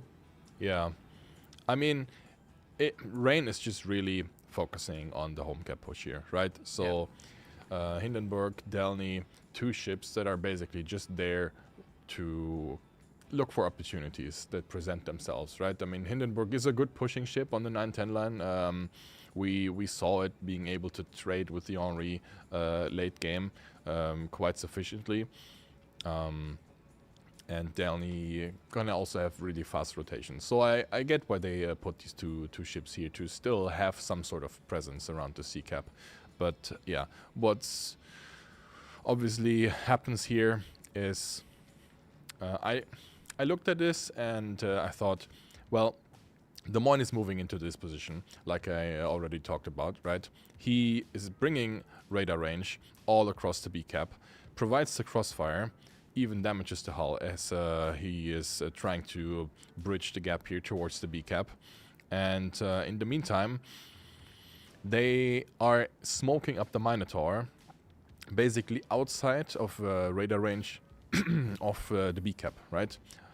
They want to catch the Svea, of course. Barely doesn't, I mean, it just doesn't work out by tiny margins. But what this does is now they don't really have any capabilities of touching the cap, right? Svea is still alive, so they couldn't really open up aggressively in order to catch a ship. I mean, stuff will happen to the Zao soon, which I thought was pretty funny. Just hull things, right? I mean, completely shaving off the HP of this Zao. But again, like, what do you do in Rain's situation here when it comes to B-cap control? Can't really do a whole lot. Sheep obviously trying to help out Gang at the B cap, but yeah, yet another rotation comes in with the Z42. Sheep not having Hydro in this situation, also kind of unlucky. The timings don't match up, but I mean, Rain realizes they really have to go for this cap because they're already starting to get onto the back foot here, with Ayaya close to getting across 600 points. And yeah, I mean, really great trades here, but in the end, yeah, Ayaya just has one up. Zed survives with like a couple thousand HP. And yeah, not having Hydro in this kind of matchup really meant that they weren't going to be able to kill the Z42. If the 52 would have had Hydro, I think it would have been a completely different story here. It definitely doesn't turn it into the sort of just kill and kill and kill and kill. Like, Yeah. these back-to-back just losing ships very quickly does tend to like demoralize and disorient teams. Yeah, You got to exactly. really think on your feet. That's why you see the Hindi push the Henri, which even though that becomes a mutual trade, if you're in an Henri, you'd rather be pushed by a Hindenburg than you have to push a Hindenburg. Of course, yeah. And we can see here, Delny, Hindenburg, they are realizing, okay, something needs to happen, right? And obviously, this draws them back towards the cap point, because that's where the points lie, Yeah. right? I mean, it's 700 versus 474 right now, so yeah, it's quite desperate at the minute. But it's just this crossfire, right?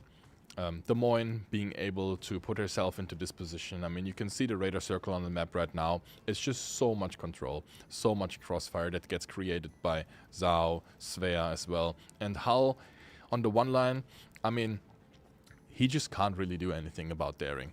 Daring is basically keeping him spotted as soon as he wants to open up on the Zhao, because Hull doesn't have any smoke screen, right? And it's just overall really difficult for Rain to create a play which they so desperately need at this minute.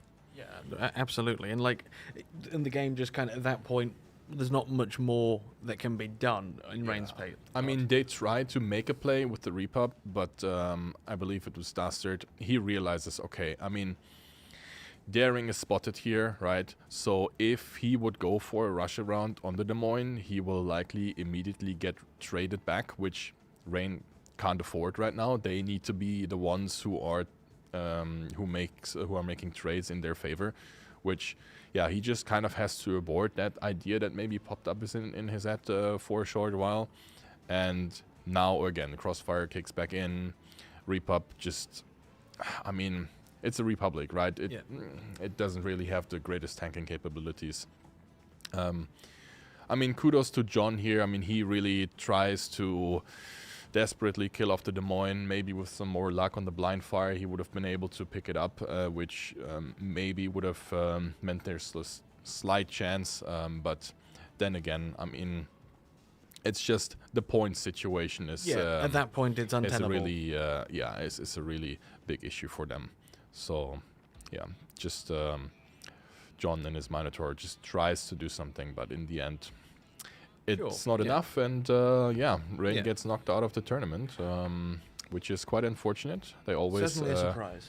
provide some high-level gameplay further down the line, but They're always a pleasure to watch for certain. yeah, We also now can go over to some of the sort of ship and map data that we've accrued over the tournament. Like, what are teams picking a lot? What are teams banning a lot? So to see what like you can kind of guess. Like Hull, as we saw, kind of a surprise at the end there. A lot of Klebers, Republic being a battleship that after a lot of games that we haven't seen without any battleships. So we can soon hopefully go over to some of that. But since you've got it up in front of you, Blood, like, what is the most picked ship?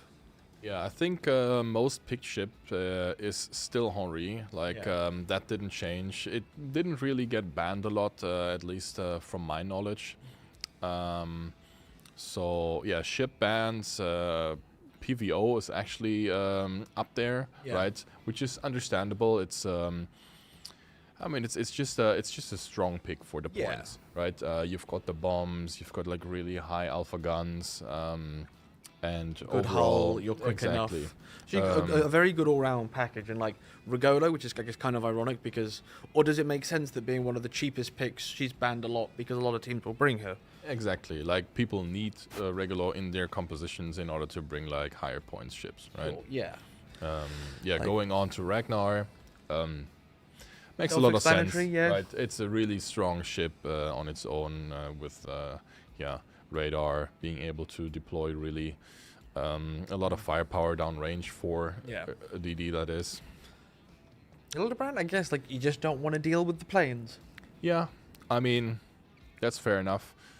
Hildebrand, as we didn't see it on stream today, but I was fortunate enough myself to see some Hildebrand gameplay within the scope of WM tournament games, and I can see why people just want it gone, because the amount of spotting that you can provide with the constant torpedo planes launching can really make for some uncomfortable situations. So it makes sense. Like Marceau, Gdansk, Kleber, like the big, fast, heavy gun destroyers. That makes a lot of sense. Of course. I mean, you're gonna see like ships that are usually pretty strong on their own in that ban list, right? Yeah, and then for the top 10 of the ships that like people picked, like probably after we've watched, like yes, she was the most banned ship, but she's also one of the most popular ships in Oranya's case. Yeah, exactly. Like as soon as it's available, people will pick it just because it's fairly easy to deploy in a lot of strategies, and it's just in a comfortable place. And that's exactly why Henri is up there as well. Doesn't cost a lot of points, and as we've seen, it can have a lot of impact, pushing and kiting. Yes. And then you got your more like your classic, like obviously we've seen a lot of Zhaos, we have seen a lot of Regolos. Daring has been a mainstay of this tournament, because again, she's one of these like good, well-balanced ships. Yeah, absolutely. Yeah. So these on screen now are ship appearance as a percentage. So in just under half of all games is an Henri, at least one. So it does go to show just how sort of a return that ship has made back from its when it was first came out, and then it got the reload booster. Then it was its acceleration and such was nerfed, and eventually it's come back to that state. And this is like the first big sort of return for it. Absolutely, but I mean that's just the beauty of this format, right? With the points attached to these ships, it brings a completely new incentive to just bring ships that you usually wouldn't see in like some King of the Sea format, right? Because as a ship on its own, when competing with others, if you have the freedom to pick other ships because there are no points attached to it, I mean you will go for an Henri. Just because it's so much brings so much value with, I think it's 11 or 12 points. Yeah, and then obviously at the far end in terms of picks, like Solo and all of that, like it's just like Smolensk is like one of the least picked ships. Yeah, I mean it's quite expensive, right? It has a smoke, and it also has the ability to put a lot of HE fire downrange. So it makes sense why they attach high point values towards that. I guess ship. Are there any ships there that are a surprise? I'm curious, because we know Oranje was very much banned. Is that why Guden's so popular? Potentially, right? I mean, Guden, we saw teams even combining Guden with PVO, right? Yeah. So it's just these bombs bring a lot of opportunities to you, like ships that you wouldn't usually be able to reach with like normal just main battery, right? You are now able to deal damage to those ships, and now you've only got to figure out a way of spotting them, right? Which can be a little bit easier than putting a ship on a flank in order to have that crossfire available. Like in the case of like how popular the maps are, I generally would agree with that. Like Northern Waters, I think, is my favorite of the current pool. I do like that map personally. Yeah. And if there's something to take away from that stat as well, is that it's fairly balanced. I mean, okay, Land of Fire is a little bit of an outlier, but you can clearly see that the map pool just kind of speaks for itself as a really balanced map pool, right? Yeah, I think Hotspot, the sort of contest cap with how the islands are arranged, is more of a map where you're like, I'd rather play north than south. But the other maps, the maps with over 50 picks are fairly good balance both sides. Yeah, absolutely. No, yeah. So I guess do we have any more games coming for the day? We I have one more. One more series. We have CL Yeah. versus III. Well, which is really exciting because we have seen really good display from Aya here, Yes. and we're gonna Very keep seeing true. them versus CL in Yeah. the next upcoming best of 3. Yeah. They have demonstrated impressive plays and takes. All right, that first game with the Napoli scratch it. We can forgive it now. It's okay. They have Yeah. redeemed themselves from that thing. Absolutely. But especially in knocking out Rain, Yeah, came I as a mean, that surprise is to that me, is yeah. definitely like a monumental. Not task. all clans have Yeah. that badge on their, Mm-hmm. on their coat. So yeah, fair enough for them. And we're gonna see more of them. I hope that they're not too exhausted because I'm sure that these 3 games took a toll on them in terms of mind power and energy Yeah, it's and like stuff like that. 100%. Like, what time is it where they are, for all we know? Like, And now Yeah. they are facing CL, which Yes. had also a pretty good run because here they are now. So yeah, exactly. I think notably, CL was the one who put Rain in the lower bracket Yes. in the first place. Yeah, Ouch. CL beat Rain 2-1 and then went 2-0 down against Resin, yeah. and then beat Bonks 2-1. So that's how they got here. III beat Throw 2-0, went 2-1 against TWA, and then beat Rain 2-1. So that's the path that both of these teams have taken today. So they've had some success and they've had some defeats. And we should hopefully be getting the teams and such around shortly, but obviously they're just getting ready. So hold on, sorry. Aya is also a Chinese team. Aya is from. They are the SEA Seed 1. so ACA Asia Seed 1. So it's basically 2 Asian teams competing in the loser bracket round 5.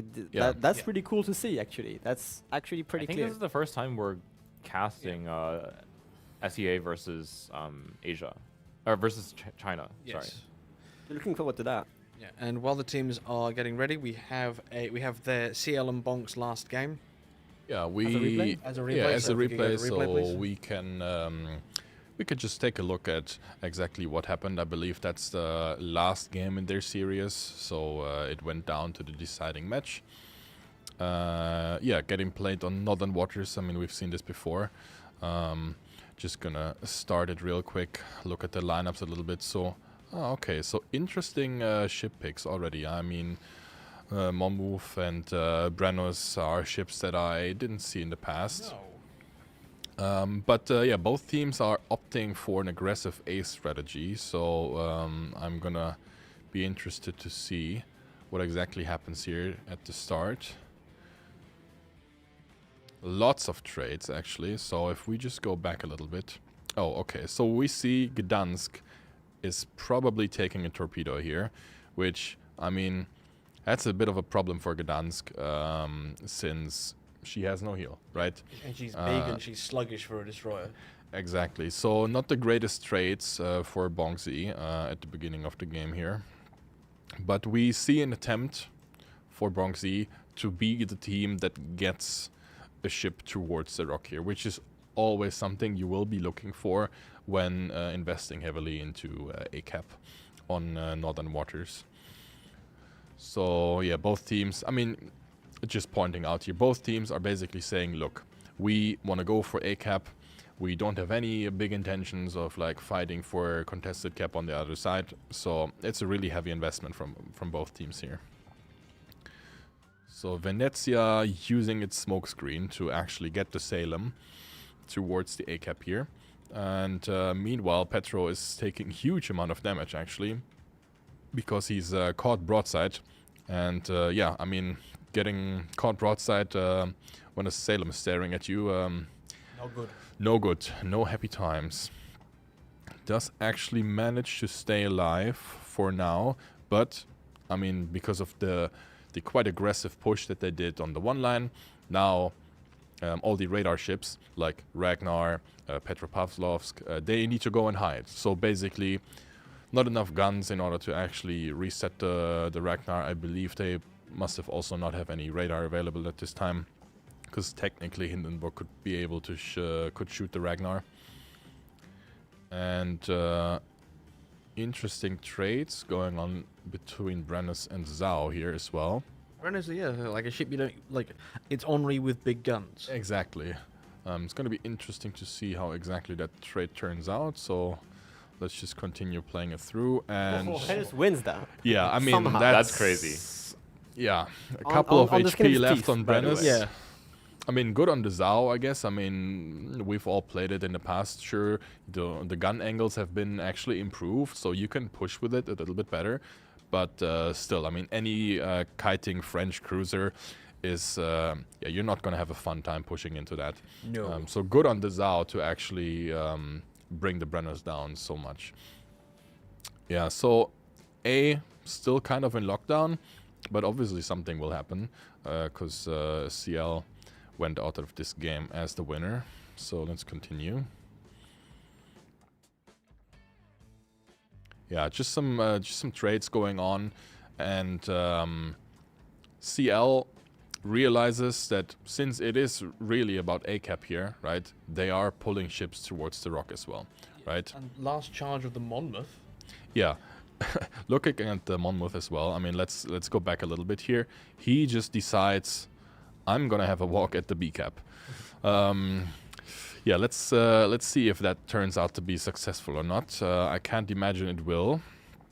She holds her ground for a long time. Yeah, she holds her ground. And hold on a minute, I will need to go back on that because We have a there's crazy something. Delny push. Yeah, we have a Delny push, and obviously there's only one thing that you would do while going for this play, and that's, I believe that's 2 cruisers sitting on one line. Delny comes around the corner. Oh my Gets god, and bags both of them. gets both cruisers That's on the Venezia rock. and a Salem. Yeah, and doesn't even get hurt in the meantime. That, I mean, yeah, that's probably in some highlight reel that you will be able to watch after today. Sure. Crazy plays for sure. Which, I mean, again, both teams committed to ACAP, and that was exactly the play that CL needed to break free, right? Which now, of course, they are going to lose to Monmouth. Gdansk gets traded, unfortunately. But now we're in a situation. Ragnar's in the middle of the map.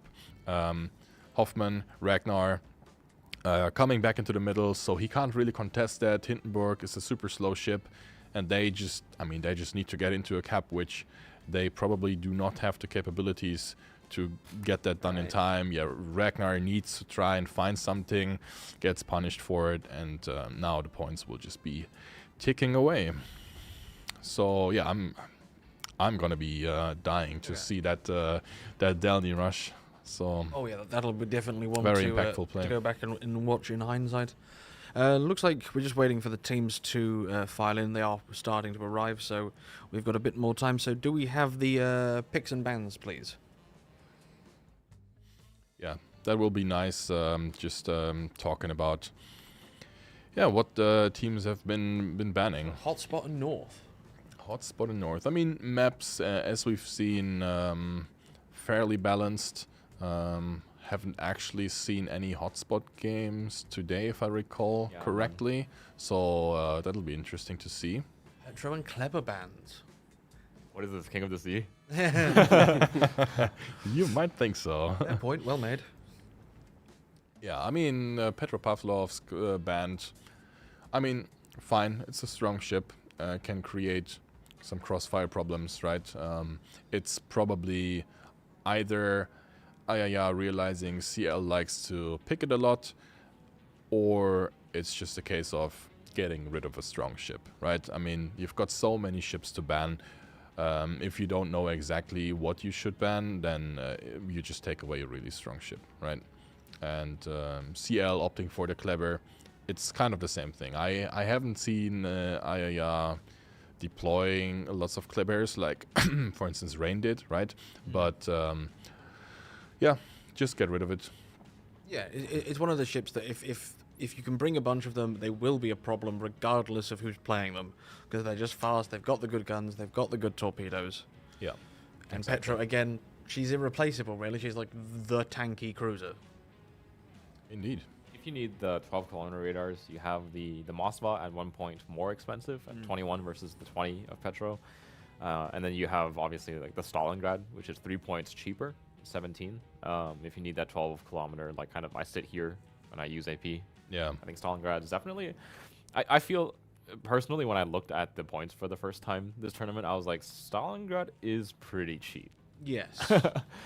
We haven't seen it yet. I guess it is also a problem where we're seeing ships like the Sveas being played a lot, like Ragnar is still being played a lot, and Stalingrad does suffer at the hands of that like concentrated HE fire pretty heavily. Indeed. So it's not the tanky ship that it likes to be, but at 17 points, like it's worth as much as a Napoli or a Salem or a San Martin.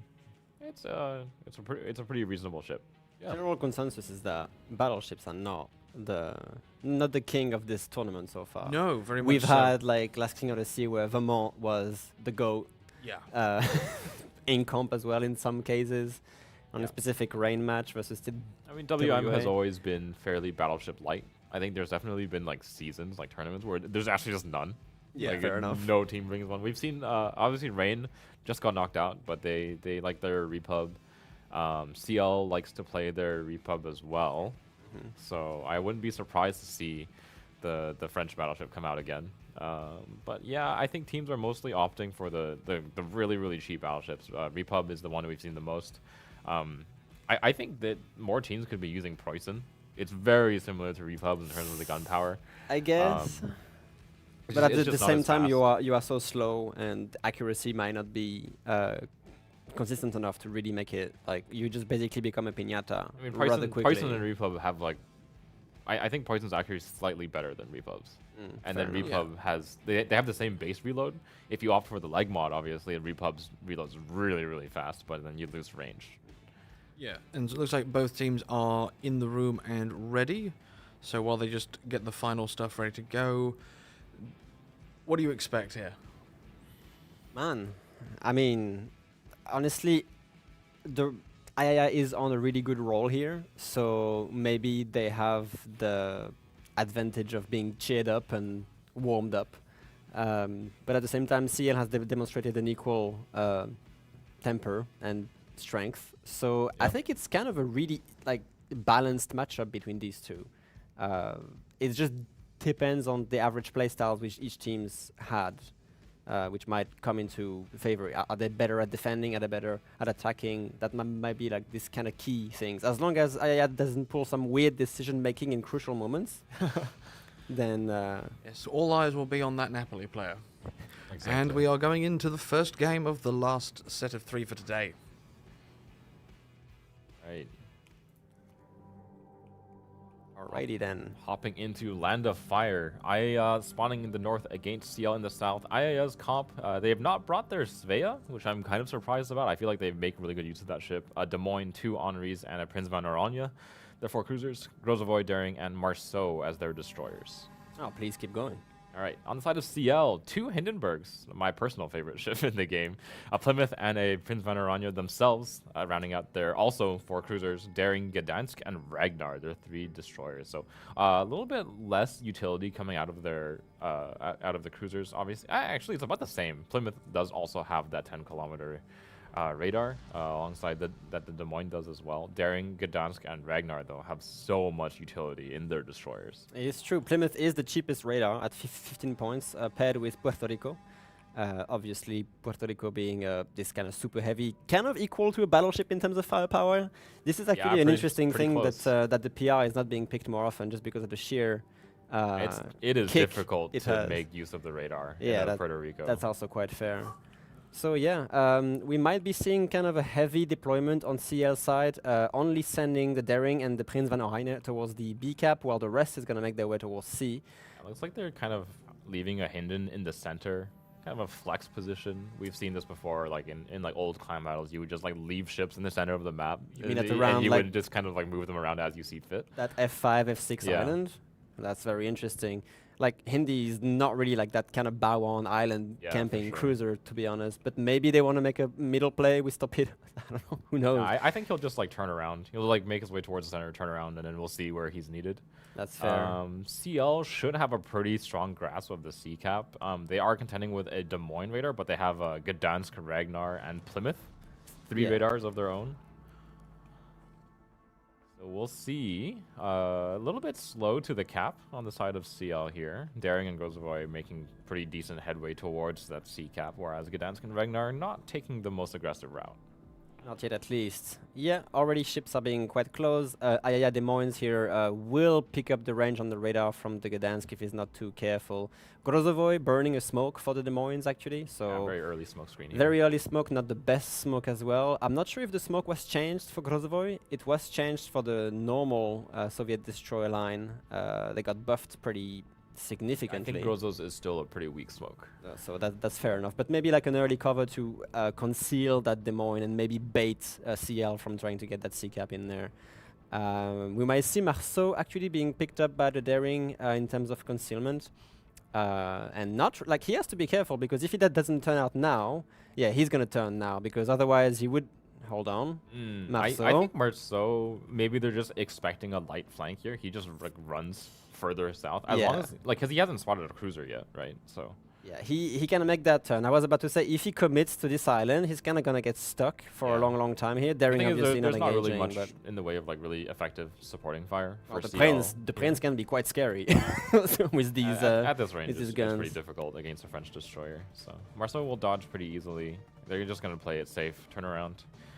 Got a Around little bit into of, Daring torpedoes, maybe. Let's hope it doesn't happen. Uh-oh. I think the Daring has range, but yeah. He still hasn't in boost. I think he fits right between these two spreads. Yeah, should have spotted the torps at this point. He can't turn out because there's a rock. He... Okay, not today, not today. Today, torpedo. Meanwhile, Des Moines, popping out of that smoke, of course, is going to become under... is going to come under heavy Ragnar Hindenburg fire. Yeah, Ragnar and Hinden can do a lot of damage. Oh, yeah, definitely. Des Moines with the 30mm plating cannot shatter either the 150s from Ragnar or the 203s from Hindi. So this is going to be a lot of damage being poured on this. For the first time, there's a cap going uncapped right off the bat. Imagine. I don't think much action will happen between A and B, to be fully honest. So we're going to keep our eyes on the C so far, because there's a lot of action here. Ragnar is unspotted. Ayaya is sending that Daring here to try and get eyes on that, but he's in a really cool spot right now, where he can just literally farm that Des Moines for free, unspotted.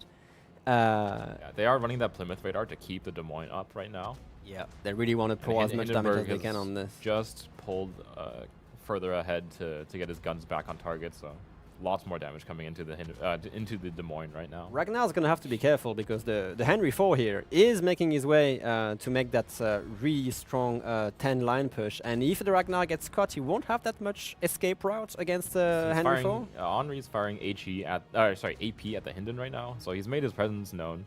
It's not going to be too surprised. But he's not spotted yet. He hasn't been spotted yet.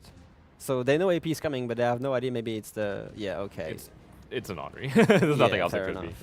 That Des Moines is suffering. Yeah. Big time. The Ragnar is even reversing to try and get eyes on it. The Grozovoy has rotated to try and smoke him up. They don't have another... No DCP, They don't have another radar from the Plymouth, so... Nope. 10,000 HP on that Des Moines is also what he's going to be left with. No DCP, so these blind fires, if it sets a fire, and it does for sure, that's going to be extra damage being taken away. That's unlucky. From that He does Des have 10 Moines. seconds until his next heal, so he won't die from this, but they have had to pull the Grozovoy back towards him. Like, that's so much time being wasted. Another smokescreen being wasted, obviously. Meanwhile, some pretty hefty Henry versus Hindenburg here. Henry suffering greatly because the Ragnar is also on that I think broadside. this Ragnar is doing so much work here. The Daring can't even smoke because the smoke firing penalty is too high. Yeah. Shikishima here is about to maybe go down. That Hindenburg is not dying anytime soon and just pouring so much damage on this. As long as he Henry stays IV. well angled to the Henri AP, should be relatively safe here. Daring is even trying to assist us with the guns. They Honestly, just want to bag that At kill. this point, I would, as the Hindenburg, I would not risk these torpedoes. Like, that's AP angle. He doesn't manage to get a reload out, so Hindenburg should be fine. I mean, fine though. I'm not sure about that because that Daring can probably finish her off with No. HE eventually. There's no heal for another minute, I so guess the Daring he's can got pick her up. 40 seconds The until Daring they has a heal. really good DPM. I believe the Daring can easily get that kill. They have to. Just how much they have HP to make will a he trade. yeah. They have to make that trade, and that's actually kind of cool. Like the Daring gets away on 15k HP. That's actually quite fine. And in the meantime, they put the Marceau into the C cap. to try and get that cap turned around for them. Plymouth does have a radar. He's just going to pop it now. 15 seconds to reset. Should be plenty of time for the Gdansk and Ragnar to put some fire Oh in. yeah, definitely. The Marceau has to bail quick at this point, not to take too much damage. Maybe he tries to pull it 5 seconds. He gets contested at the last second. Yeah. Unfortunate. That's dangerous for the Marceau to stay that way, I think. I mean, there's another 2 raiders to follow this up if they need it. Plymouth also getting into proxy spotting range, so really forcing him to go away. Has to be careful not to show too much broadside to this British. Oh, decent salvo coming out, about 3k. Oh god, that last one could even chunk him up again, but I think he picked up the speed, so he can actually get away from that. Rather fine. Some Aranya bombs coming in towards the Plymouth. Is it on target? No, just a little bit behind. Torpedoes, however, from the Marceau. Oh my god, scratches the paint on the Makuruku's Ragnar here. So yeah, the C cap remains uncapped. Yeah, remains uncapped. There's just too much radar around it. What can you do? There is indeed. Predictions. Oh, wow. Very even predictions here. 51% in favor of IA, 49% in favor of CL. So does this mean people have no idea, or this matchup is so well balanced that it literally is a 1-to-1? It looks well balanced indeed. Look at the points right now. It's like literally 940 equal. I mean, you know, CL does have an HP advantage ever so slightly. But look at the darings. The daring from CL has literally just been... Aranya just landed like an 8,000 damage shot onto the Ragnar. On the Ragnar. Wow. That was a crazy shot. Yeah, these guns don't mess around. Definitely not. So the Ragnar has to be a bit careful. Still 2 heals, but yeah, a little bit scary. With the Aranya and the Marceau having made that rotation, though, Luna's daring is about to step onto that A cap. It's going to be the first big swing here, I think. Indeed, yeah. And the Henry IV can't do much about this, to be fully honest. Not a lot you can do. He can try to stay in the cap, but he's being literally just fired on by the Hindi and the Prince. He's traded really, really well against the Hindenburg. Considering there's an Aranya trading as well, like I'm not sure why this HP trade is so one-sided. It is a kiting Henry. Henry is exceptionally good at kiting. And Hindenburg's burning away on 3 fires right now. Has to go dark and quit the engagement, definitely. There are torpedoes on the way of the Henry. He has no sonar, but I don't think he will do anything. Aranya bombs, of course, extremely hard to land at that range. Wait, where's Luna? Oh, he's been radared by the Des Moines. Okay. The Des Moines rotation actually catching the ring, as you said. Yes, that's a bit dangerous. He's close to the Henri. The rest of the ships should be relatively far away enough that they're not too much of a threat. But he's deep into the radar for another 10 seconds. 10 seconds on this radar. So once it ends, he can definitely get back into the cap. Delaying that cap. Yeah, delaying the cap a bit. Yeah, which is kind of a pain for CL right now because they have 4 minutes on the timer to do anything about that cap at this point. And with the Des Moines now literally pulling himself into the cap, there's no way that CL can take it back. Yeah, I mean that should give CLC, theoretically speaking, because the Des Moines radar is no longer at sea. Yeah, but they have a Marceau right there, to be honest. Like, yes, sure, the Marceau will be pushed out. They have to slot the Plymouth in there, but then the Plymouth faces the Prince van Oranje, which actually... Does the Prince overmatches the Plymouth with AP? Prince's guns are 240? Are they 240? I think the Goliath guns, so they should overmatch. 234s? Okay, 234s should overmatch the Plymouth. So Plymouth cannot even go into sea because of that pressure. Like, right now, I just have to defend. They have the perfect rotation with the Des Moines. Henry is extremely healthy and kiting still. Actually, never mind. He's kind of going to get stuck into an engagement with the Prince here. Does the Prince has AP? Because now is the time to chunk him. Let's see. No, I think it's too late at this point. It's too late to fire the AP salvo. I think A is going to be extremely hard to take, and they have 3 minutes to make it happen. I think what happens is Aranya just like conserves HP and gets around, and they just try to kill the Des Moines. Yeah, here we go. Aranya is engaging he actually the with armor piercing, but he's angled already, so he's not going to do much, to be fully honest. I mean, 12k. That's pretty good. Here we go. Gdansk finally pulling himself into sea. He's really low on 10k HP. The Marceau is actually gonna engage, but he's being radared right now. This is all blind fire on the Gdansk right now. And the bombs from the Prince actually coming in. The Gdansk smoke right now. Are they gonna do anything? This could actually kill him if they land. He's backing up out of it. Is he though? Yeah, just barely. Just in time. Just barely. And there's still a bunch of resets. If the Gdansk pokes out of the smoke, can he actually get spotted? I don't think. I think it's far enough away. Yeah, I don't think he'll get spotted. It's just too dangerous. Oh my god, still being hit by the Marceau. That is so unfortunate. And the Ragnar's just chasing the daring around out on the 910 line. Torpedoes in the water though, Ragnar! Where? I'm sorry. Out on the 10 line. Oh goodness me! Is he gonna eat them? I mean, He's yeah. taking at least 2. Oh my god, that is so unfortunate. Okay, well, the hunter becoming the hunted at Chase this the point daring, here. ate a torp instead. So that's going to be another big swing towards the side of CL, trying to push their advantage with the radars on the C cap, but they're just not quite able to find the trades. And now the prince, honestly, the prince with sonar can just walk into C at this point. He dodges he dodges the Gdansk top. Maybe eats like 1, maybe 2. I think he eats 1, which is completely fine. And now he can just walk into C at this point and get that cap back if he wants to. And they already have the cap. My bad, sorry. Excuse me. So he's just chilling there. So I think CL, the daring got caught into an engagement with a Grozovoy, it looks like, down to 2000 HP. Does have a heal remaining, but that is his last one, and he's not going to be terribly healthy. He's just going to try to probably keep spotting on the Henri, try to pick up the kill using the Aranya's guns. CL has 60 seconds to make anything happen, and I don't think they can pull back from this at this point. Yeah. It's basically GG. They are sending the Plymouth, however. They're putting the Plymouth back there to try, but it's going to be overmatch versus no overmatch. Here and comes the AP. that's going to be a bit bloody. Not I'm quite afraid. finding the Citadel through the bow just yet. The Plymouth is just sending it at this point. There's nothing else they can do. They have to pull some kind of maneuver. It would be the time right now for the Gdansk maybe to try and open up. But 1000 through the yeah, bow.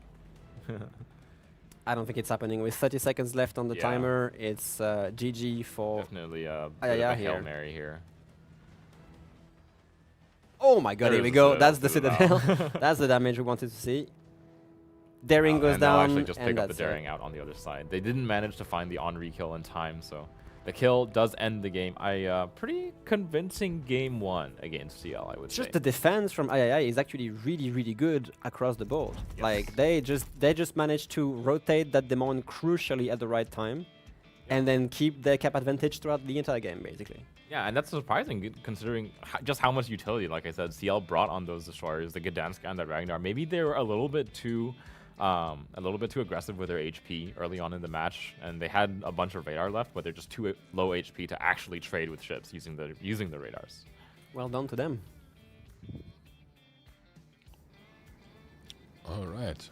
That was a fairly solid game by both teams, but just the positioning and again the sort of like crucial torpedo hits and such, catching the Ragnar out and all of that. And fair play to IIR for their smoke shooting against the Gdansk.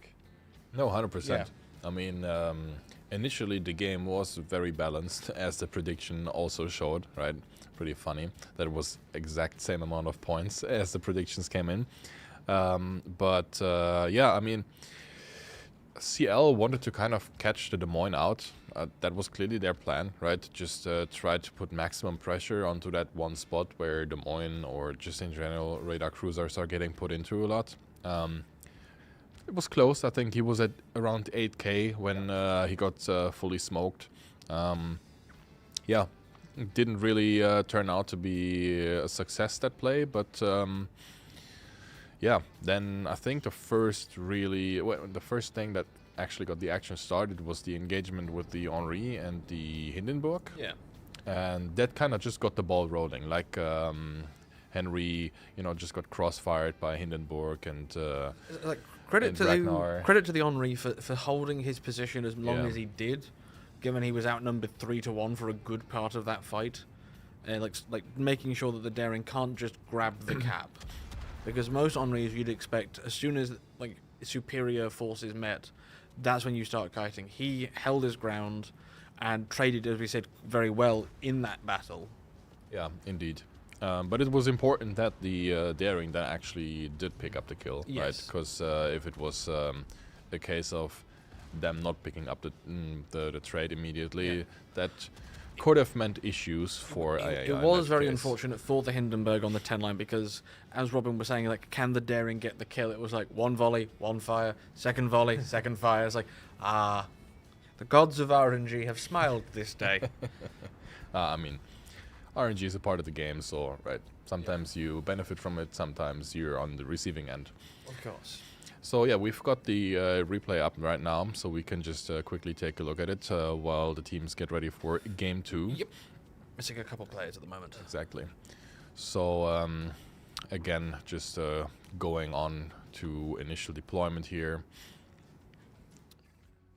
We can see that the Des Moines kind of gets smoked. I mean, we talked about it early. I think it's just they're just putting the smoke down in order to protect the Des Moines from any sort of early spotting, and also being able to not get spotted within the smoke when you're going for some shots for some contesting cruisers, right? Yeah. In the beginning, it's like same deployment, right? 4 ships on the C side for both teams, 3 ships on A-B side for both teams. So nothing fancy going on here. Henri taking the 10 line a bit earlier than the Hindenburg, obviously, because of the speed difference.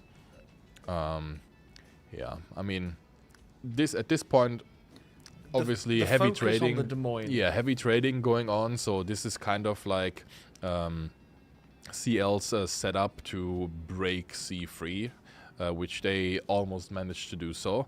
Grozavoy just came in clutch with the smoke just in time. And you can also see that this kicks off like a kind of a push attempt from IIA, because they're realizing, okay, Des Moines is in like a really troublesome situation, right? So immediately these teams will try to look for any sort of opportunity that can alleviate some pressure that they are withstanding on the other side. Yeah. Yeah, so we see Henri actually also going in for the push here, which, I mean, you could ask the question, was that really necessary, right? Because on one side, 7 line is getting pushed back. On the other side, you're trying to like create an opportunity, but he just ends up getting caught here, like, because at the minute he's still full HP, right? But now if I just let this play, he is just getting stuck here, like bow on, in a situation where now he can't get out of it anymore, since turning broadside to the Hindenburg is obviously no option. The best thing to do is to hard commit and get that island between you and the 2 destroyers. Yeah, exactly. He could have maybe jumped for this little cubby here in the island in the hopes of, I mean, just continuing to provide information with Hydro, maybe. Sure. Hindenburg, of course, has a lot of torpedoes and even bigger of a torpedo threat, but of course Henri is also not an easy target to rush. No, not at all. With the reload booster and the torpedoes that she has herself. So yeah, now game gets a little bit more dynamic. They bring Marceau over. They realize, okay, probably not worth it to take a push, and yeah, they just want to create an opportunity to get that capture point as soon as possible. It doesn't work because Plymouth, again, it's a great ship in order to provide lots of consumable power, long-lasting radar, right? So it's a really nice ship for, I think Robin said, 15 points. So definitely worth bringing here in this situation. But they realize now, IIA does, that with the Marceau rotation, they have created an opening on their home cap. So now it's basically about time to plug that hole, which they're able to do so with the Des Moines, bringing her over just in time to get that daring off the cap, right? So smart rotations from them, which, yeah, basically means they get to keep the A cap, which is quite important for them, because like we said, points difference wasn't quite high, and them being able to keep the A cap is absolutely crucial for their victory. Yeah, and managing to like not actually lose any of their defending ships. Exactly. So sure, CL needs to push for something out here. We see this time and time again. People just going into these situations that are maybe not so favorable, but they have to, right? Otherwise, they will just lose on the spot.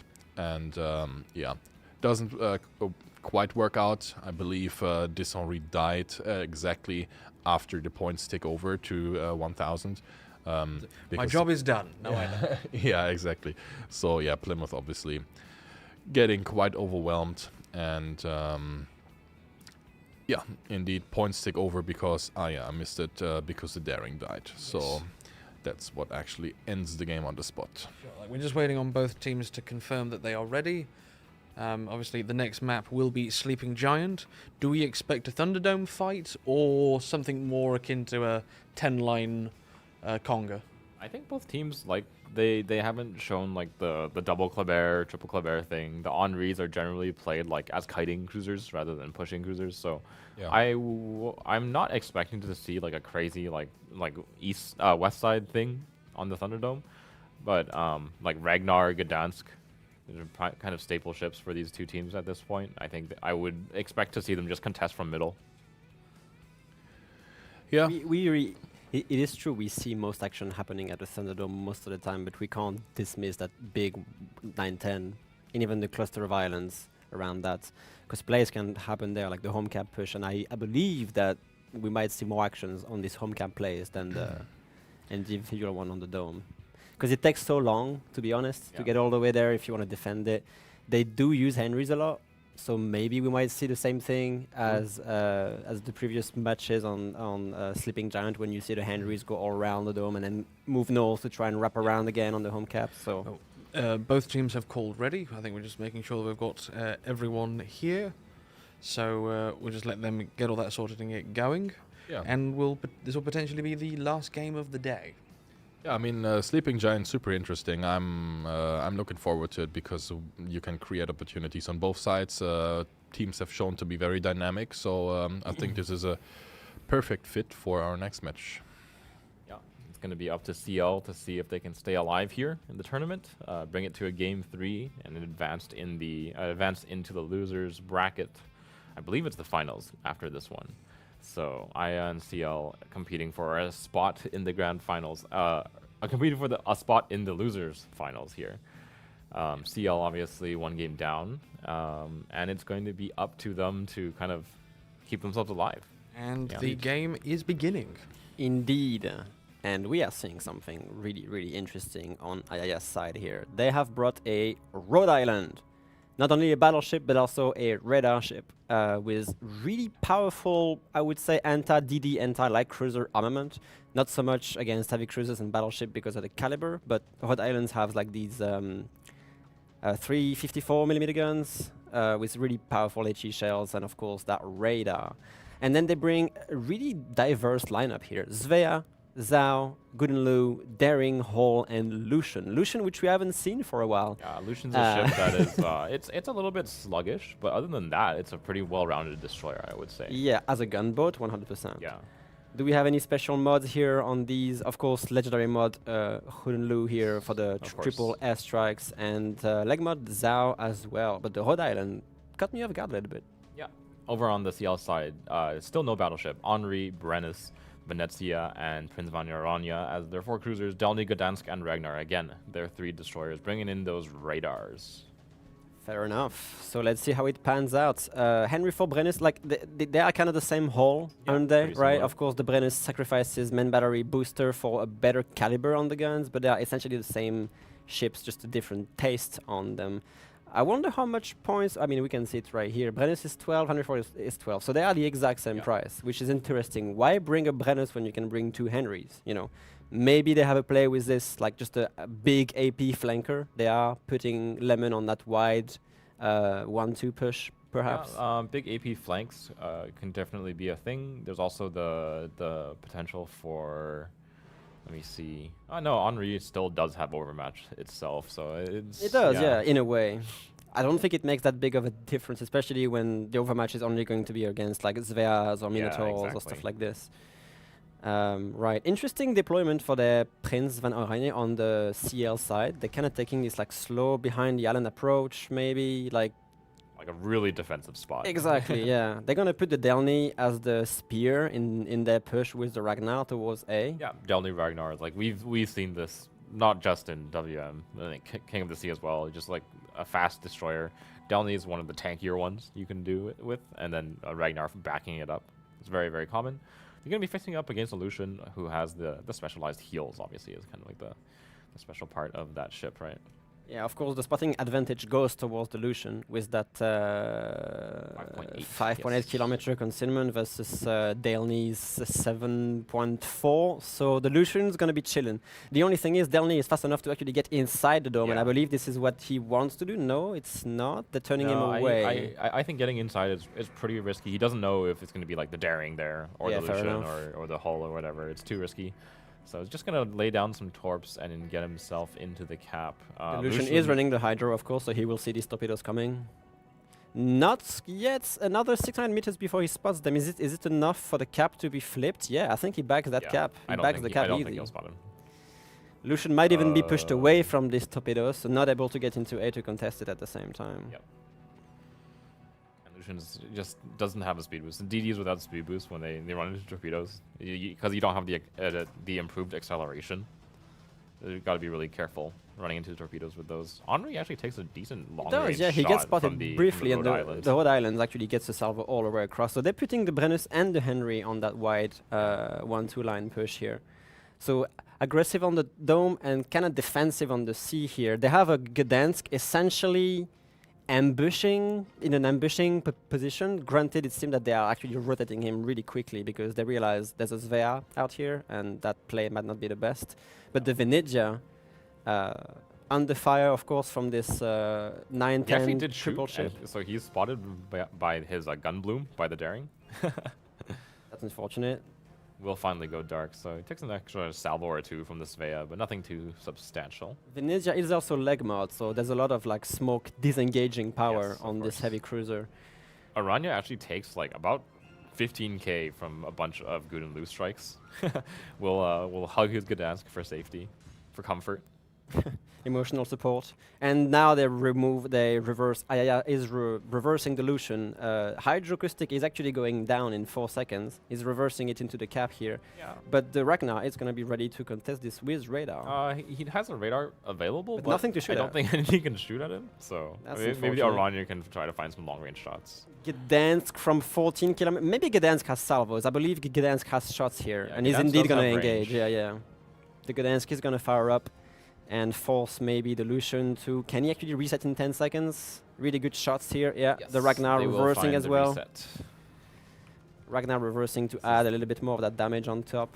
Yeah, but this is about the end of the radar, though. So, yeah, and you see Lucian's already running that heal. It's like the Sevastopol, if anyone's familiar. It's like the really, really long action time, slow Burning heal. the heal, now burning the DCP to extinguish that fire.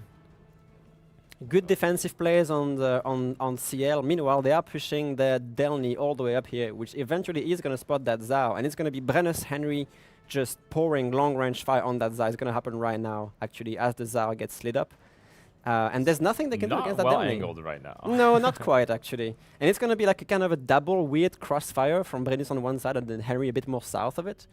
So far, this French cruiser is not really engaging the Zao. Yeah, I think it'll be difficult for them to actually chase the Zao this time because there is that Rhode Island providing a crossfire.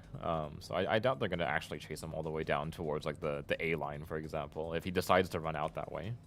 Goodness. This daring has to be real careful because the moment he gets spotted, like he's pushing close towards the Venezia, of course. But at the same time, he's providing a lot of eyes, of course, on both the Prince and Venezia for the Svea to just farm. But the Svea is It's like... not the highest damage output cruiser. And every time she engaged, she kind of gets chunked, you know, because she doesn't wait for the smoke to be Yeah, deployed before exactly. firing. So she's just trickling that HP down at the same They time do as well. spot the Gdansk. I believe he just got hard lit by the Guden. So Oh boy, that's a bit unfortunate.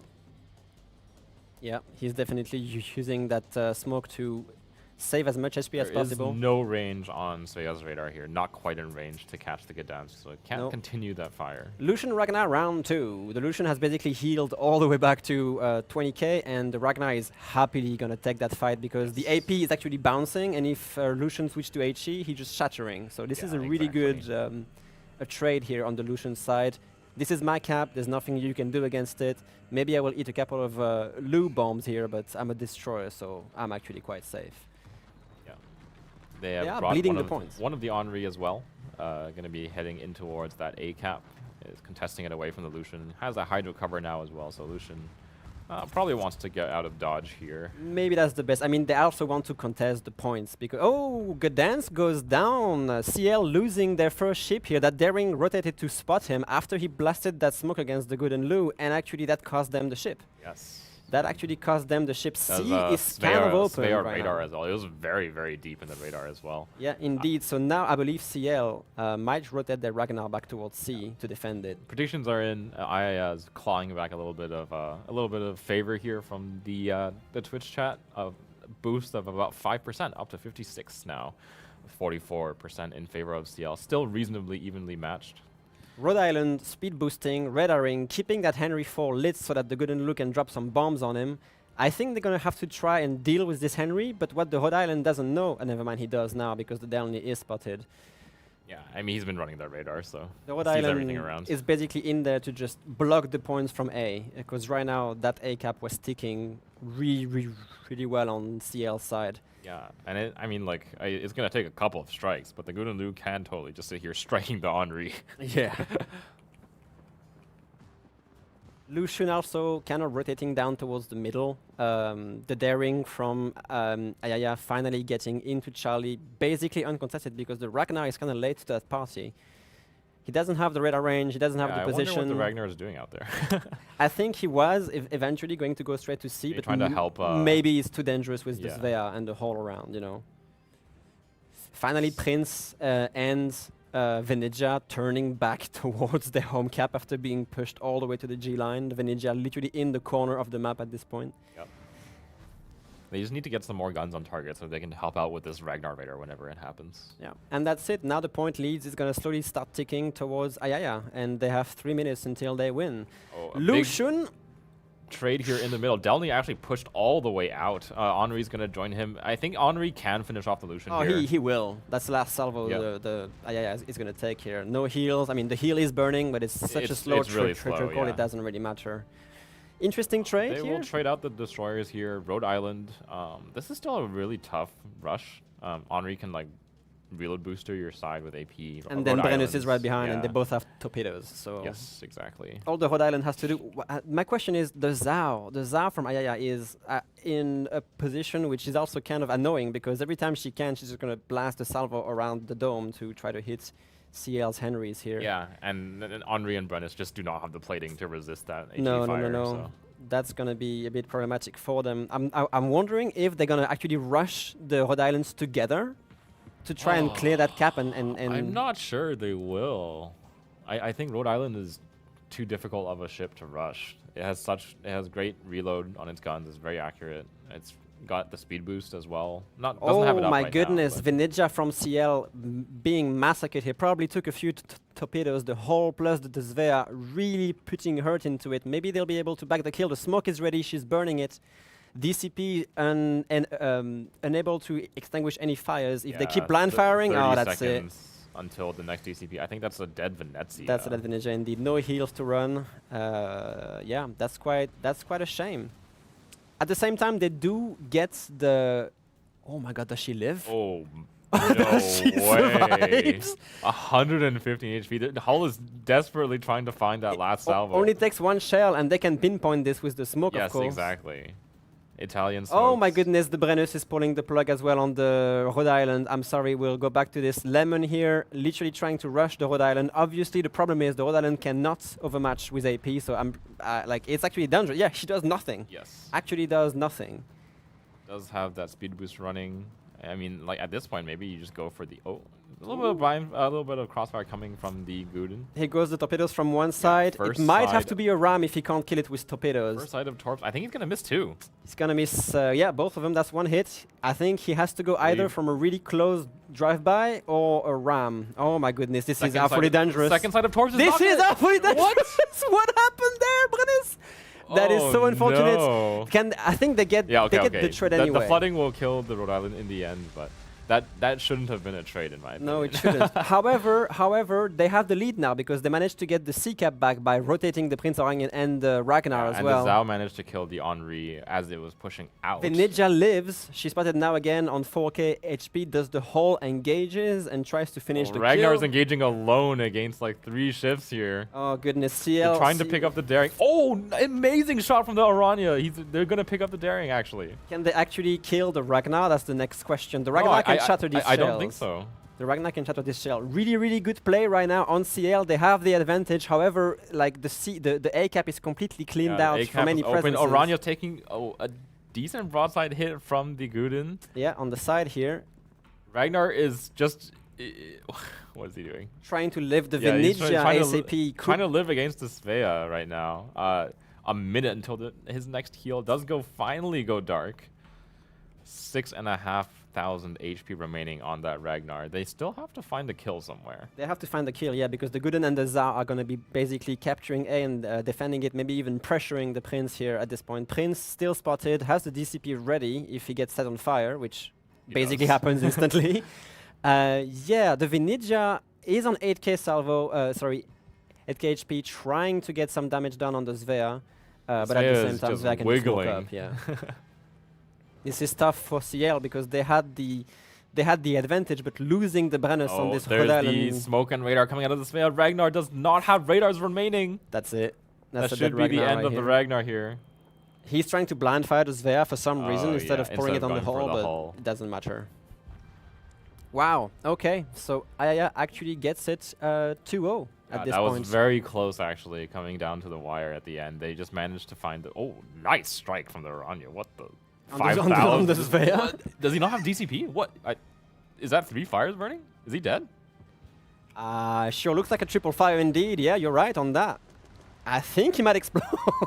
That's... Okay. Yeah, that's Svea right here. Too little, too late, okay. They traded away the Orania. Yeah.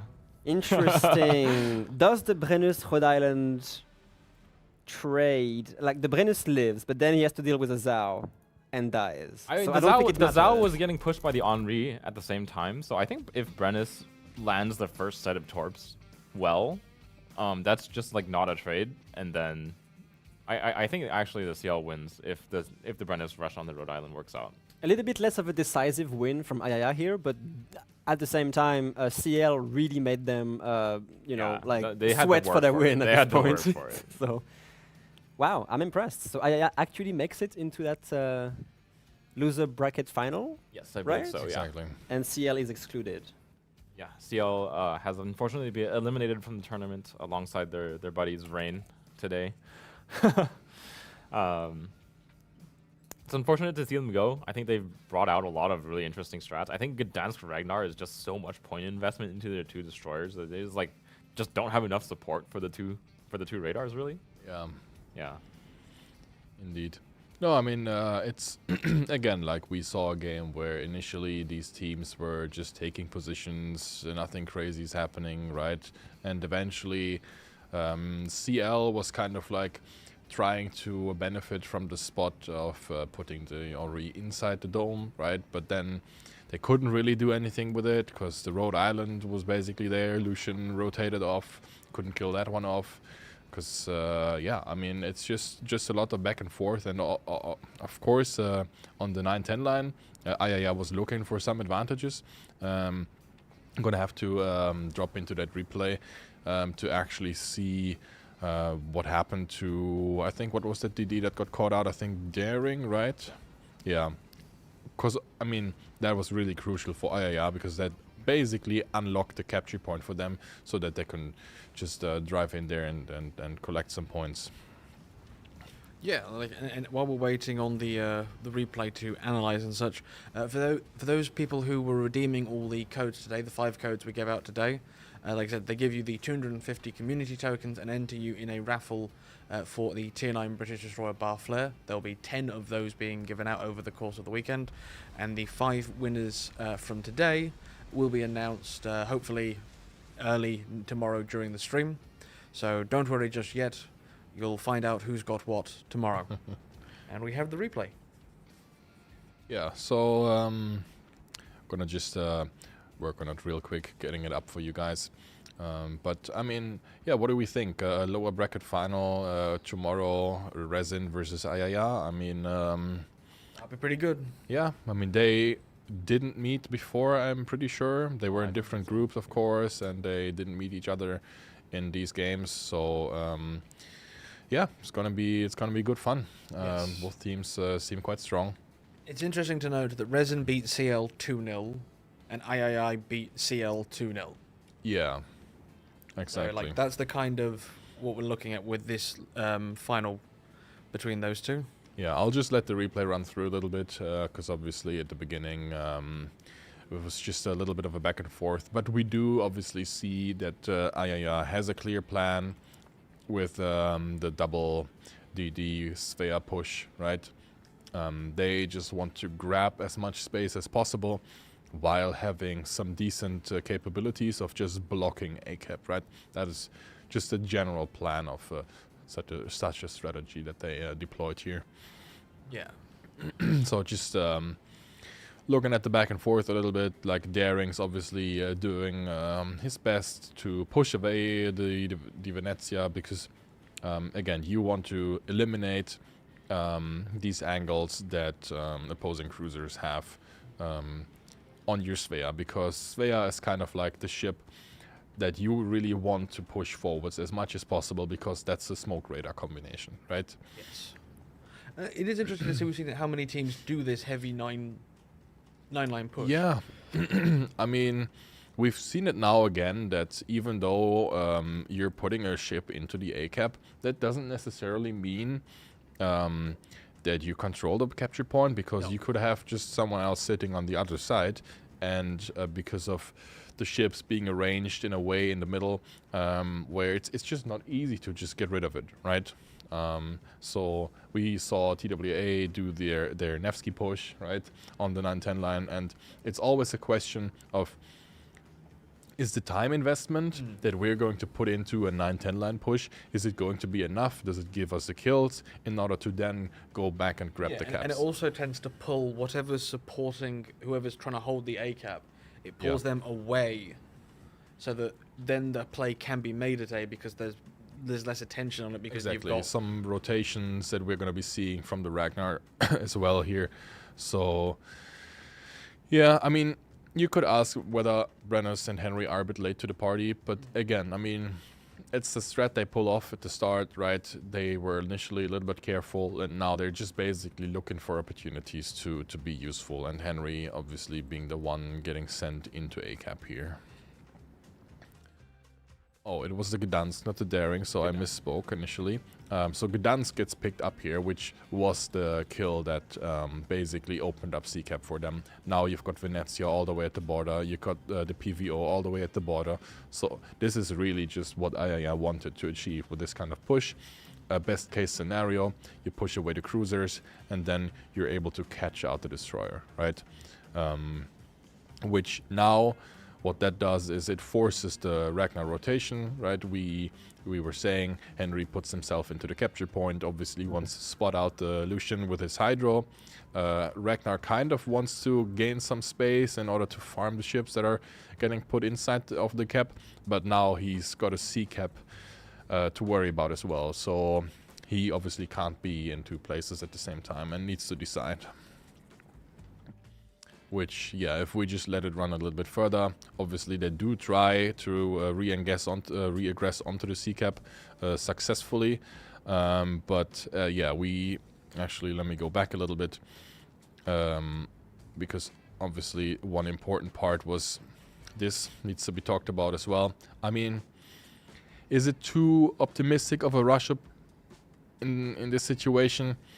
Probably yes, but do they have other options? Yeah, the French heavy cruisers are not the ships I would torp rush. The rush with Delny. Yeah, the first rush with Delny, right? That which makes sense. I mean, he was on full HP at the beginning, and if we just play it a little bit further, he just gets completely demolished, right? Sure. So, I mean, Rhode Island, speed boost on. We saw it in the engagement with the Brenners later on. That thing reverses quite fast, so always going to be a really difficult push for him. Didn't work out in the end, but again, he was just stuck in a dome and needed to make a play. I think one of the best battleship to contest a rush like this, because you have the radar for info, you have the crazy HE with a good reload, and if you have to load AP, you have demo and pen angles. and then the speed boost to reverse out of it as far as possible. So like excellent situation for Rhode Island to defend herself. Yeah, and those pen angles that you were talking about, they are going to come in clutch later on when the Brennus decides to actually go for the push. I mean, here we see the Venezia getting dropped down to like, what, 100 HP. 100, yeah. But it's pretty crazy. Like, one hull shell would have ended him. And the hull is trying to get. Yeah, exactly.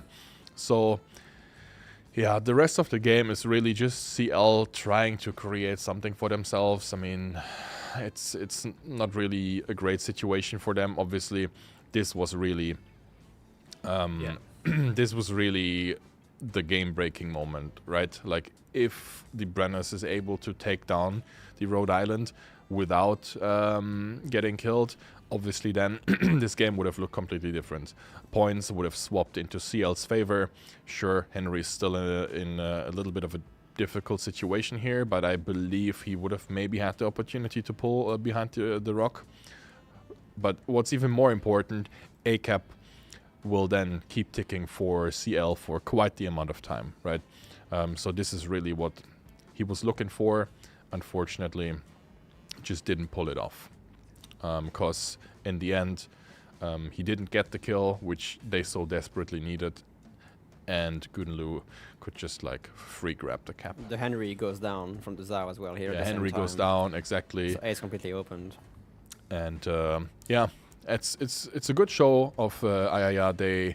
They really had a nice grip on the game the entire time. Sure, there were some interesting situations where it could have gone the other way, but I believe their strategy really just worked when it comes to controlling ACAP on top of it and also maximizing their trading potential on the 9-10 line. Yeah, I mean, like, had a couple shells landed left or right, then you would have the match would have been decided more coherently sooner. Yeah. But like, this back and forth, and the fact that CL hold the caps for as long as they do, so it is a point where they're down on ships, but they're getting the points in. So it's like, can they delay? Can they hold off? Yeah. But once they lose once they lose their Henri and Brennus, it's like there's nothing stopping the Guden just going across the map and taking the cap and putting the game to bed. The Guden spot is actually kind of crucial throughout the entire match. It can reach any important part where people are sitting. But in the actual game, she proxy spots Gdansk. Yeah. And that gives the entire IAA 9-10 like, oh, he's in the Svea radar range. Yeah. So the moment he goes out of his smoke, that's it, you're dead. Yes, so she gives that information, and then of course he's contributing to that A. Yeah. And so I guess now we can bring up on screen sort of the results of today, like all the games that are played today, and what you can expect to see tomorrow. With obviously there was many more games going on than just what we were casting. So as you can see, so TWA await whoever wins between IAI and Resin to be declared Warship Masters. But you can see how like Bonks has had a solid run all the way here, like 2-1, 2-0, 2-1 to get to their position.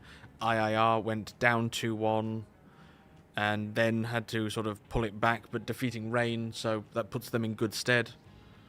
And so all in all, I think we've had some very good games played over today. Some exceptional moments. Oh, for sure. And hopefully tomorrow will be no different. But is there any results there that you're kind of surprised by? I mean, Rain. Yeah, yes, I mean, no, that's fair. Said, that like, stands out. Rain has been a consistent number 1, number 2 for so long. Alongside their rivals, TWA, who are sitting in the upper bracket waiting for the winner between Resin and IIR right now. Probably waiting for them, to be honest. Well, they were, but until they didn't. Yeah, so it's like Resin have a chance for revenge. Yeah, I think Resin IIR is definitely a matchup that could go either way. I don't think IIR outmatches Resin that much. I would say that IIR is favored, but Resin has showed that they can play a variety of styles. So. 100%. Yeah. I mean, it can really go either way from my perspective here. Sure. I believe it is a best of 3, so... Best of 5. So their game is a best of 3. Yes. Exactly. And so the winner goes into the best of 5. Yep. And in case TWA does lose the grand final round 1, we're going to head into a bracket reset of some sort and going to be playing a best of 3. Yeah. So we can, like, tomorrow might be over quite quickly, or it might be quite a while. Exactly. So you will be along with us for the ride for that, as well as like there'll be like new Twitch drops. There'll be. Can we bring up the Twitch drops, please? Oh dear, video team. And such, because obviously every day we've had different Twitch drop rewards, as well as like there'll be some more bonus codes where you can get your community tokens as well as your bar flare options. And what you can get tomorrow is the St. Vincent camo, which if we have the clip of it, because I think it's one of the best camos we have in the game, made specifically for a WMI in the past, the classic sort of ship of the line, wooden style and all that, and it's one of my favorite camos. So that is what you can get just by watching tomorrow. Or you can get some blue boosters, which right now with the dockyards going on, very useful. Magnificent, isn't she? No, that's a very beautiful skin. You are not biased for at sure. all. Oh. Kilobin. No bias whatsoever. Not at all. When cuts camo for friendships? Hey? Man, all I'm saying, like the players who know me know that I have like a thing for aggression, and Admiral John Jervis, who became Earl St. Vincent, is one of my spirit animals. I understand. No, yeah, some very nice rewards for sure. I mean, getting a Vincent camo just from watching, yeah. I hope everyone, but yeah, so like that is what you can expect tomorrow. Resin IIR, and then whoever wins out of that game will play TWA in the grand final to be declared the Warship Masters. But overall, for us today, that's about it. I would like to thank every one of you for watching. Thank you, my colleagues, for joining me for this commentating and casting. And please, Of thank course, you yeah. for the video team in the background doing all the heavy lifting with the scenes, with the sound, with the replays on the cams and everything. Thanks for all the people in the background as well, coordinators and stuff. Like, Yeah, Absolutely. absolutely. It The would not refs- happen without you. Yeah. Right? But yeah, so all in all, thank you very much for joining us, and we will see you tomorrow. Goodbye. Good night.